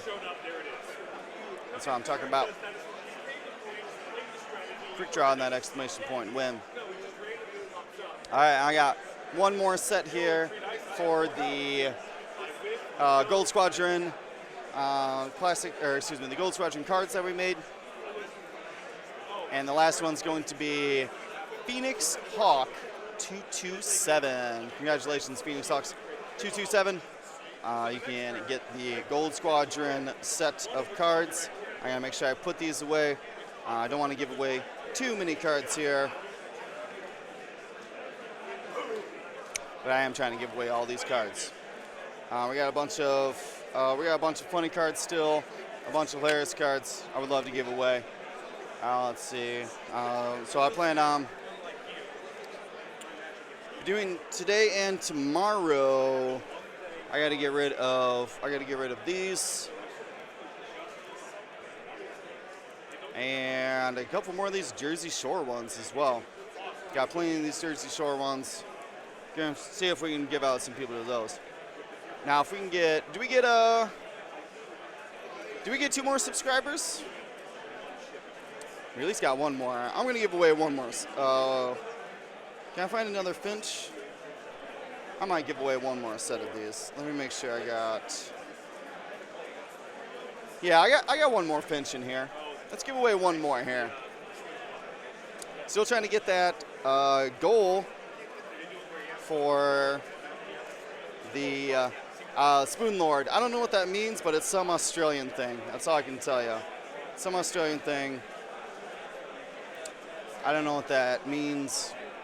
We'll have to ask Dion when he comes back. What is the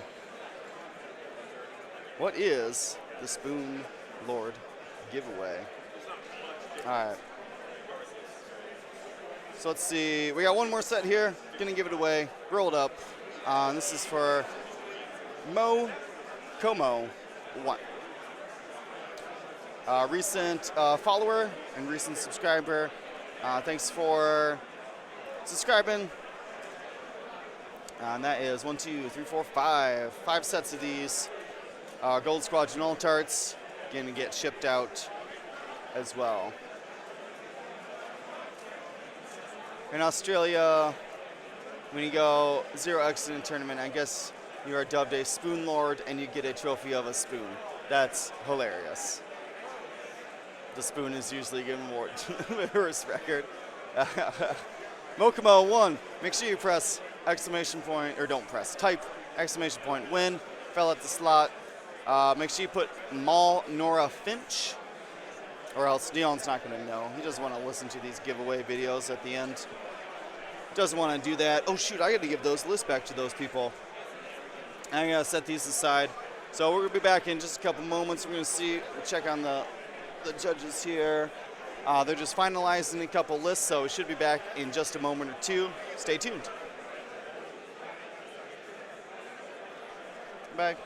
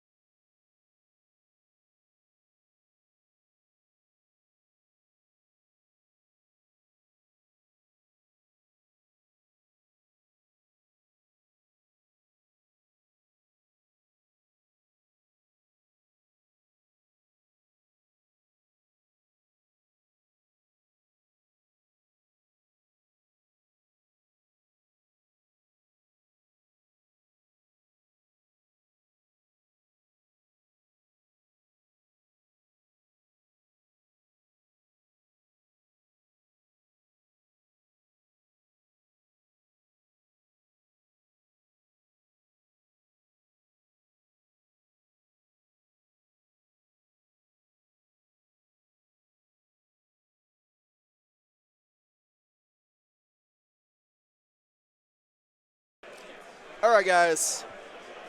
I'm back. Where's my table view? There it goes. Start the timer here. We have a spring off between two scum lists. Let's see. Let's get into our first spring here is this is Evan Springer. And he is flying a Scum 4-ship squad.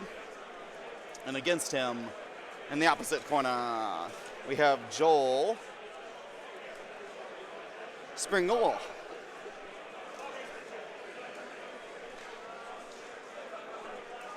Or Springall? I think it was Springall. This is classic spring off. All right, we get Joel's list in here first.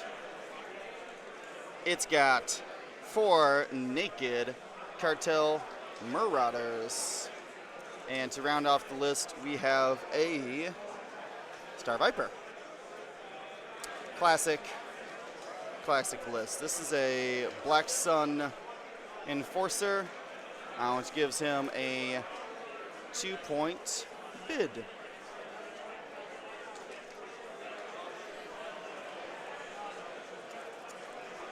There you go, Cartel Marauders all across the board there. And on the opposite side, Evan is flying an assortment here. So these are both kind of variations on a list we saw a couple times yesterday, which was the Torkoal, Seavor, a bunch of Marauders. We're gonna see how they fare against each other. We've been doing we did just a lot of Rebel and Empire last couple games. So saw a cool scum to scum matchup here, and I really liked Joel's paint job. Joel. I really like Joel's paint jobs here. He's got the bent back Star Viper wings. Very, very cool.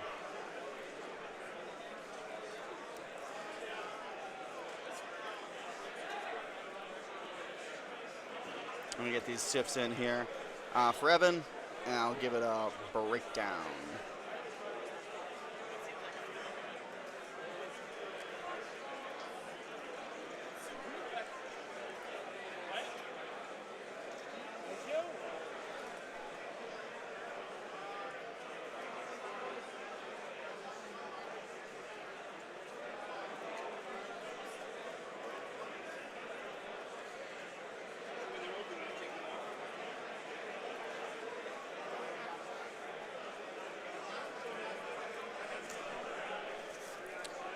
$199 for Evan, which means that choice was on Joel, whether to take or give initiative here.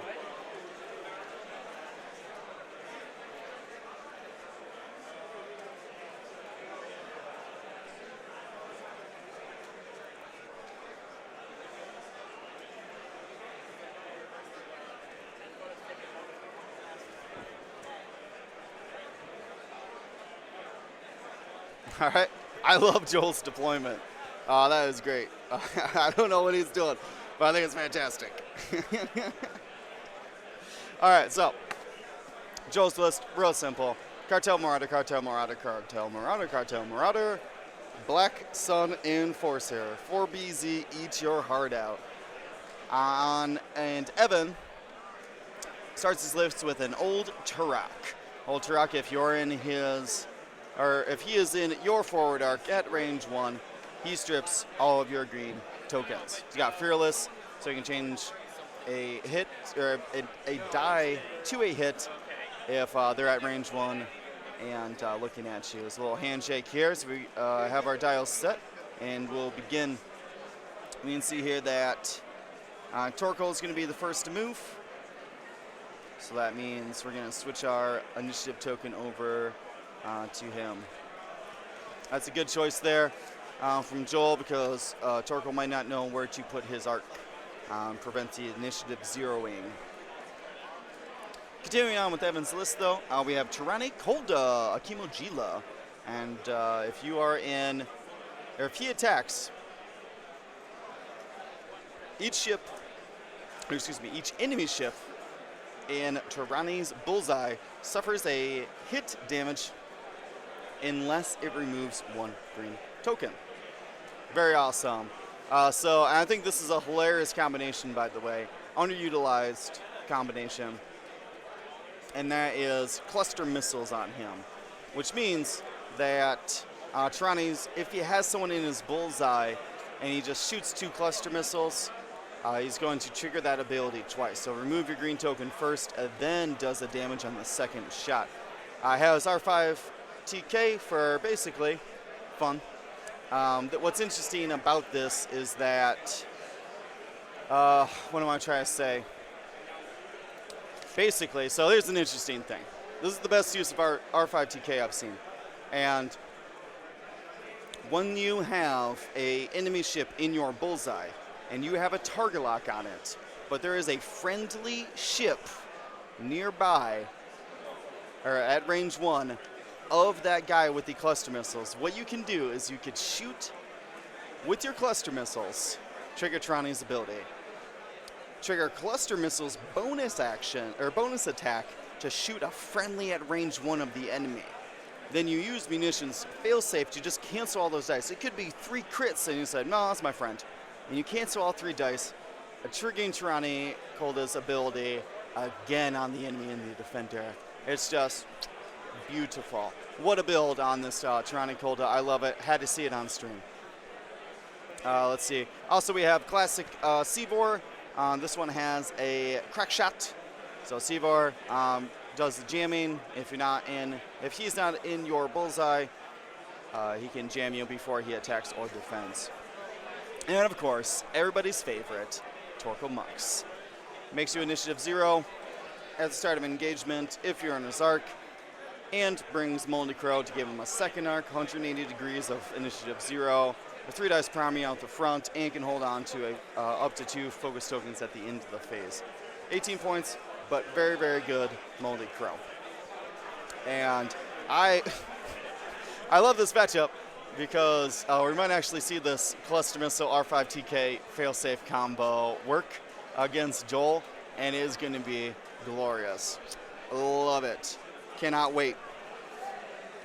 All right, so looks like we have, I don't even know what Joel's doing. This is great. I have no idea. He's just, he's got ships everywhere, flying a little bit erratically. Now, the reason he might be doing this is that Q-Rexes don't have 1 forwards. They have 1 banks and barrel roll. So this could be a way to basically, what do I want to say? Basically a way to kind of stagger them, keep them in his own area without having to engage. Now we got the big here, V for the rocks, and I think that Joel's going to want to basically hang out in this area and wait for these ships to kind of come through, pick their lanes there, and find out exactly where he's going to be able to converge on a single target. I'm going to make one of these dudes black because that way we can distinguish him. He's going to be my first guy here. Number black. We'll figure out if that's actually black in a minute, but for me, it kind of blends into Joel's shirt there. I guess we need to do light gray. That's going to be the black one. So we got some maneuvers going on up in here. Doing this kind of like drunken pirate, zigzagging around, trying to keep as much information away from Evan as possible so he can't infer any particular kind of engagement or where that's going to happen. I love it. Fantastic.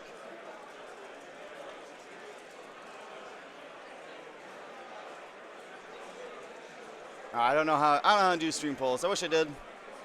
It's like a thing and a thing and another thing you gotta press. I don't know. It's some cool stuff. I don't know. I don't know if you realize that Dion's got a lot of things going on right now on his computer. So it takes me a bit to learn each thing. Maybe I'll figure out stream polls tomorrow. Maybe that'll be my goal. We get a stream poll going and see. Is really needed for these top cuts.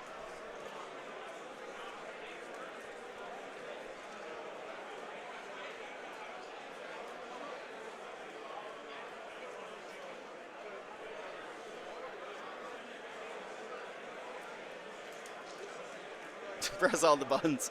Not yet. Not yet.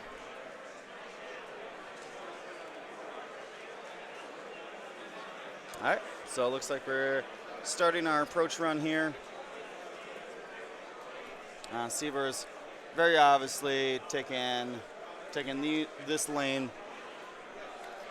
Torkel's just gonna probably keep going until he needs to cut around there. That range it reaches all the way out to those far side of those rocks, so he's got nowhere he needs to go. Looks like Tirani's setting up for maybe either lane. Tirani might be taking this lane as well.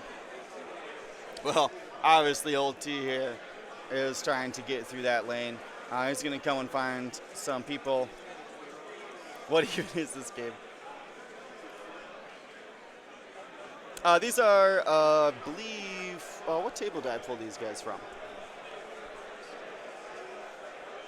These guys are on table 11. I'm gonna ask them their record though. I cared about their list. I don't care about your record. All right, we're rolling dice already. Ooh, 2 blanks here from there. So full dodges. And looks like just out there, no other ranges, so.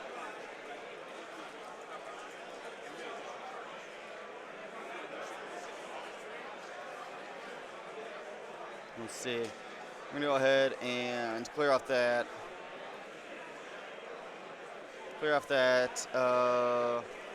Dice camera. And asking these guys their records.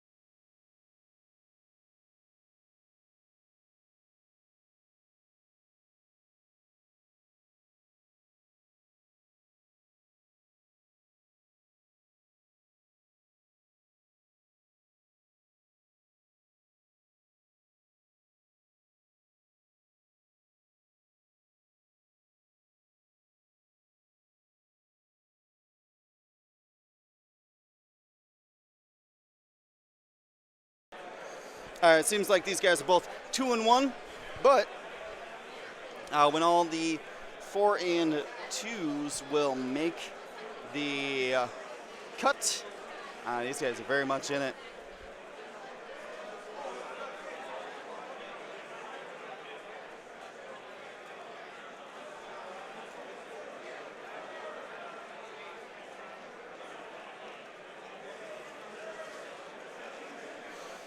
Yeah, I agree here. Old T's got, let's see, he's what, 3 forward, 2 bank, hard 2. 2 bank, hard 2. So his best option is probably that 2 banked this way and then boost in like that. I think that's going to be his best option. Go see what's up with that Star Viper.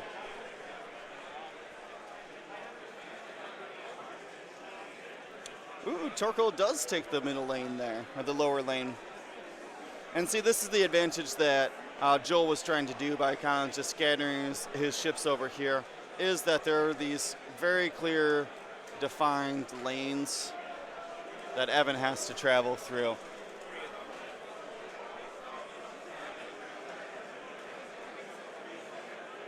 All right. Star Viper there, hugging the deployment zone, doing some linked actions here. I'm going to go have them move that box. That's our logo.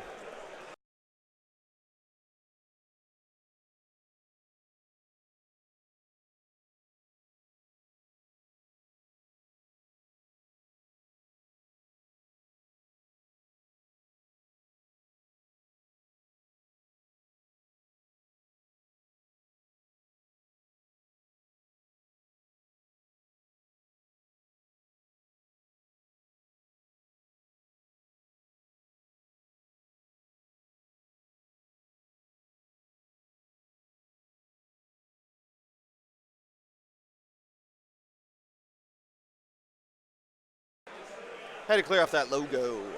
This is the Nova Open. Gotta let everybody know. Should I drink my drink? Oh, I think I left it at the table. Oh well.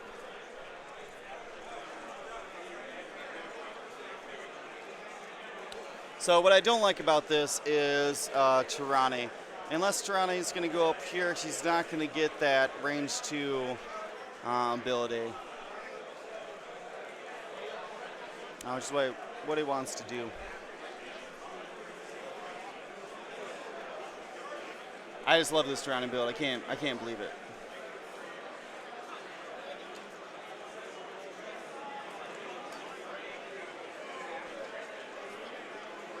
All right, focus up from Seavor, trying to get those dice coming up. Yep, there's the bank here. Tirani does end up taking, and like I said, there's 2 very distinct lanes here, and it's going to make Evan a little bit predictable. Oh man, old T, don't care, whatever.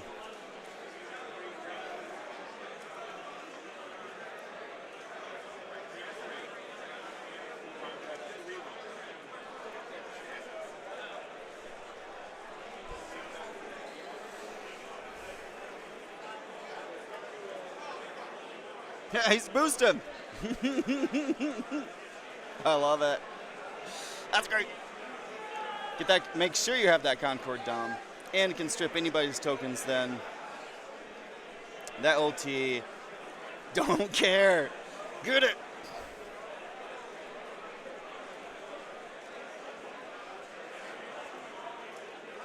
All right, so start of activation abilities here. So clears the token from the unstressed one.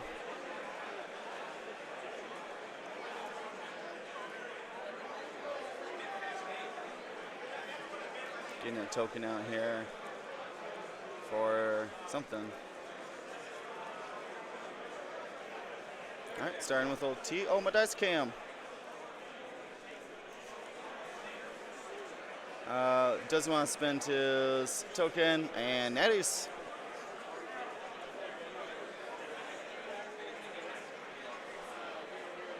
All right, we got Tirani here trying to strip some tokens with the range 3 shot.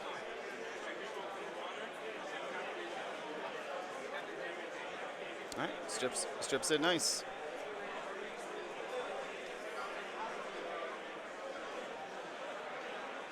All right. Evan's doing what he's meant to do, which is strip tokens.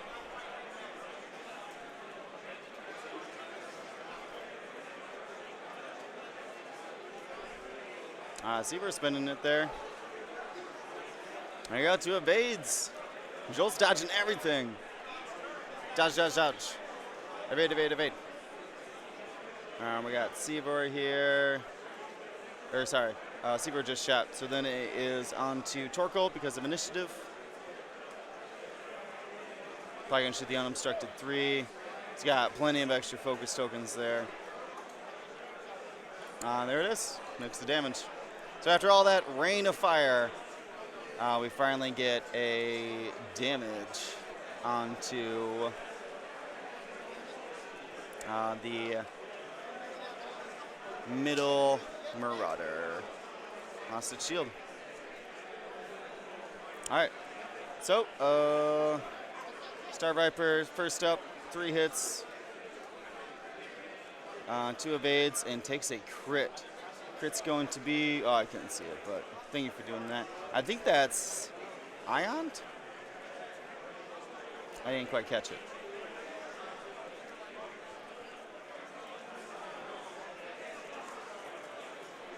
All right, so this is 4 attack for 2. Dodges it. Concordia done. Next one. Concordia done. Next one. Hit crit. Concordia done. Last one.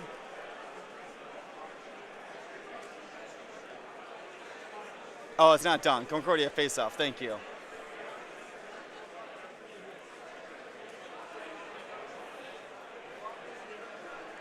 Concordia face off. I think it's called Concordia Dawn face off before, but they're debating something here.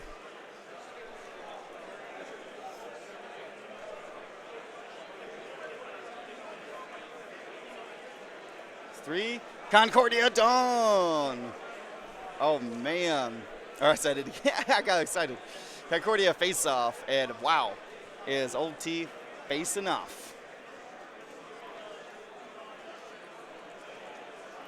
Yeah. Oh man, that's pretty good. That's pretty good. So between the focus and all of the face-off, absolutely. Oh no, there was a crit snuck through. I didn't see it at the time. I will agree that Joel is up a small bit. Traded 1 shield on his 35 health list for 1 damage on Joel's. I can't do math. 7, 11, 12, 21. It's 1 on 21 for Evan, so not terrible. But it's gonna be Tirani's time to shine here in a bit.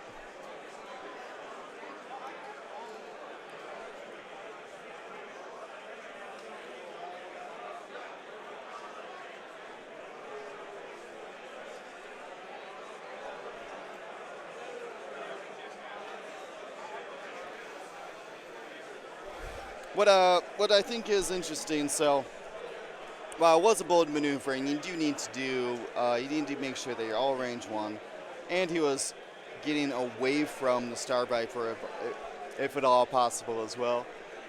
What he's really trying to accomplish here is using Old T as a premature blocker.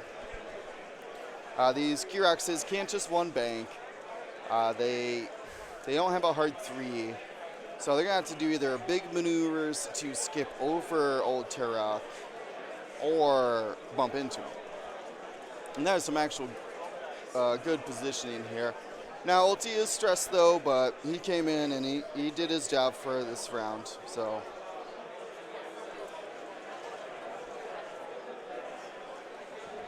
All right, speaking of blockers, man, I love this game already. This is fantastic. Torkoal, he's not quite sure if he's ready to take a target lock yet. He knows, Evan's a player who knows how fragile Torkoal can be. Though with the simultaneous fire, I don't understand why he wouldn't lock. Oh, look at that. Was that a K-turn?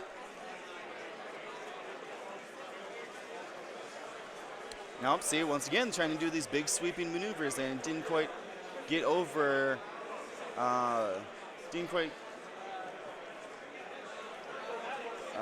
get over that old tee because of the blocks.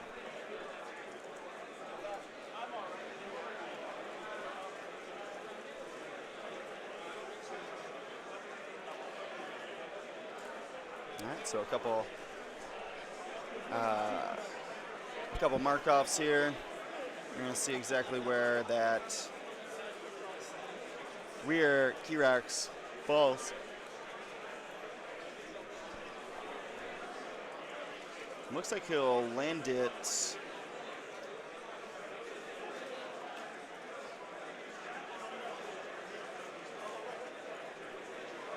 Yep, looks like he'll land it and come in for a shot on. What was the crit on old tee? That's a good question. I thought it was damage sensor, right?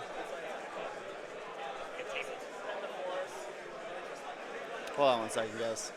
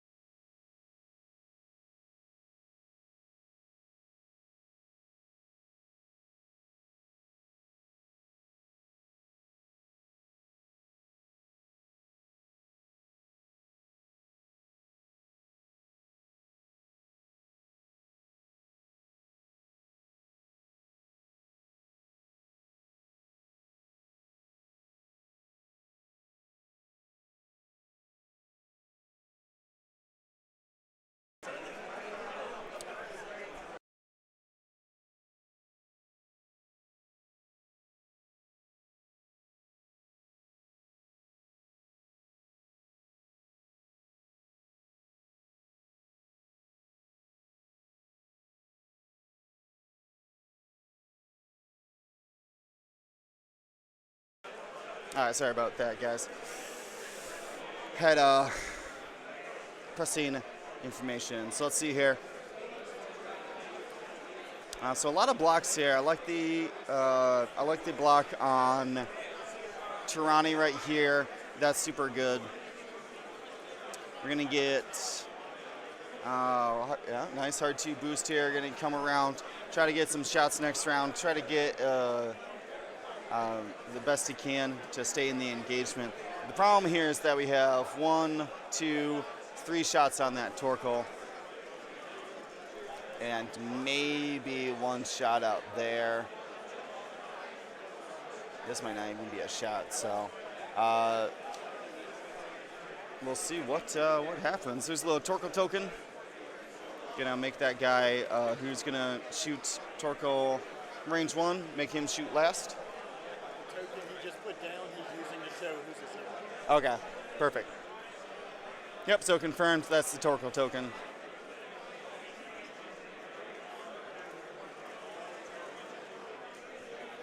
All right, so this is Tirani here. 1 hit, 1 dodge.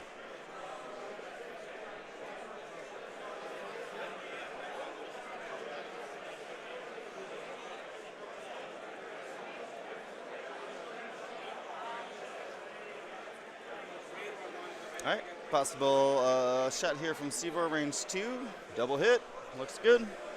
Single dodge, and another non-black Kyrax, or not Kyrax, yeah, Kyrax is losing a shield.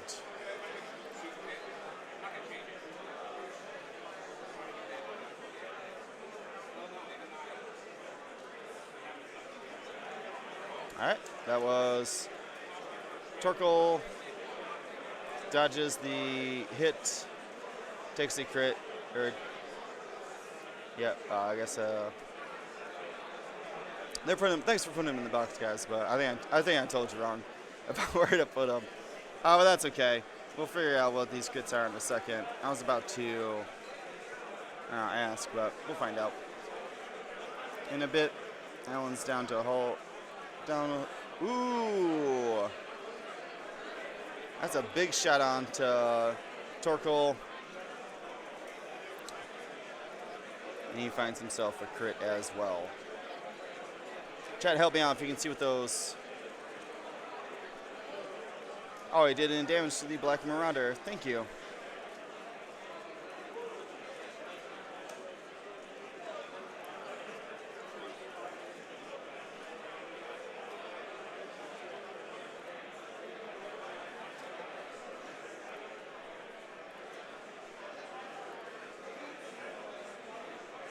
So the Black Marauder must be on the bottom then. All right, so this is the initiative 0 shot.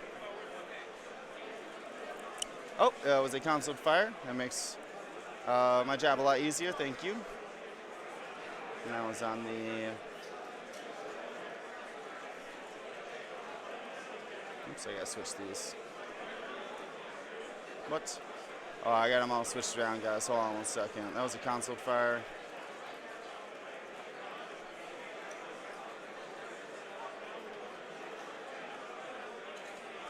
All right, good. All right, so the shields line up like that, and we're good to continue. I'm gonna get rid of this line down here. I can see it. I don't know if you guys can see it. I can see it. I'm gonna try to get rid of that line, see what those crits are as we enter into the planning phase. Got Harry Nick on stream. Nice.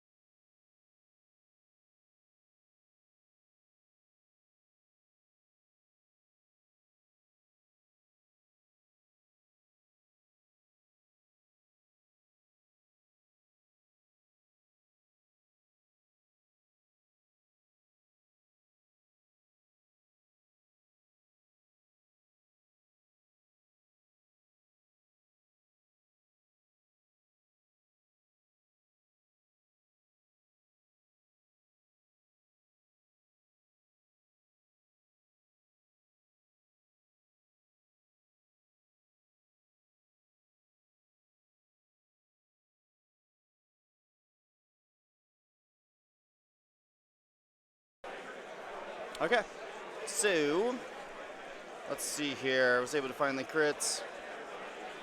That Cartel Marauder has the concealed fire. Old T, his damage is weapons failure. And the crit on Torkel is damage sensor array, which has only ever been, he's only taken focus tokens this entire game, so I don't think it's going to slow him down too much. What is going to slow down, though, is him rotating his arc to the rear if he's trying to overshoot these Cartel Marauders.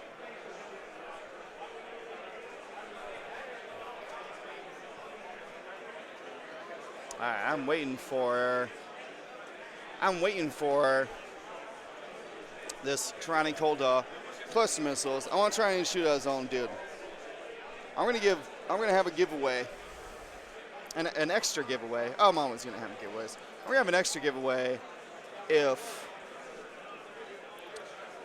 Tyranny shoots at his own ship. If he shoots his own ship, I'll give something away special. Did we reach our goal yet? Still need 8 more for our goal. Want to let everybody know about the World Tour 2019 coupon for 20% off Coral Power Creatives and District Foundry. Coupon code's good until, it's 15% off on District Foundry. Get all of your tournament accessories. The coupon code's good till Monday. and we're trying to give away some extra prizes for it.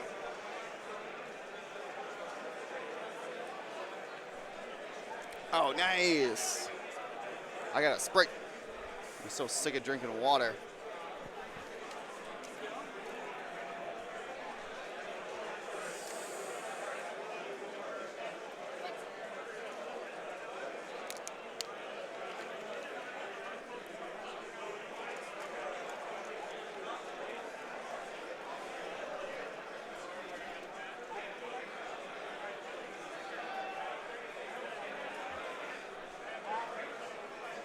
All right, so it looks like we got a couple.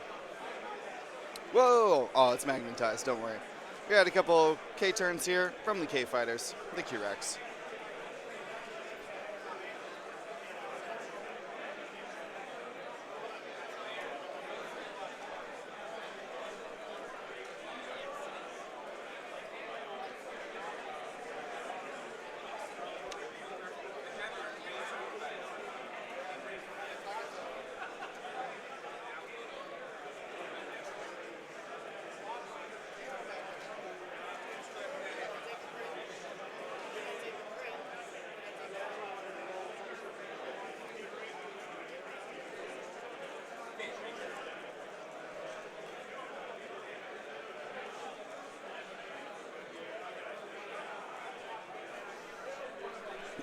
Well, let's see. Trying to dissect the old positioning here. Starting to get a lot of bumps, which you'll have with this many ships on the table.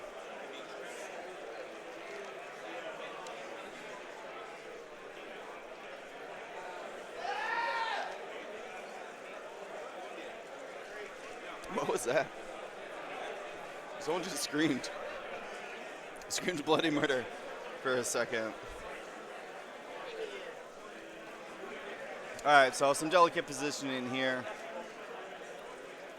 Isofame. I want to go to LVO. You know I do. Marcel was talking about some Bellagio-esque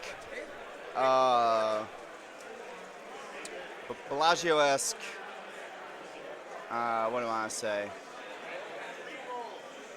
Timeshare or something? So if I can get in on that Bellagio timeshare with Marcel, ooh, you know we partying in LVO. So unfortunately another block here. So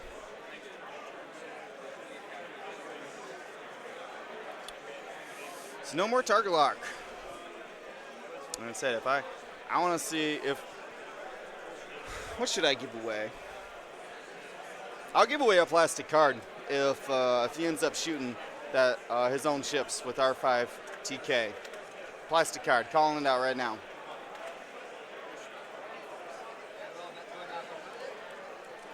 Tyranni's locks on. Tyranni's lock is on Old T. He originally locked him a long time ago. So this might be it. This might be it. He's had a lock on Old T for a long time. That's super smart play. All right, so 4 dice attack here from Old T. Looks like he fixed his. Looks like he fixed his crit there.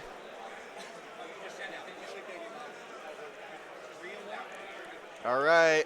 Oh, he's trying to do it. He's trying to do it. Oh, what a dirty man. They're marking it off. Oh, my God. I cannot believe this.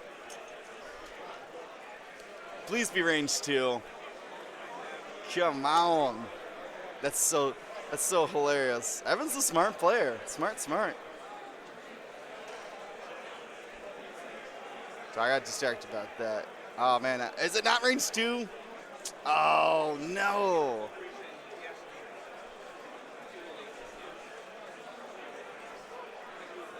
I wish it to be true.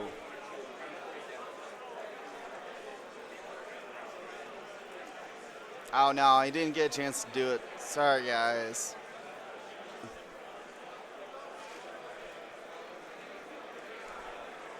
I wish that worked. That's so funny. All right, just gonna shoot at somebody else then. Someone at range 1.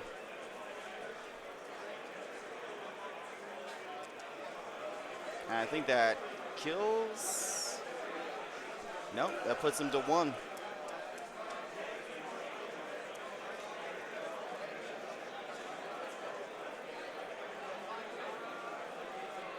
So we're double checking to see who is in that bullseye.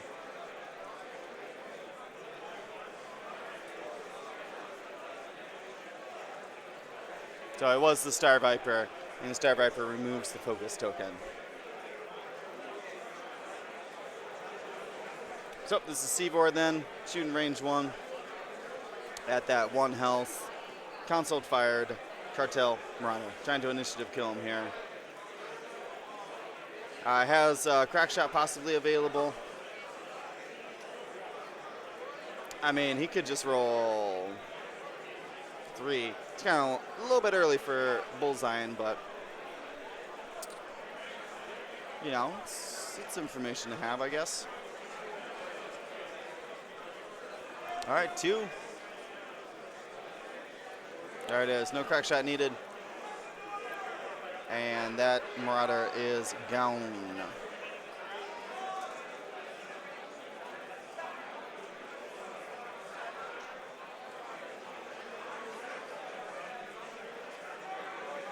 Ooh, 4 hits. And that's going to be into the non-black one here.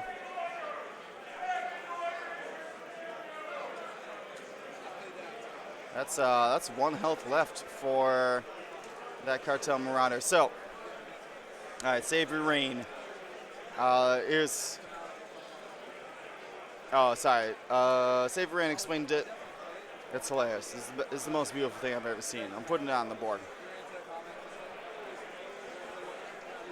All right, 2 crits. 1 crit going into Torkoal here. I didn't see what it was, but as long as it's not a direct hit, it shouldn't matter. 30 minutes remaining in round 4. 30 minutes.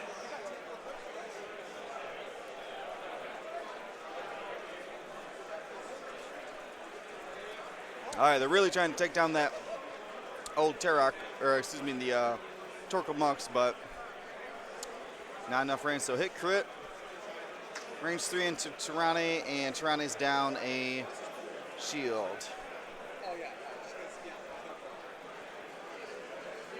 So this might be arc from the Viper to Seavor. Looks like it clips a base. 4 dice. Trani was able to strip the token. He jams some for fun. 2 hits and 2 evades. No damage. All right, 1 last attack here on Torkoal. Goes for a single hit. So it must have been a structural damage there on Tirani Cold Dough.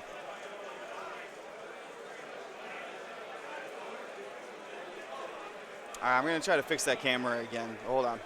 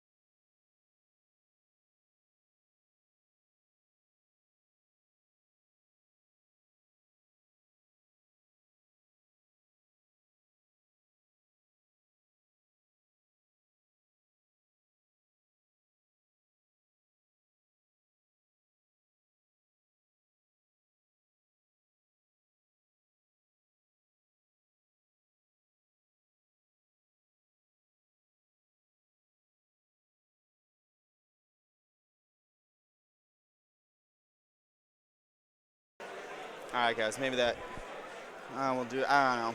I don't know. It's kind of still bothering, but we'll see. Anyways, here, so Torkel's able to survive. Does it on one hull with structural damage and damage sensor array. Trani's down one shield, and Ulti ended up fixing his crit for Evan. On Joel's side, he's got one of the orange Marauders still full up. Actually, that might be the. Actually, might be the Star Wing at the top. Or not Star Wing, Star Viper. He's got Dead Cartel. A Cartel just missed his shield. Cartel who survived on one. And of course, that Star Viper. All right, so slooped onto the rock, I think. Took no damage.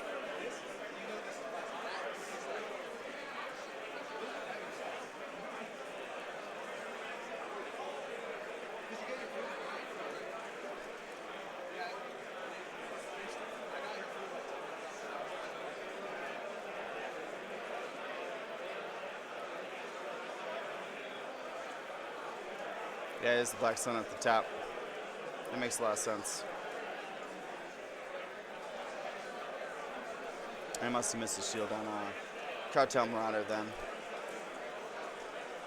All right, fair enough. Just trying to keep up with it.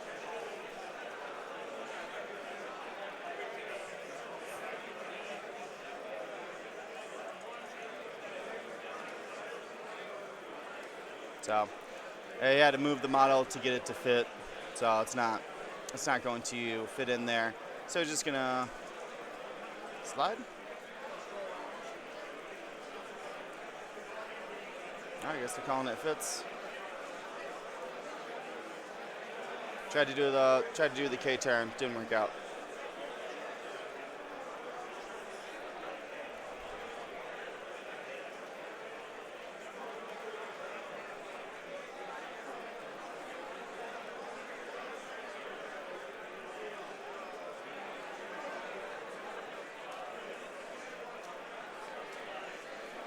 So looks like old T's just gonna bump out there. Doesn't really move at all. Doesn't take an action.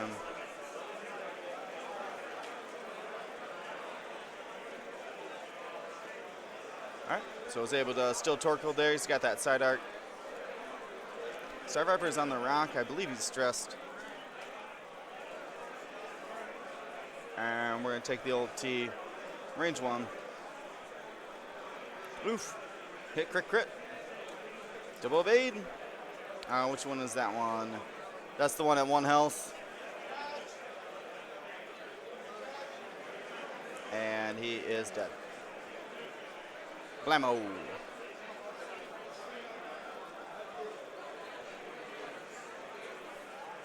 All right. Seavor's got the next shot here. Range 1.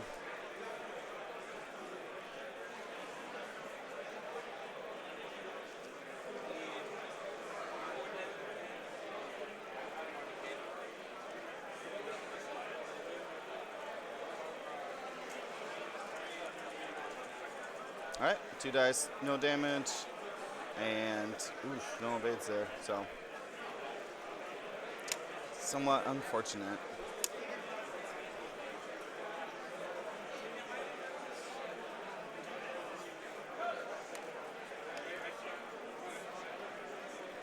So that was an interesting call there. So Evan decided not to jam. Oh, it's probably because he's in the bullseye. Remember, he can't jam somebody if Seavor is in their bullseye. So I think he's going to end up. He might actually be in both of their bullseyes, and that's why I end up taking an evade. So this is the long-range attack. Spent the focus there.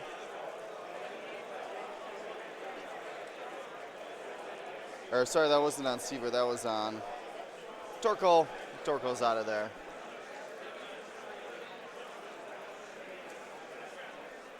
And this one is on to Seavor, and it looks like bullseye. Looks like bullseye to me. I may actually just take it on to Ronnie. It'll be an easier shot. Yep. It's only 2 agility. Or only 2, yeah, greens. So 2 hits with the focus and dodges 1. Tirani's down another shield.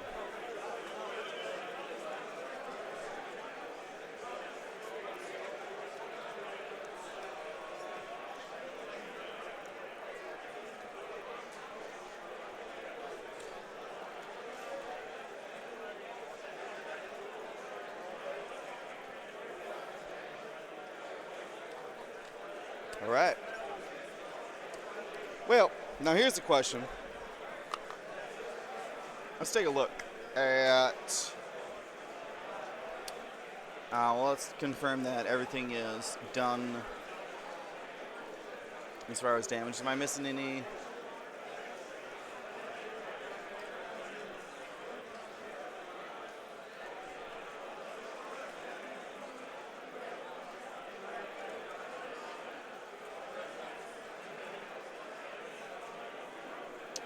Yeah, I'm trying to take a look here. I'm surprised. Didn't that start right for a sloop? I mean, there's the judge standing right there, so I assume that's what happened, but maybe not. So let's take a look here at Tirani's white maneuvers. So he's got 2 bank for his only bank green, which is not good. And he's got a hard 2. It's his shortest hard 2 maneuver. So I could see him hard 2 in this way. And then from there, he 2 banks around that way. That's probably going to be the best he can do. I don't know if we can squeeze a hard 3 this way and still be on the board. So that might not even be an option. So I think he's kind of stuck with that particular decision. All right, so a crazy barrel roll from that cool-looking Star Viper.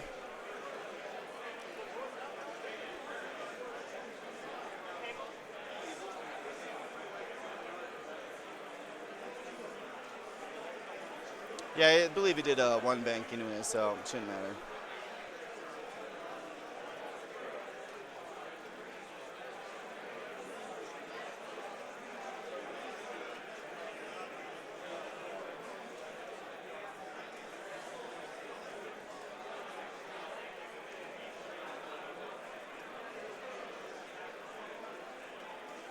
All right.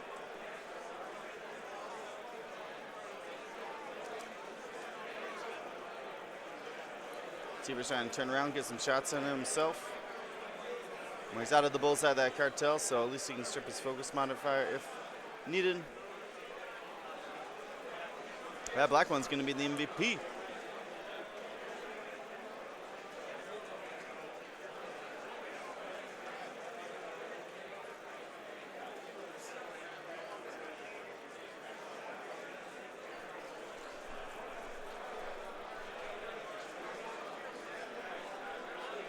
So, yep, just as I expected. Just gonna 2 bank there next time.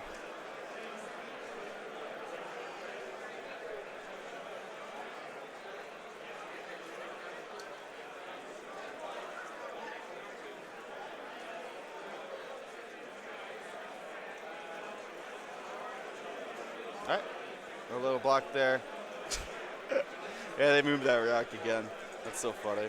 Oh, now he gave himself an obstructed shot. So, it's either that or Tirani, which I think it was out of range. So, got 3 dice, single crit, whole hand full of dice.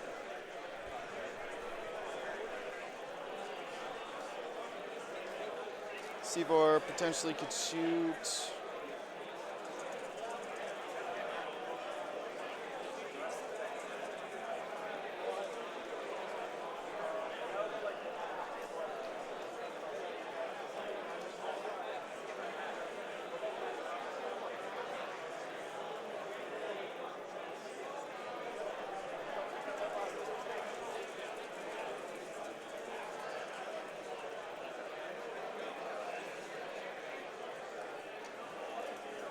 All right, single hit from Seavor there. Long range doesn't do any damage.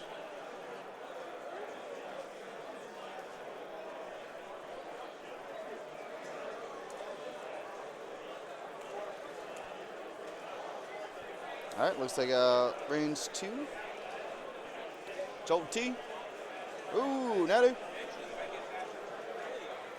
Takes a single crit. And see what it was. Thank you guys for putting it in the box. I told you wrong. All right, and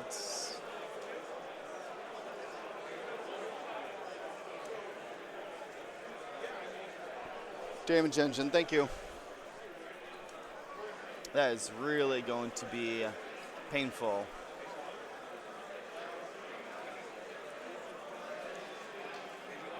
Can't fix it. Now he's got white heart 2s.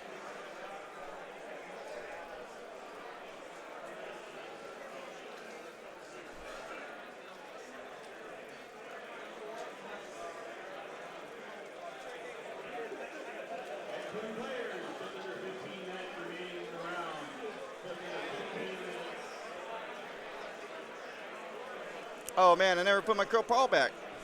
I used it to look. By the way, coupon code World Tour 2019 for 20% off of curl paw creatives. Also, you get 15% off at District Foundry.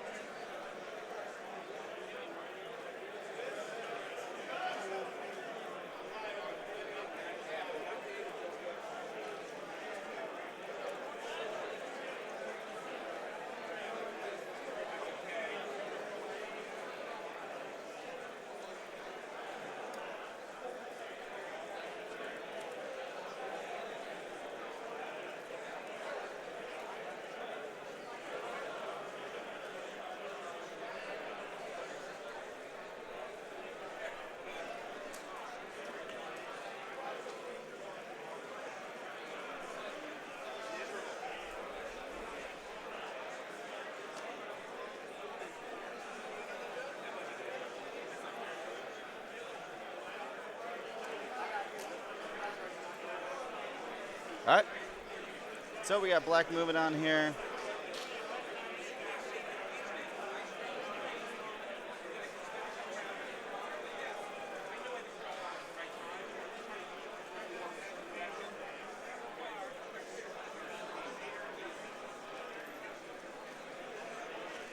Trying to decipher exactly where.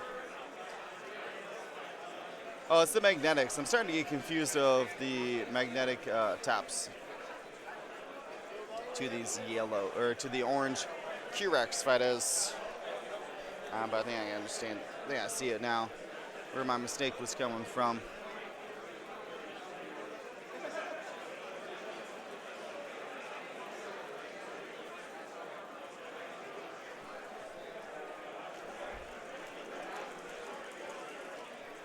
Got a couple judges holding things down for him.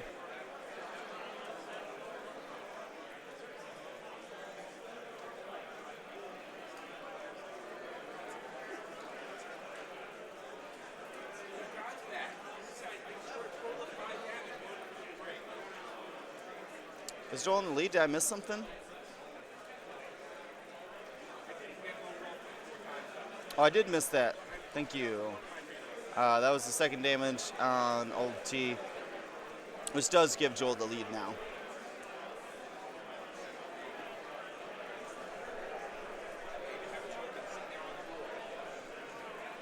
Thanks, Jeff.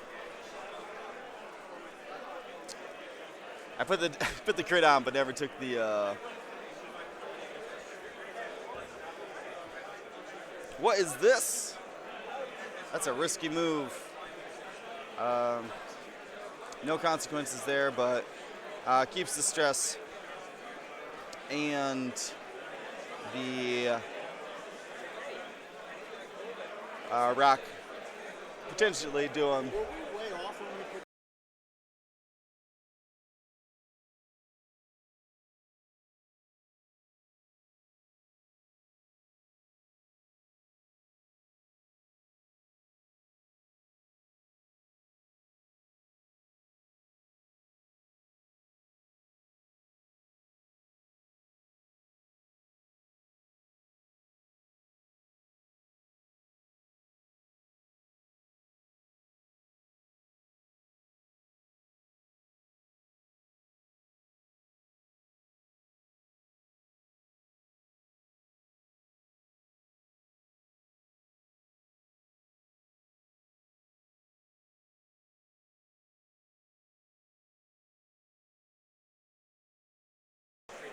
All right, there's a question from our Marshall about that Tirani. There's a potential. Paul was worried about. Yes, we got another subscriber. Paul was worried that they incorrectly put the Chemo Gila on the table, which would have affected the hard 3 hitting the rock or not. Hard to say. I'm not sure what. All right, not sure what that was.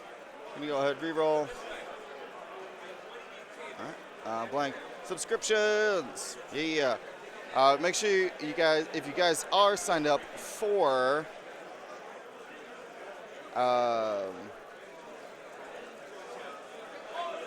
if you guys have signed up previously for our Twitch Prime subscription, remember you need to renew that every month. If it's been more than a month since you renewed your Twitch Prime subscription, please go check it out.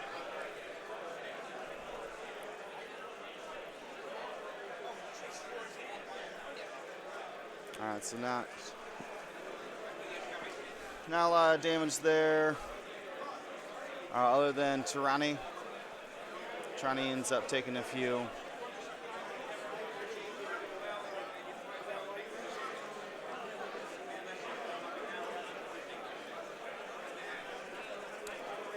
Which isn't enough to have them, but still very good.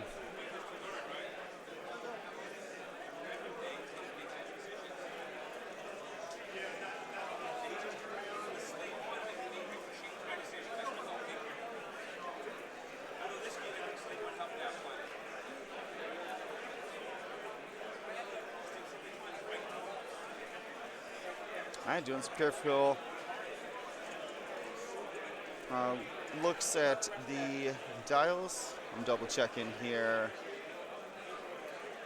Do I have these switched?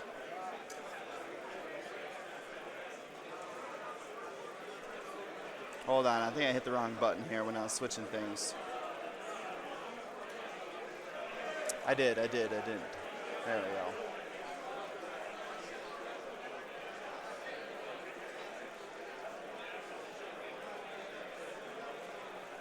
All right, get a little bit of maneuver in here.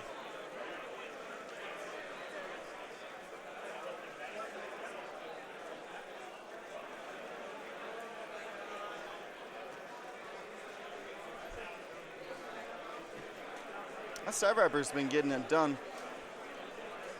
Evans had to ignore it simply because it has more agility.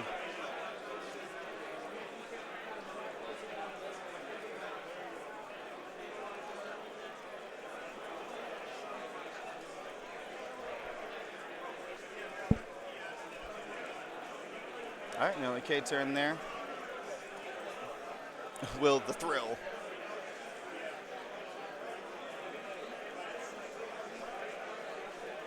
Thanks, Dale Restamar. So, this, Paul was worried about it, but didn't look too bad. It is me, William Hegwood. I am commentating.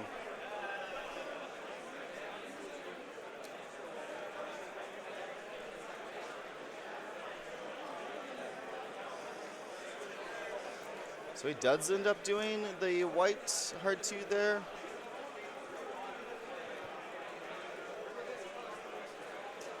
This is no longer red, it's decreased difficulty. So, still white, which isn't bad. It's just he's going to have some problems clearing his stress, but he's got a shot in him, so he's got to take it. Doesn't look like he gets that shot. Chemo Gila's got no shot, yeah, so it's just Seavor here. Most likely going to shoot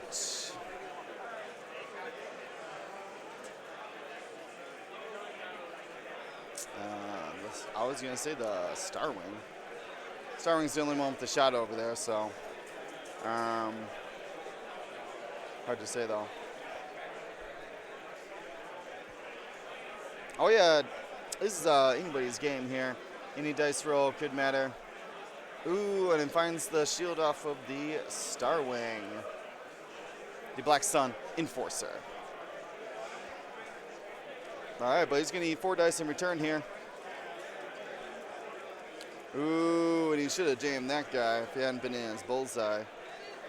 It's going to be 3 damage, and Seavor is gone.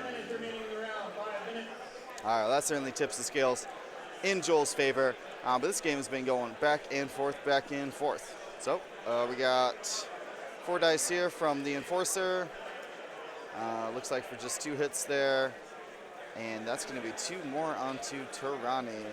And Evan's just getting beat up in the last couple rounds here. Losing points left and right.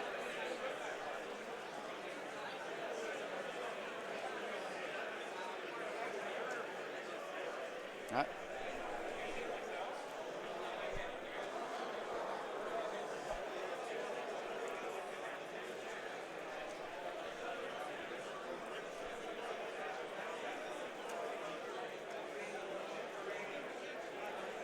Star Viper. Sorry, I'm saying both.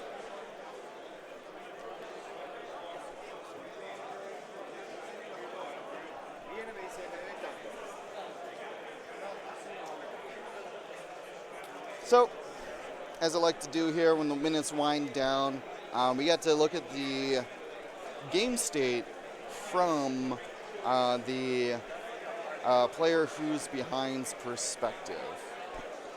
In this case, it's going to be Evan.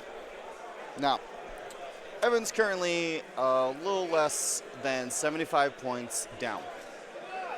Okay. And his opponent still has 3 full point ships on the board. They're all down a shield, but they need to. He needs to be able to utilize this Tyrannic Cold Dove. Now, Tyrannic Cold is in a good spot right now to do the 4K. It's going to be hard to. It's going to be hard for the Star Wing to get over there or Star Viper. We're going to call it the Black Sun Enforcer.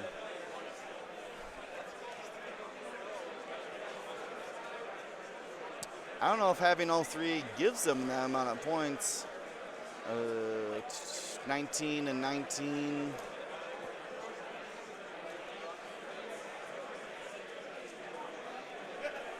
Oh, Star Vipers don't have hard 3s.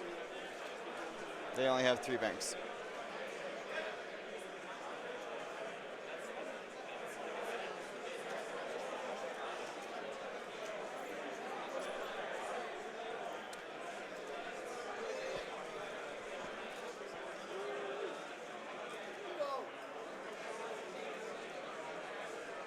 Is it me or the screen kind of looking more orangey today?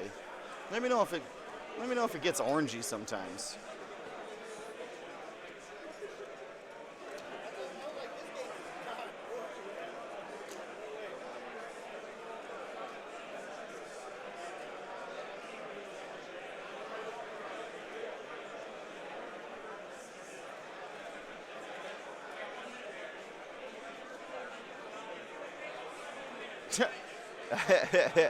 All right, I'll give that. I'll get that to you.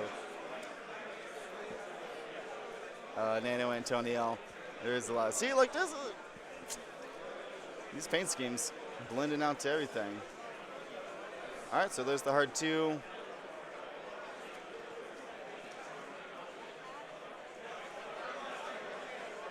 All right, links it up. So, Joel's able to set up a really good kill box here for this 4K. Old T obviously just gonna like 2 bank here. If he forgot about his damage sensor array, no, 2 bank.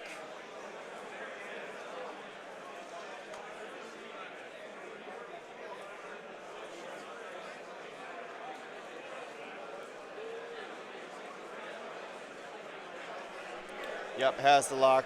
That's Old T's lock, by the way.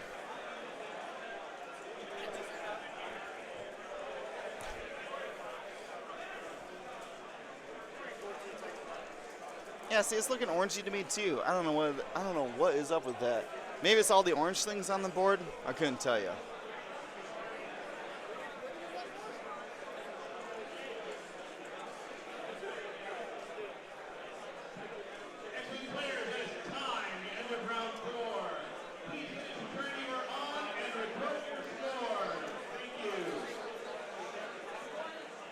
I think I believe the official standing next to the table had to give him 2 or 3 minute extension, so they'll most likely get one more round.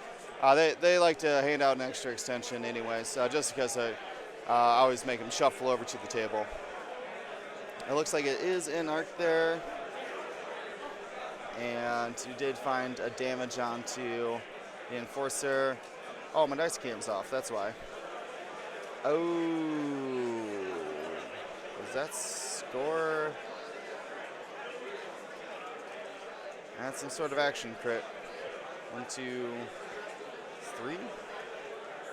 Yep, that puts him down to 1 health. Hopefully it's console fire. But alas, it's not. Single hit, and Tronic takes it. Still on the board. Couple more shots, possibly obstructed. 2 hits. 1 evade, 1 damage. 1 health away. The other Marauders got, I assume, obstructed as well. Possibly 3. Yep, all the dice.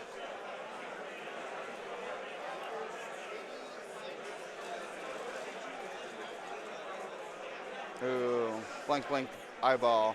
Nothing going on. They're going to call a handshake there. Doesn't look like they had a time extension then. Fair enough. End up with 99 to 143. I'll be right back to give a giveaway or two.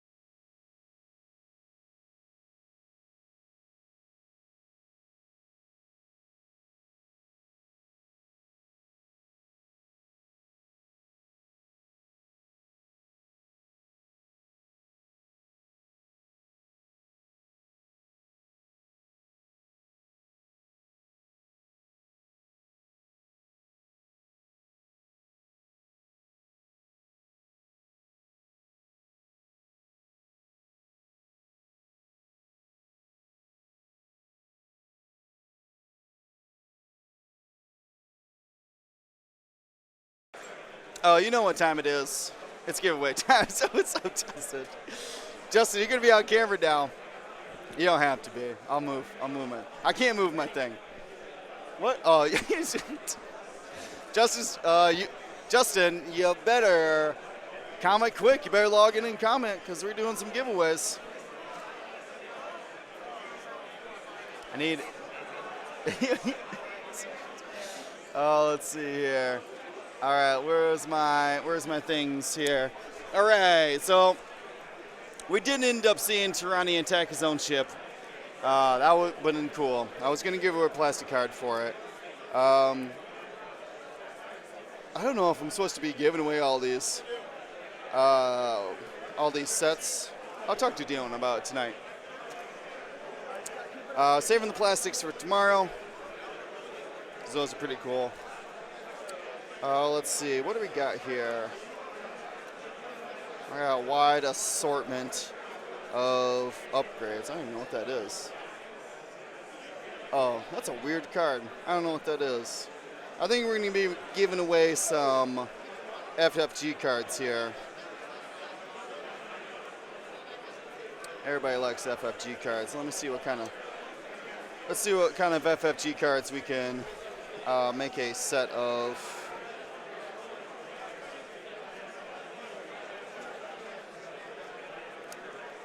Give me a second here. Getting everybody a minute or two to pop in and pop in and say some words in the chat. That's how you become eligible for the giveaways. It does increase your chances if you are a subscriber. So, but there's always a chance. We gave away one yesterday. Someone wasn't a subscriber, so. All right, what do we got? All right, do I got 4 or something here?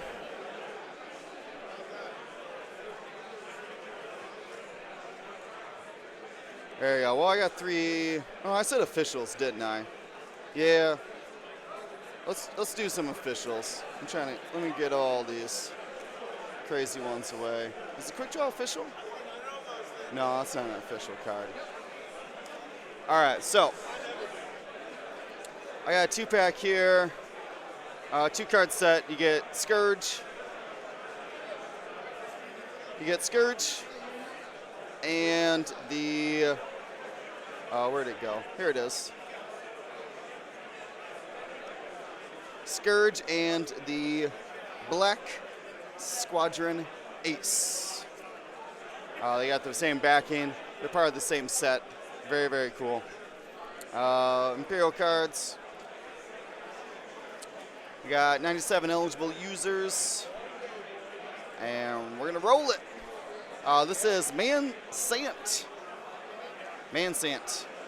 Type exclamation point, win, and tell them that you got the black and, what'd I say? Black and Scourge. All right, let's see, I got another set of these.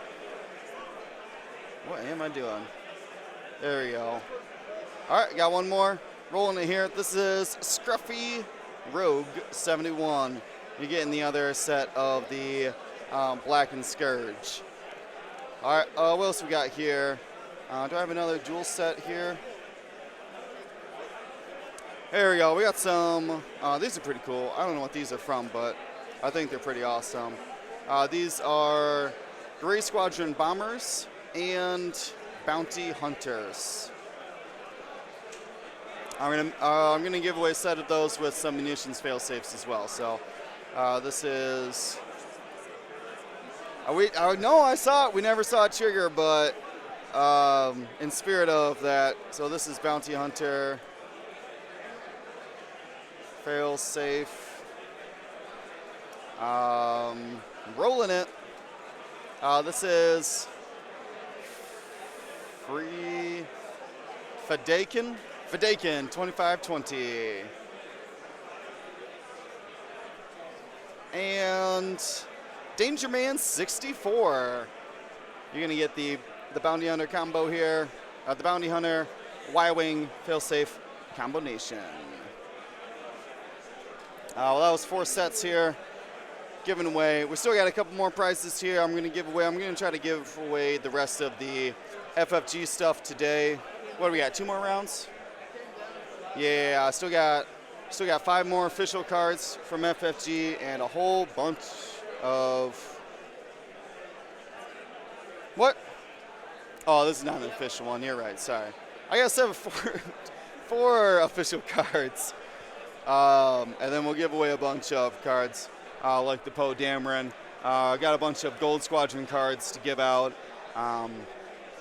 So probably next round we'll give out some of these official cards mixed in with some Gold Squadron cards then too.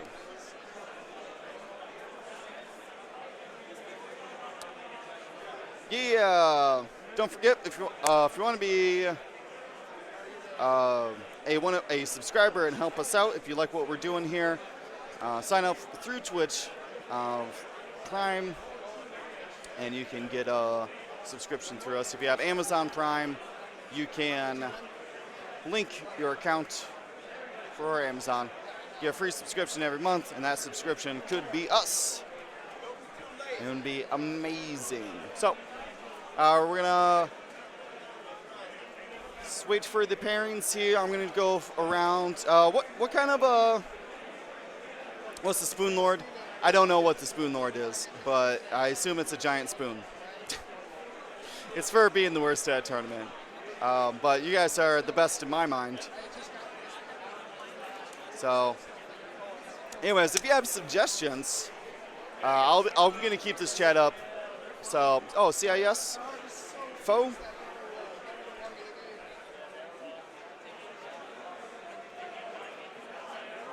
It's a wooden spoon.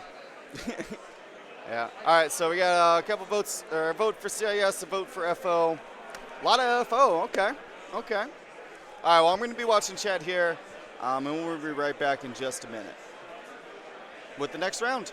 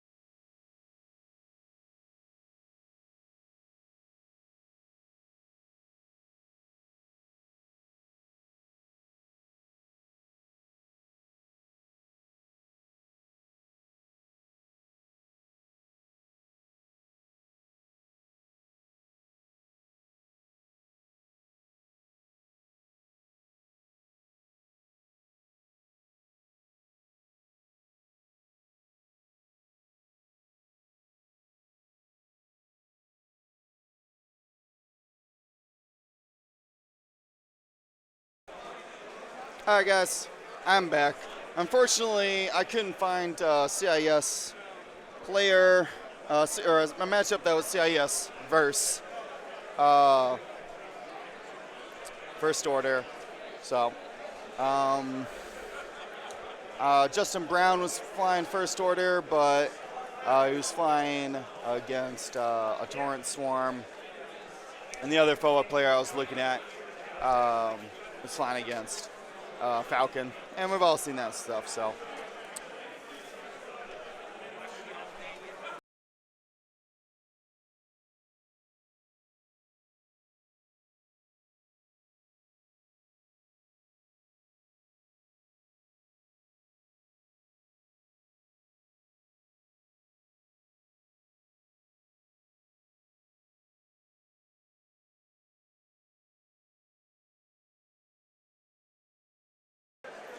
All right, so I got this list.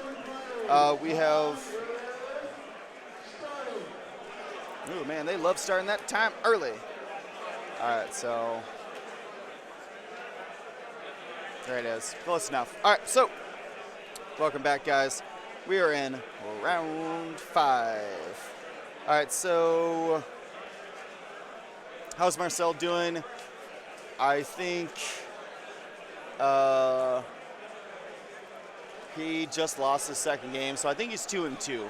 But all the 4-2s, or most of the 4-2s, make day 2, so should be easy. I mean, you know me, I love CIS, guys, so I'll put any CIS Swarm on the stream. All right, so we have Daniel and Michael. Man, I'm gonna have to ask him so I don't get embarrassed.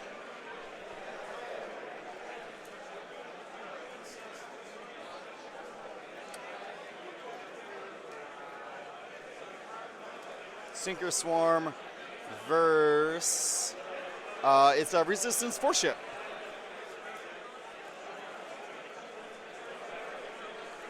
That Resistance 4 ship's flown by Daniel. He's got 2 transports, 2 of them. It's going to be awesome.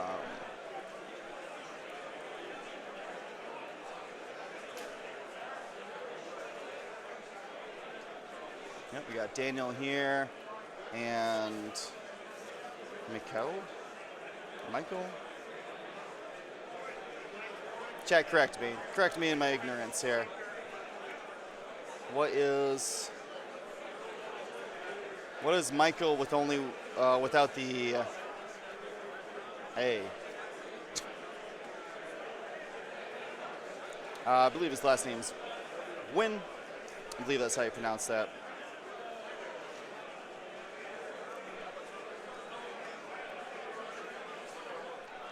When Croak? I don't know. How do you say Michael without an E? Or Michael without an A? Let me know so I can stop being so ignorant. Yeah, exactly, Mad Mooney. Well, I mean, you gotta, like, spell it. Spell it how I could say it.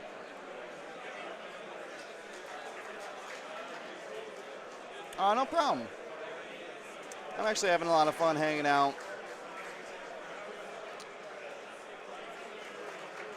Michelle? Oh, fair enough. That makes sense.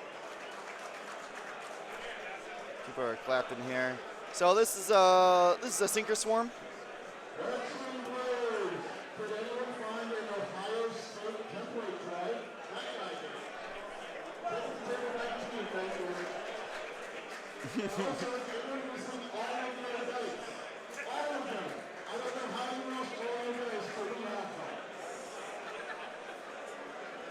He lost all of his what? I don't know what they're saying. I'll go ask. I'll double check. Michelle.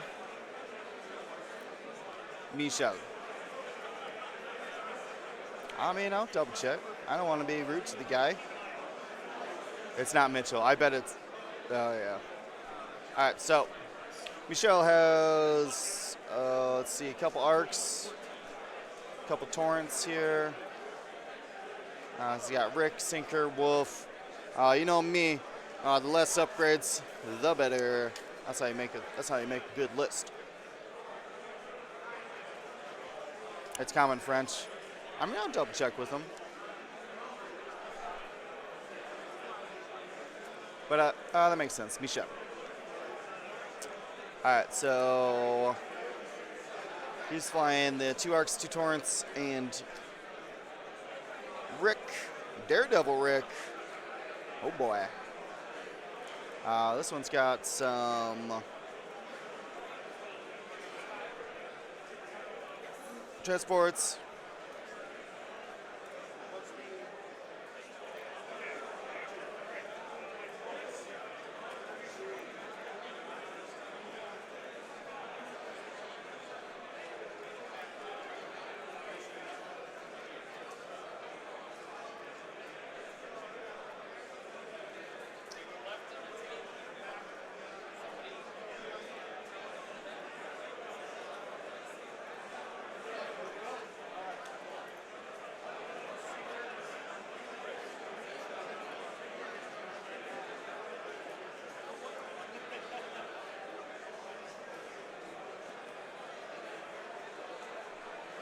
Oh, because I'm looking for that. All right.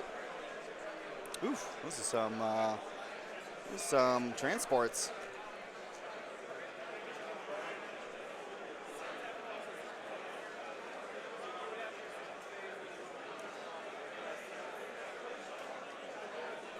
Oh man, I just looked at the ships.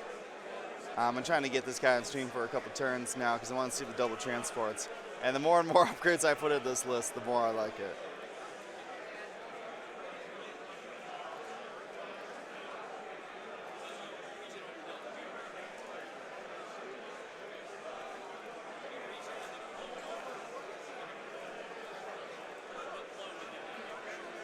I'll put it in here. I'm going to go drop their sheets back off to them. And we'll run down the list. 5 or 6 gunboat list? No. That's not what people are trying to fly in Imperials. All right, I'm going to run this through and we'll be right back.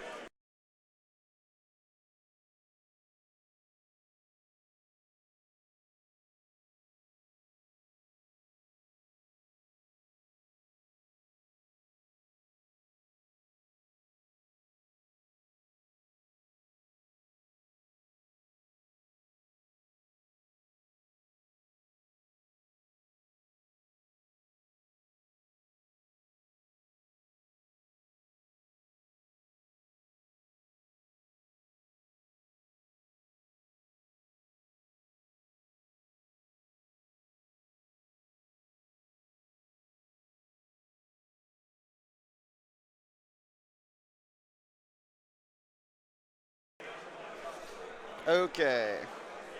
So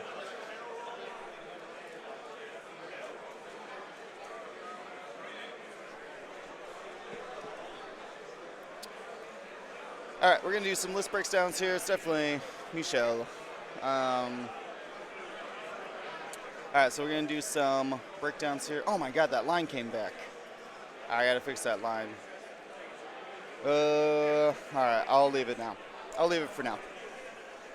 All right, so let's do a quick breakdown here. We're going to start with Daniel's list. He's got Kova. No.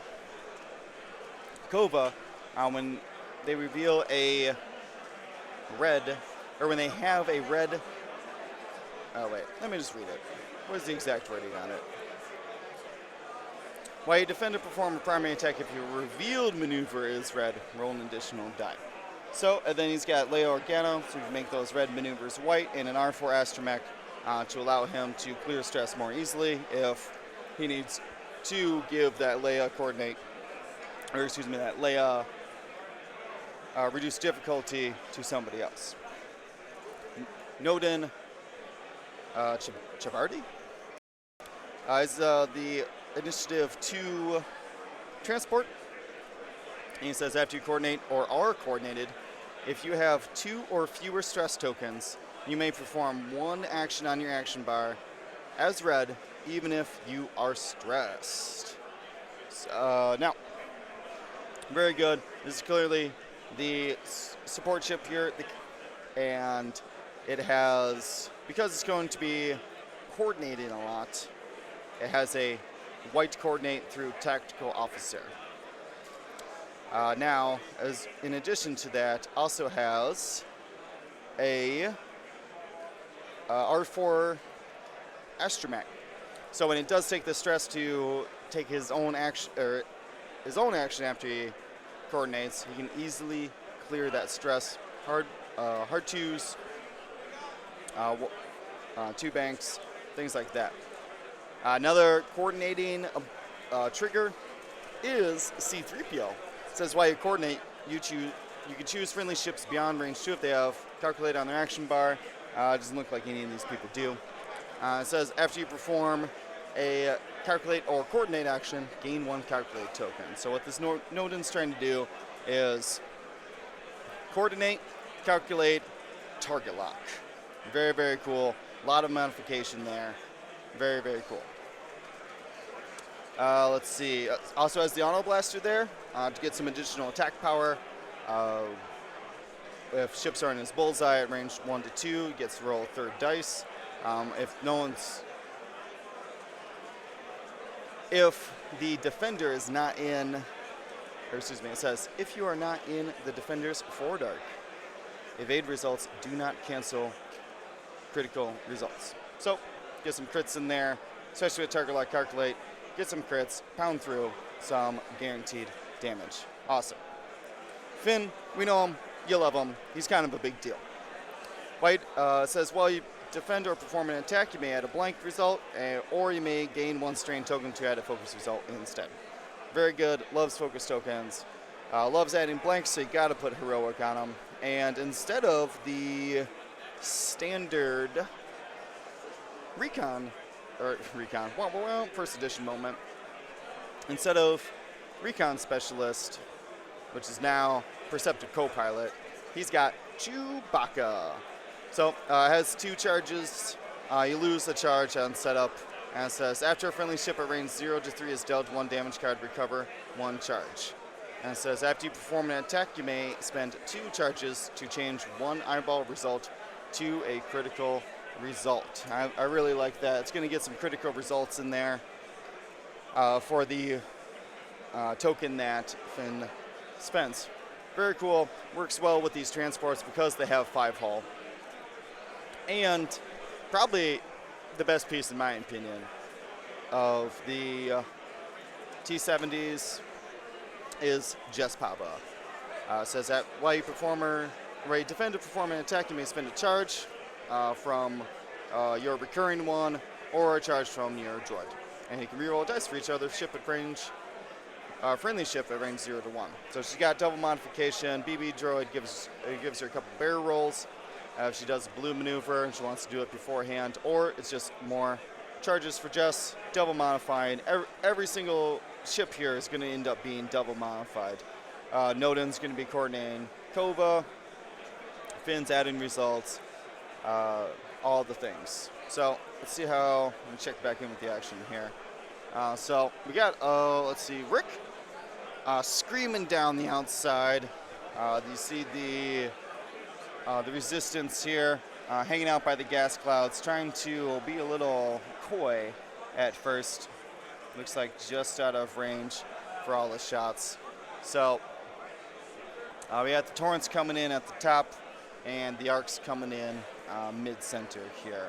So kind of pretty much a good jousting lane here. We're going to have a line of fire like this and probably a line of fire like this, and as the two forces clash together.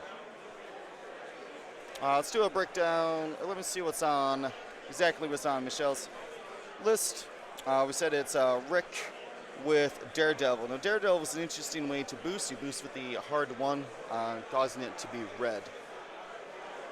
The Naboo Starfighters do have blue 3 banks and a blue 3 forward to make sure that Rick can keep taking those 3, 4, and 5 speed maneuvers, even while stressing himself, which is going to get him his free evade through the full throttle ship ability. Rick O'Leary is initiative 5 and says while you defend or perform a primary attack, if the speed of your revealed maneuver is higher than the enemy ship's, roll 1 additional die. And with these transports moving fairly slow, they sometimes even stop or reverse, the chances of Rick getting his ability are very, very high. Daredevil ends up being like a pseudo Talon roll. Ends up being like a 180-degree move if you hard 3 then hard 1 barrel or hard 1 boost. Ugh. Could be very good. A little weak on the modifying, except for he's got Sinker in his squad.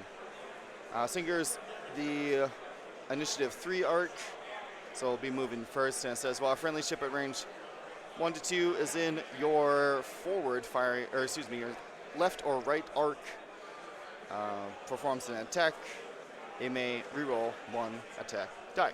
So kind of like Hell Runner, but instead of range 1, it's range 1 to 2, but it's only in the sides. So you end up in these cool formations like this, to where you got rerolls coming from both directions here. It's very good formation.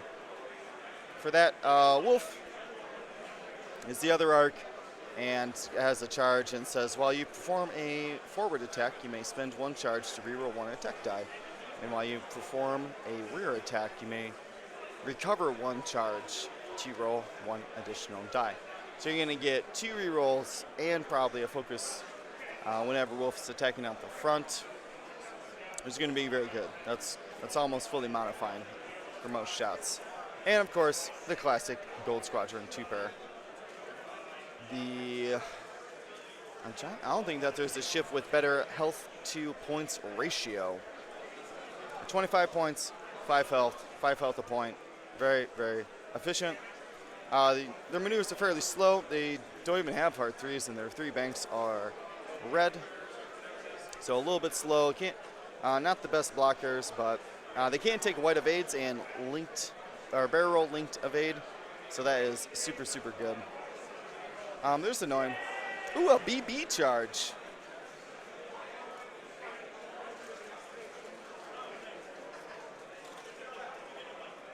And looked like he layered a stop and coordinated a barrel roll. Oh man, that's 3 calculates? All right, so let me break that down for you. So he coordinated a focus linked barrel roll to Jess. That's what she has when her wings are closed. When he coordinated, he got a calculate. When he then he got to perform an action because he coordinated, and that action was calculate from C-3PO. And C-3PO says whenever you calculate or coordinate, you get an extra calculate. So he ended up with 3 calculates there. Looked like Finn just bumped into him after the Leia white stop. There was a Jess Pava clears her stress there, so that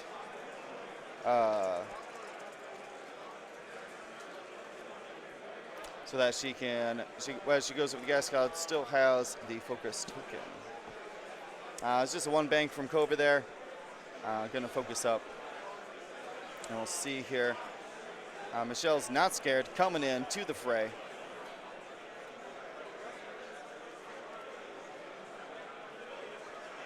Looked like Rick did a 3-speed maneuver.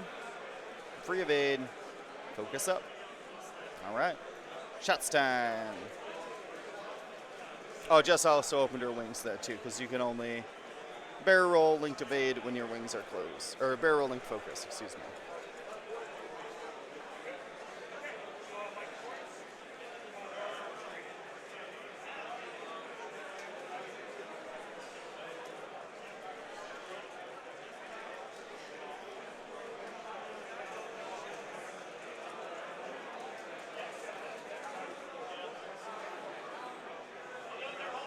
All right, so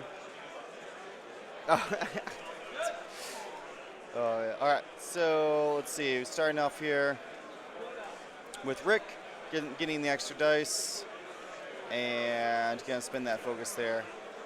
Yes, Fast Walker. Vote 1 for Daniel and 2 for Michelle. So it looks like 3 quick damage out on Cover there.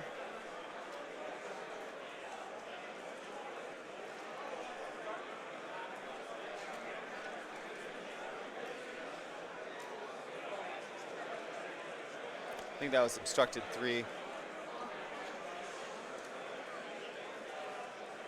That was his Kova shooting because he has initiative.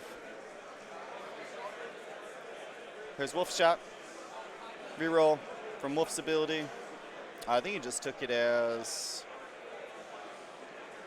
a sinker reroll there. Not quite ready to use that rear arc yet. There's Jess Pava with a reroll. Flips his charge.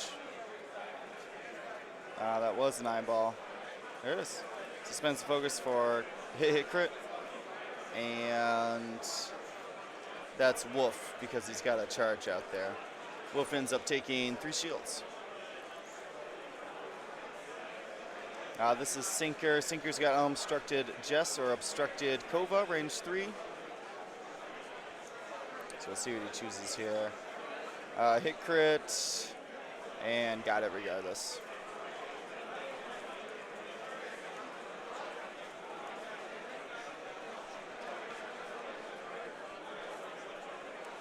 All right, we got Daniel's 2s here. I believe he's activating Noden first. There you go, 2 crits.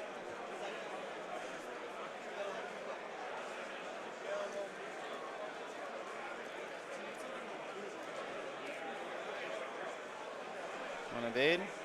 One of the Torrents takes a crit. The crit is direct. Not bad. That's the second to bottom, or is the bottom. Chupa. All right, looks like he was measuring for Finn there.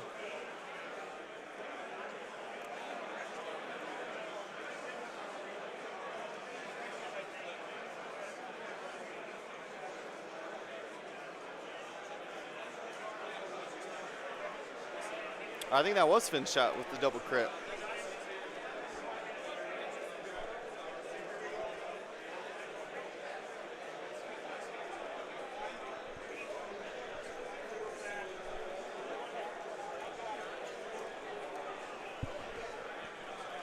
We're checking for Auto Blaster here, see if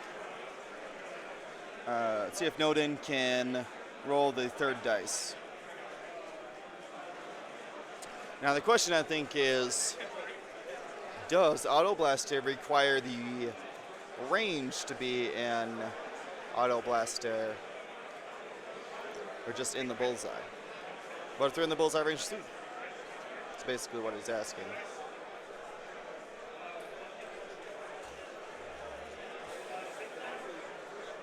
Must have called it no bullseye, spends a calculate there, and does a 3rd damage to that Torrent.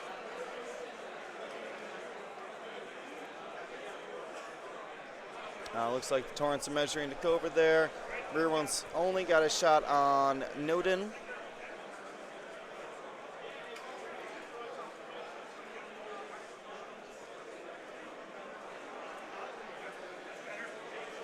All right, spends it for a hit crit, dodges 1.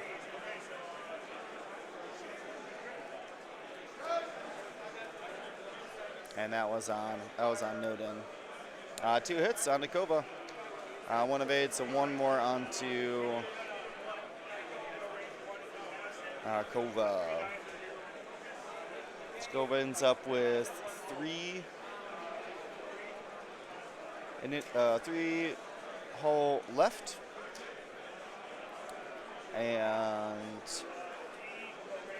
that Torrent was halved from that direct hit, and also Wolf is down shields here, so pretty quick joust here. as we're getting right to it. I think Michelle's target selection of Covenell might be the best choice here.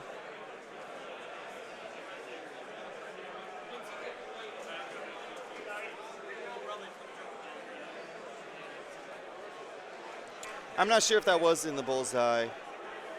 Amarabora. I am a Bora. It was hard to tell. I mean, the template was laying flat, so it's always hard to tell.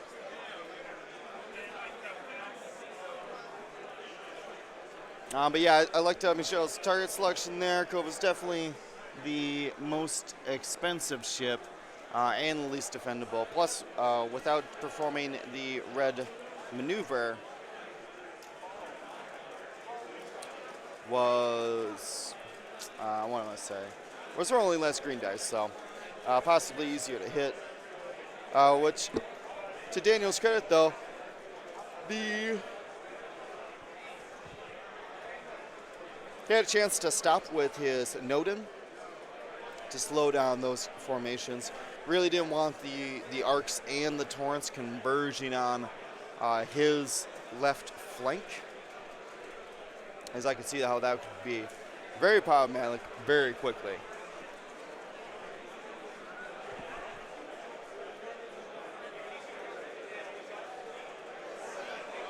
Yeah, this is quite a change for the jockeying up position we're used to here out on the stream. These players are ready to play. They know their list, and they're ready to shoot. There ain't no dancing. If you got arcs and torrents, you ain't dancing. If you got resistance transports, you ain't dancing.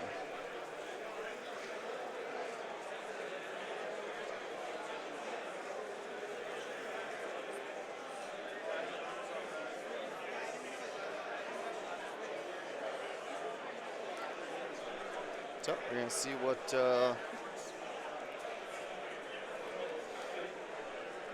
what's going on here. Looks like almost all the dials are set. Daniel's double checking every one of his.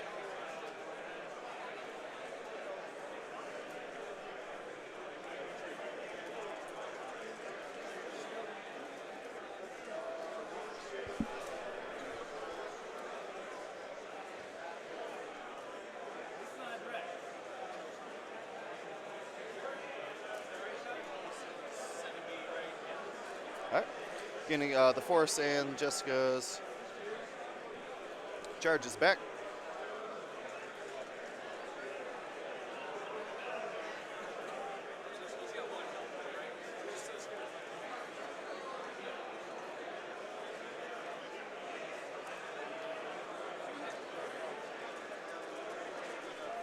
All right, so that's triple calculate and stress to coordinate Finn. Oh, that's fun.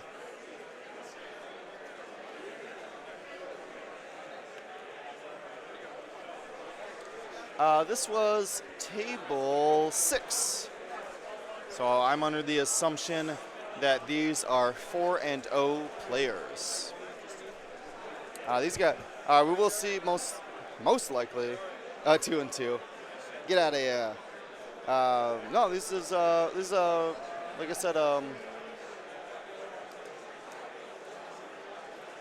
table 6. So the assumption of 4-0. If not, they'd be 3-1, which means definitely the winner of the game is going to go into day 2. We can count on that. So we'll see one of these two lists tomorrow in the cut. Oh, I turned off my Curl Paul. No one said anything. Curl Paul Kratos. Coupon code World Tour 2019 for 20% off. CurlPaulCreatives.com. 50% off District Foundry for all your tabletop competitive needs. All right, here we got Jess cutting in. Looks like she's going for a block on Wolf there, while also going in for a range 1 torrent shot herself. We got Sinker moving out, spreading out that left side arc as wide as possible, trying to include the torrents in it this round as well. We have Nodin. Oh, I love this. He's like, nah, I'm good. I'm going to hang out behind this gas cloud. Don't worry about it. Pops Leia. Gets a bunch of extra dice. Yep, there's the bump there.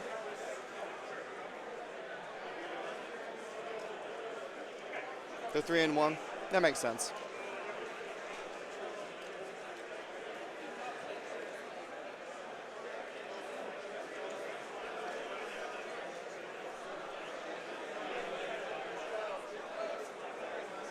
All right, so that was Rick coming in hot.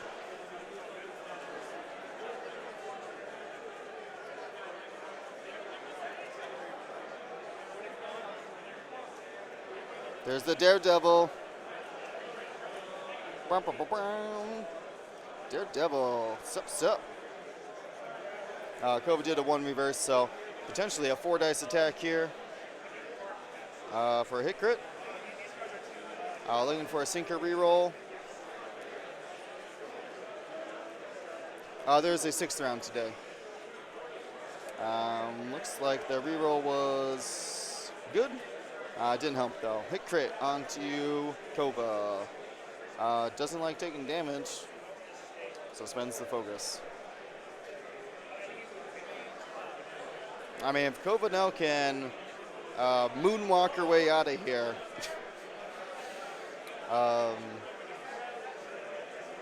could be interesting. So, a bunch of blanks there from Kova at initiative 4. That's unfortunate.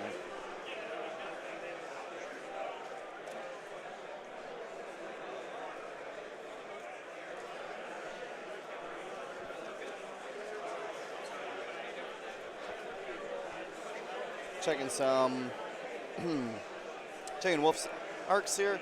Looks like he's gonna go for Finn. Hit, crit, pretty good.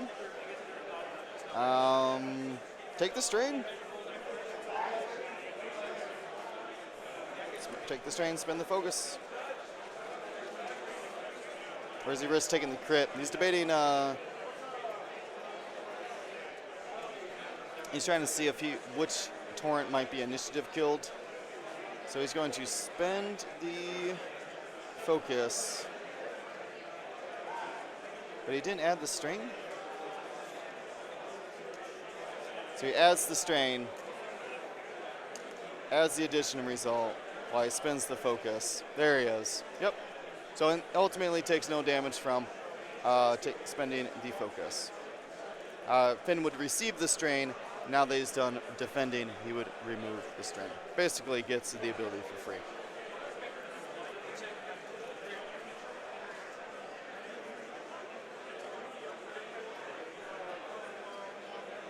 All right, so 4 hits from Jess there, and they're gonna all go into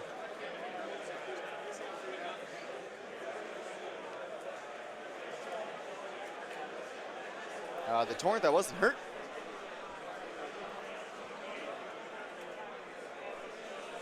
All right, we got 3 hits there from Sinker. I love these guys' pace of play, but wow. Let me catch up, guys. Jeez. All right, so now we got initiative 2. We're shooting Noden first. Oh, got a couple extra calculates. There it is. Hit, crit. And the Torrent's going to be dead. That's a kill shot for sure. Pushes 3 through. So no matter which one it is, it dies. There's the one with more health here on the top. Top one ultimately dies. We'll get a shot because the attack was at initiative 2. Double blank for Finn. Adds the blank. Heroics into a Chewbacca crit.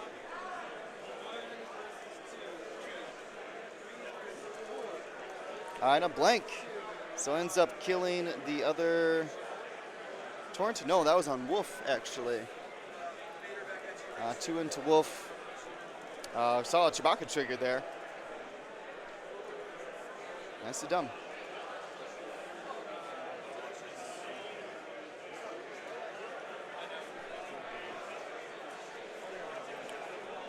I think Michelle's just asking about the strain, how the strain works, that it's removed after the defending. Just want to confirm it from a judge.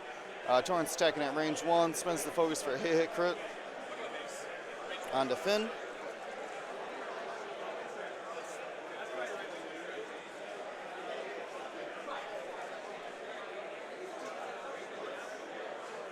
Oh, they're double checking the heroic rules. Double eyeball there, so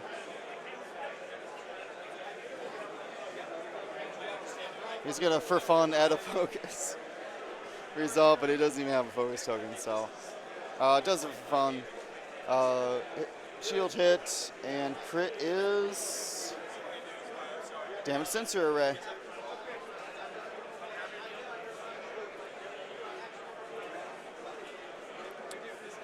This torrent, I think that torrent got blocked, and ooh, adds the blink to heroic again, but only gets 1. Fit had a chance to survive there, but ultimately is destroyed along with one of the torrents.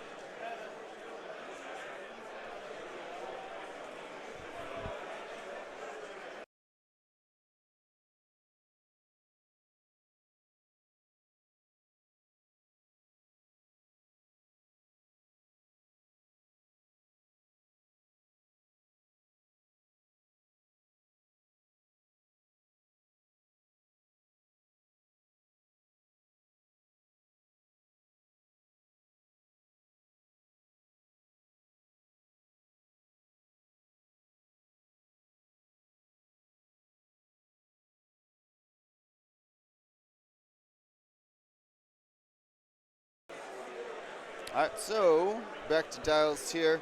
Ultimately, Michelle's scoring a lot of points here. Already has halved Noden, Kova, and has killed Finn.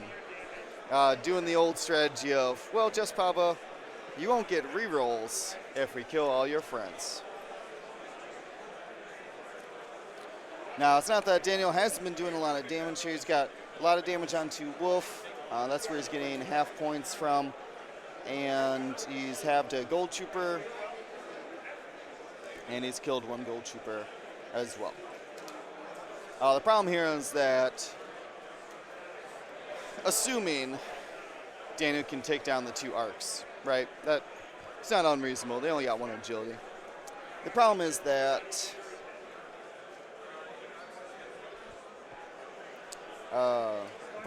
Jess can't fight Finn.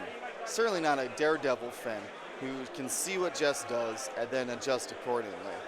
It's going to be very difficult for her to do that.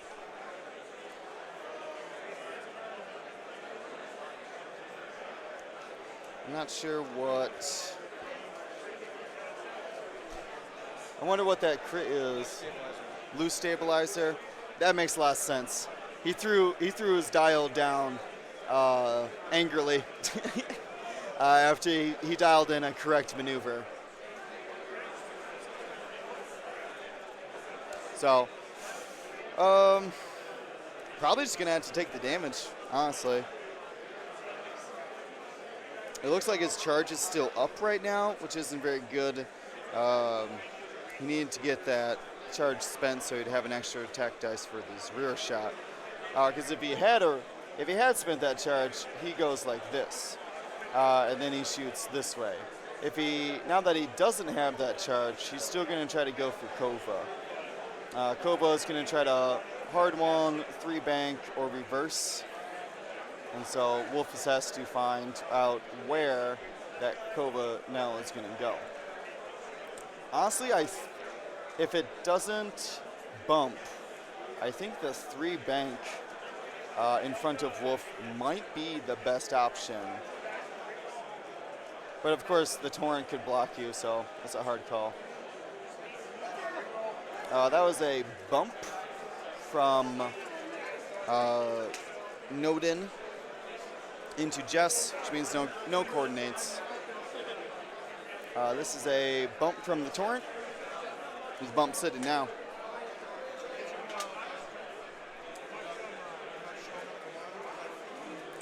So let's see what Jess does. Just most likely doing a Talon roll here.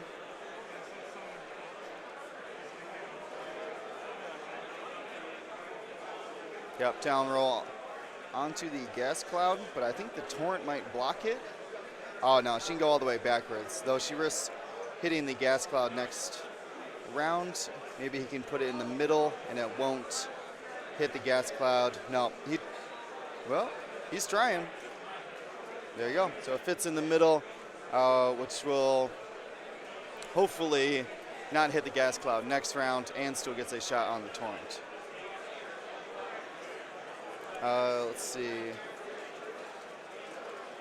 Would end up stressed and would block sinker. And see where Gover goes. Gover's just stopping. Interesting.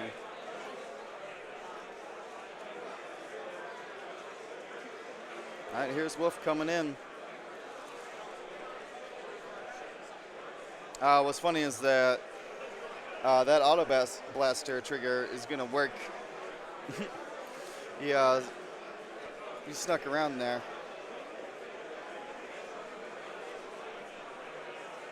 Good morning, Diome.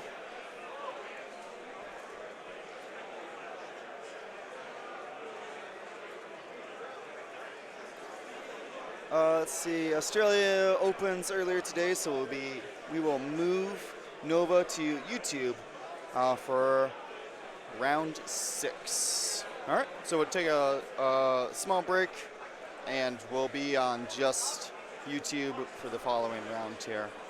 And on Twitch, you'll see Australian games.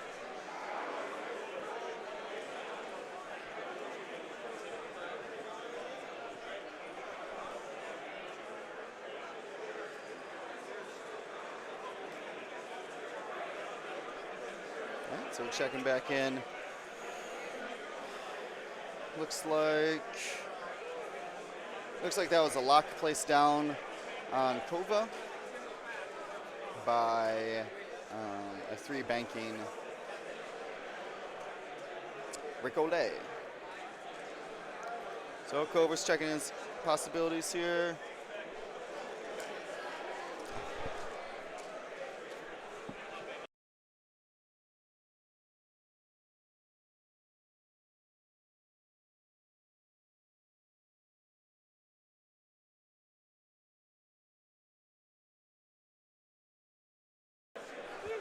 All right, let's see what, still making a quick decision here.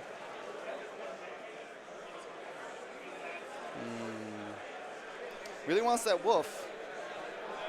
He's going to be one of Michelle's biggest hitters here. I'm not sure why it has to be so accurate. I'm very confused by that. Oh, because they're looking for gas cloud.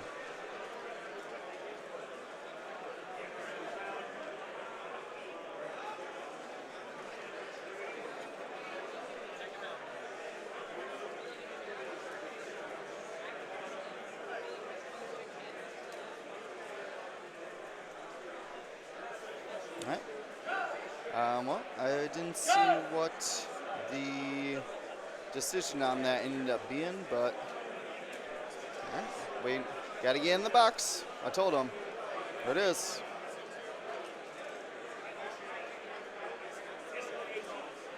I was not sure about the focus there.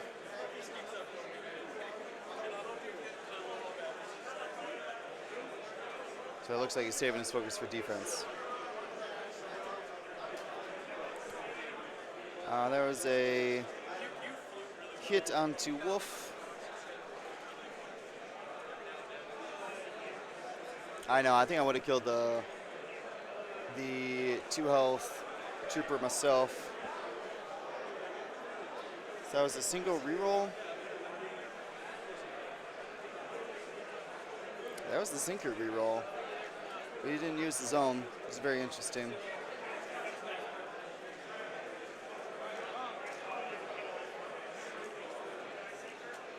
He's a range 1 Jess Pava, and she's got no friendlies. Or no, she does have Coden. Or Nova, excuse me. So lands a crit onto the Torrent. I didn't see what it was. Oh, I literally just whisked away.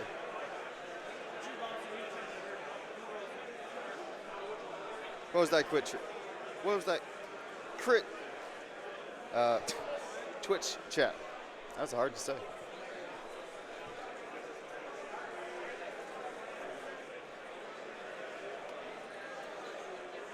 Two hits. Evaded from. Yeah, so just 1 damage there onto Kova.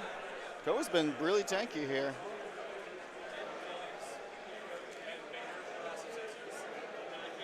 So 1 more damage on Wolf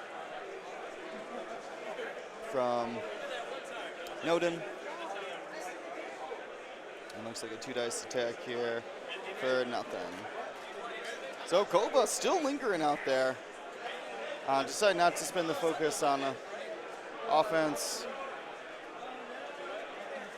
but ultimately never needed on defense. It's always a tough choice.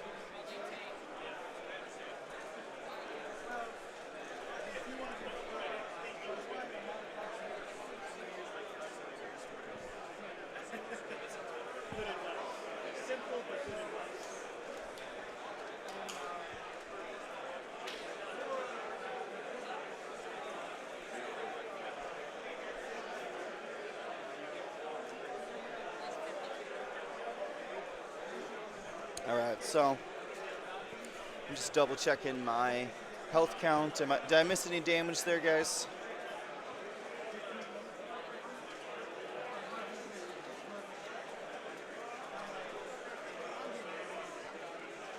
So I know Wolf still has the loose stabilizer.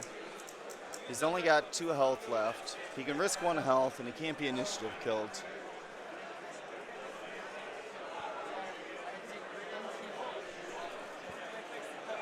All right, thank you, guys.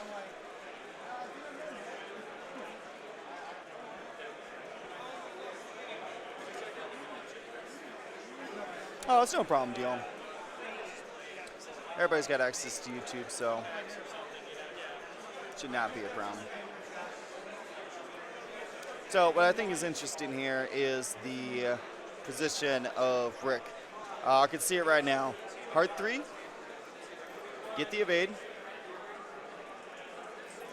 and then hard 1 back and fire this way. And then you can 3-speed down that lane. Oh my God, we got a donation, ISB 2487. Thank you very, very much. Unlimited power.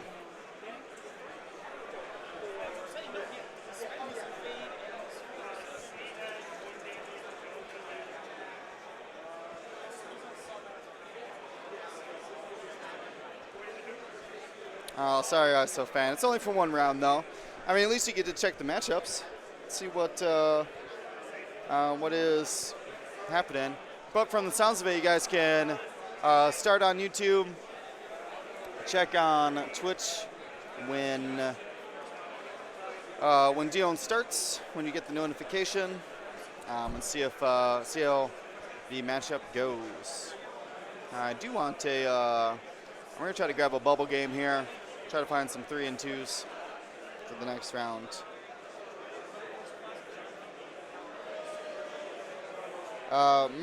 Mountaineering. It's exclamation point prime? Question mark?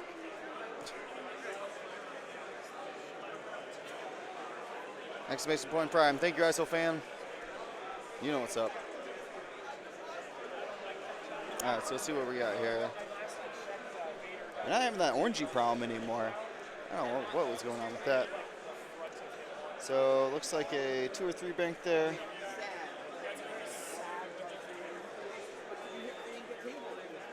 Going to coordinate, get a calculate, and then take an action, which I think is going to be double calculate. Triple calculate is pretty good.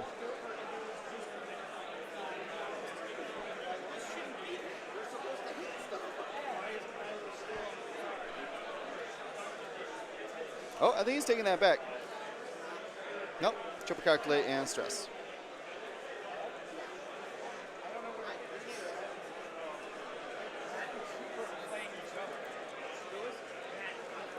So this is the Torrent here. Torrent's getting a hard one. Oh, I see what it did there. Cheeky. He blocks Jess and he blocks his own wolf because his wolf dialed in a 1 forward. Would you look at that?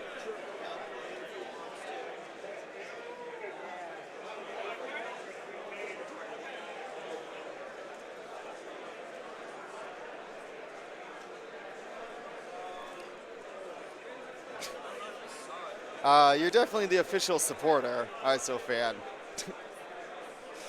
That's for sure.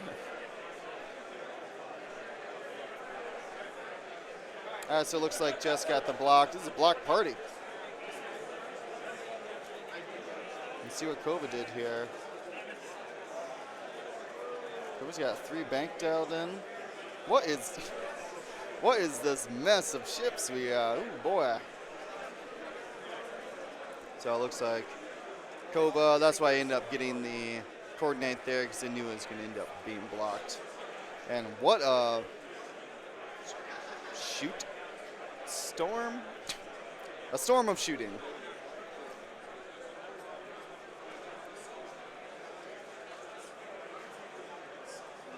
So Noden has C-3PO. And when he coordinated, he got a calculate, and then he took the calculate action, which gave him a 3rd calculate. C-3PO, every time you calculate or coordinate, you get a calculate token.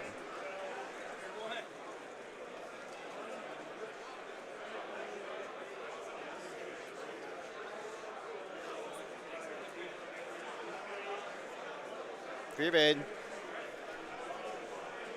He's going to come on in. Does he need to regular boost? Or does he need to stress himself? I think he's pulling out that Daredevil boost. Oh, he's taking regular boost. Okay. Oh, because I think he's trying to arc dodge instead of get a shot. That's always a hard decision. Shoot or be shot at. Or, well, you know what I mean. Oh, here's Kova. Spends it. Hit, crit. Blank. And Wolf takes hit, crit. That was pretty quick. I hope it was weapon. I don't want to say hope, but it'd be the only thing that'd be interesting would be weapons failure right now. Otherwise, doesn't mean anything. This is from Wolf. Sinker reroll, Wolf reroll for 2. And that's enough to take Kova now and Wolf down at the same time. Boom, off the board. Sinker now, no shot. Bumped into Jess, no shot. Bumped into the Torrent. And Noden, no shot, because it looked like he... Oh, does have arc? Oh, no, it's the Torrent shooting here. With a Sinker reroll, hit, crit. Noden's taken 3.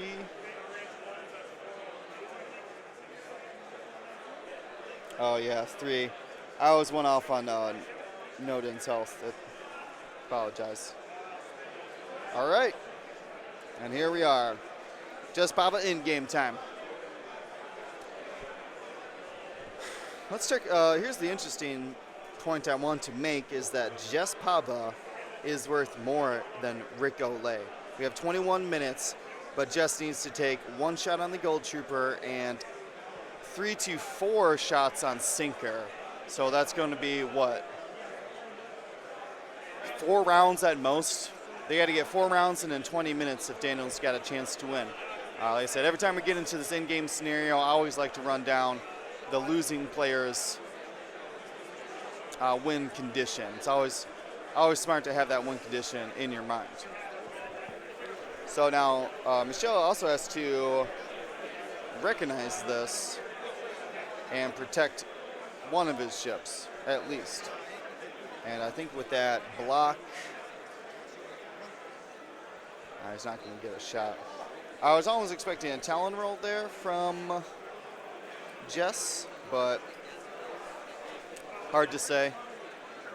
She's got no friends now, and actually, that arc is going to be pretty close. Doesn't barrel roll. Oh, I hit the gas cloud anyway, so that's why. All right, and there's Rick off to the races. No debris damage. Unless Sinker's got a shot, I don't think we're doing much of anything here.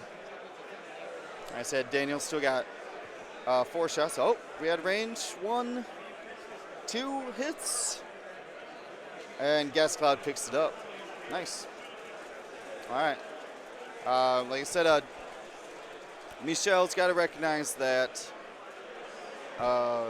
unless there's some sort of direct hit, fuel leak situation, it's going to take at least 3 shots to get Sinker down. That clone troop, I about said she. They're all. It's obviously a clone. The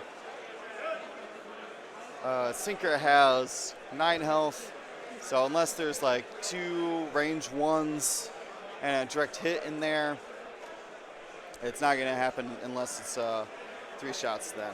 And this Torrent's doing everything it can to not die to this Jaspava. And I think this is probably the time that you do the 4K. Be hard for the Torrent to block it. Nope, just trailing through.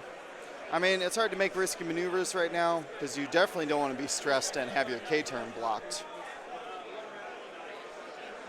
But you need to get this Sinker away from you.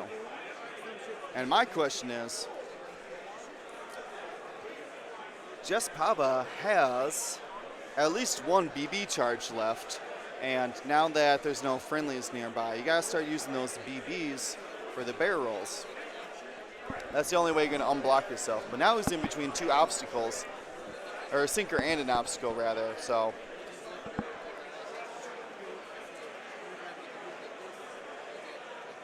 Was that a double of 8 off the fingers? Count it. All right, well, Sinker can't do any damage to Jess, but Jess's window of opportunity is slowly but surely closing in.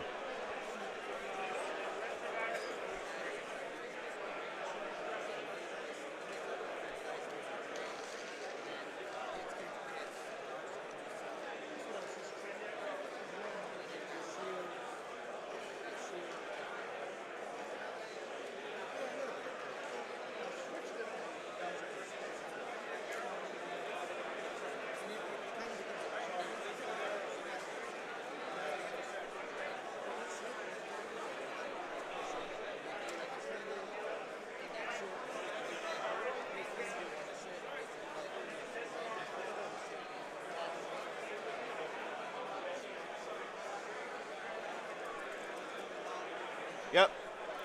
There she is. There's the 4K. Gonna light that Torrent up.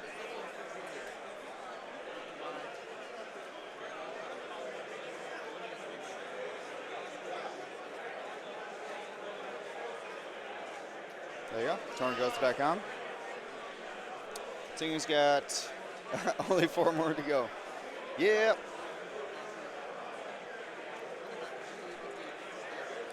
Was awesome, Mountaineering. We need those subscribers 4 more, and we got the wooden spoon and the giant Grievous to give away. Rick Olay is coming back in. Bootston out there. Surprised he didn't barrel roll last time. Maybe he did. I didn't see it. All right, Jaspava first before Sinker. That is enough to kill the Torrent. Boom. Can't evade all of it. Takes 1 crit and is removed. So at least tries to pick up some MOV here, grabbing points off the rest of that trooper. Sinker's coming in, range 1, has a focus mod for 4 hits, and that's going to steal half of Jess's points there in one shot. These guys are playing quick. These guys want resolutions to their game, and I love it. That's the kind of stream game I want. Fast, exciting, intense. Because I think Michel, this is the point where, in the tournament where Michel has recognized he's going to make the cut if he gets the win, and now wants better MOV so that he either plays basically better MOV so he gets paired up with a worse opponent in the cut. And with the 64-player cut, it's going to be pretty intense. All right. Looks like Jess keeps the stress, goes on the other side of the gas cloud there, trying to get some dice modification from the K-turn from Sinker. Let's see what Rick decided to do. 3 forward, figure it out later. Free evade, grabs the lock.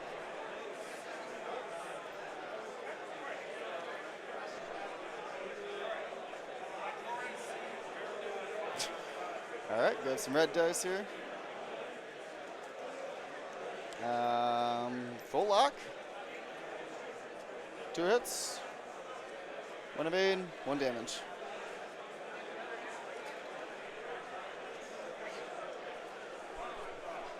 This could do it. There's a gas cloud there. Nope, just a single hit. Gas cloud picks it up. These guys are moving. I love it. That or they're trying to just end the game so they can take a break. I'm not quite sure. Either way, I love it.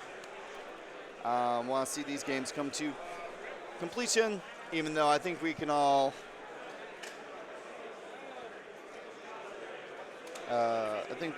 agree that Michel is more or less taking this game. It was possible if Jeffs had never gotten halved, but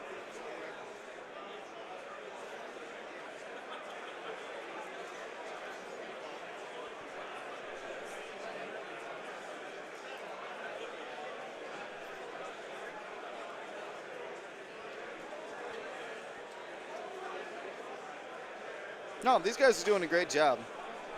That's Wash Lives.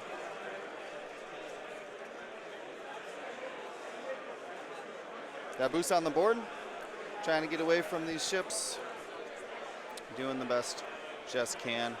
I don't think he's really running for time or anything. He just had to clear that stress, get away from Sinker. He just pops a lock. Lock's always better than focus, unless you're being shot at.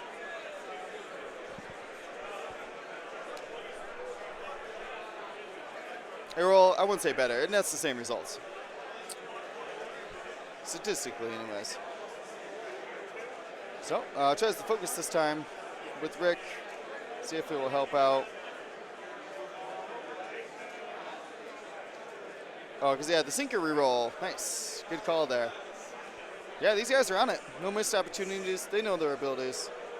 Target lock into single crit, which is dodged. Getting it done.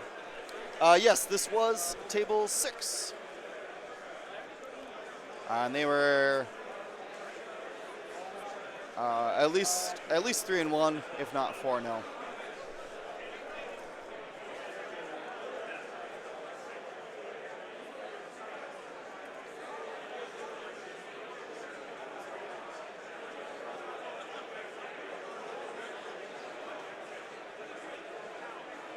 All right, Jess.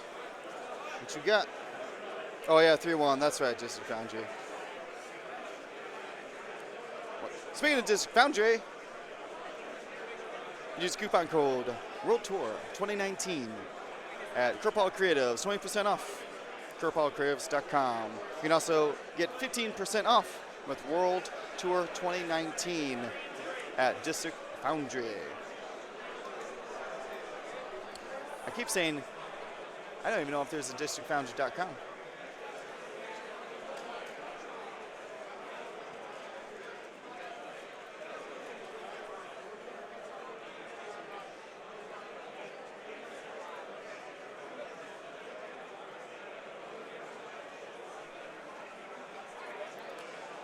All right, range 1 here. And there we go. We finally get a resolution to it. Now you have to go to District Foundry's SC shop. Just Google search District Foundry, and you can get 15% off. All right, guys, I'm going to switch the stream. We had to switch the stream over to just YouTube. So I'm going to, if I can come back, if I come back before the round, looks like we have quite a few minutes. So I'm probably going to talk to the players, do a giveaway, and then switch over to YouTube then for the last round. So just give us just a moment here.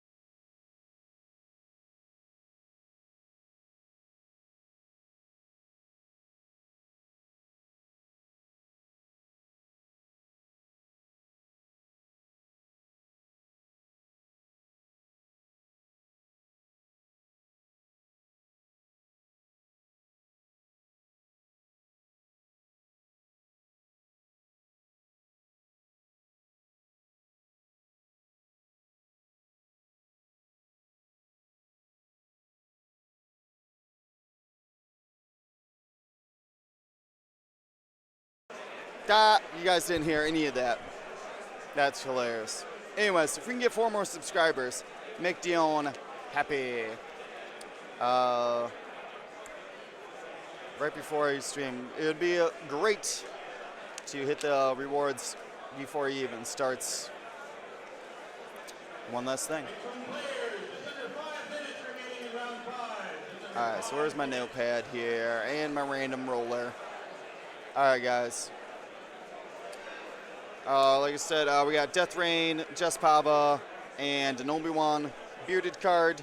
That's going to go out to one of the people here. You got to type in the chat. You got to be... you got to have typed in the last 5 minutes. Jess Pava. All right, we're getting up to reset it again. All right, we got a couple more here. You get in that chat if you want to win the Death Rain, Jess Pava, or the Bearded Squadron Obi-Wan Kenobi. All right, time's up. I'm rolling it. This is going to Captain Malicy? Oh man, I'm losing it today. Captain Malicy. Exclamation point and win. I'll make it a note of this one because this one's a little bit more complicated. It's Jess, Death Rain, and Bearded Obi-Wan. Exclamation point win. Captain Malicy? I don't know. I'm not very good at that apparently.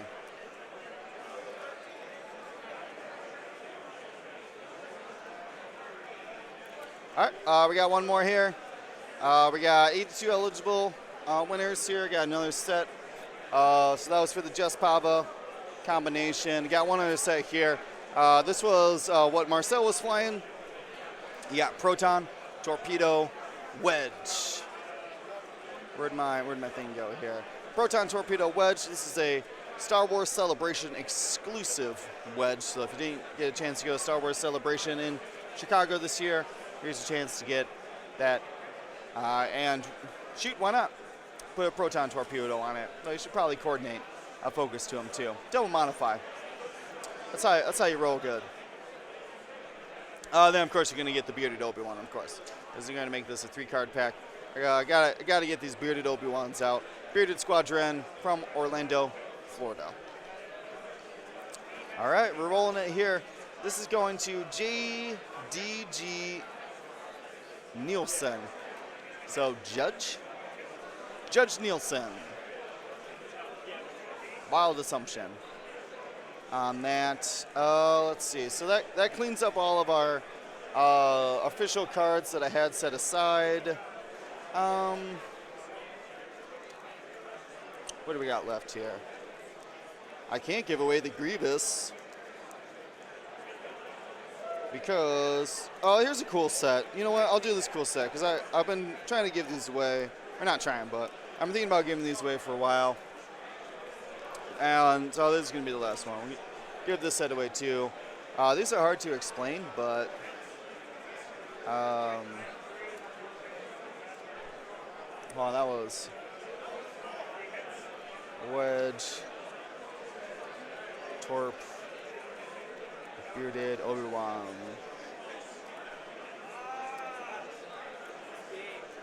All right. So these are kind of hard to see. I gotta check my camera to see if I can even see these.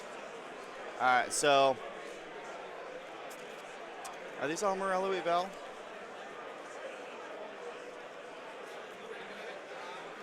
No, one of them's different. So this is something xltselect.com #tech. I'm not familiar with these, but they're cool looking cards. So one of them is Eval Morello. He's an interesting card. It's got like this cool like 80s hacker art on it. It's pretty cool. We got 2 of those Morellos. and one of these Elos as well. We're just going to give them all as a set. You're going to have to give one of your Elo or one of your Morelos to a friend. Swing players, time ends now. Goes into the round. Okay. So we got Elo World as well. These are going to be the select. I don't know. I'm losing it. You've not been watching lately, Will. We've seen them. I bet. I don't do the giveaways, but whatever's. So we're gonna do the hashtag text, the Slack.com ones, right now. This is going to Forrest Dede. Forrest Dede. You get it. It's for the hashtag tech.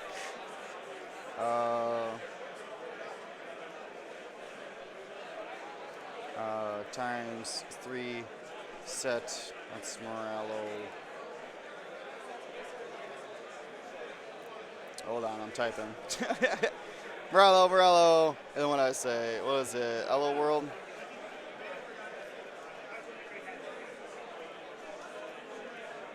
Awesome.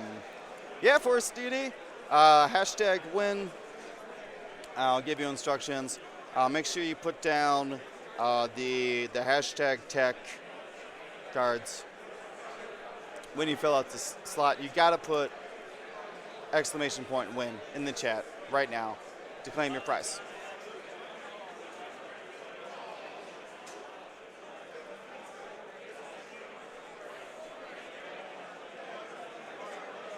Well, not everybody. Just if you want a prize. If you fill out the form, and I don't have your, if we don't have it on record, you're not gonna be able to get a prize. So that's it for me. I'm jumping onto YouTube. Dion's gonna jump on here in the coming future on Twitch. So if you want to continue watching, if you want to check out round 6 of the Nova Grand Championship, I'm going to need to switch over. So I'm just gonna take a break here, come back on just YouTube, and then we'll set up for the next round. See you in a bit.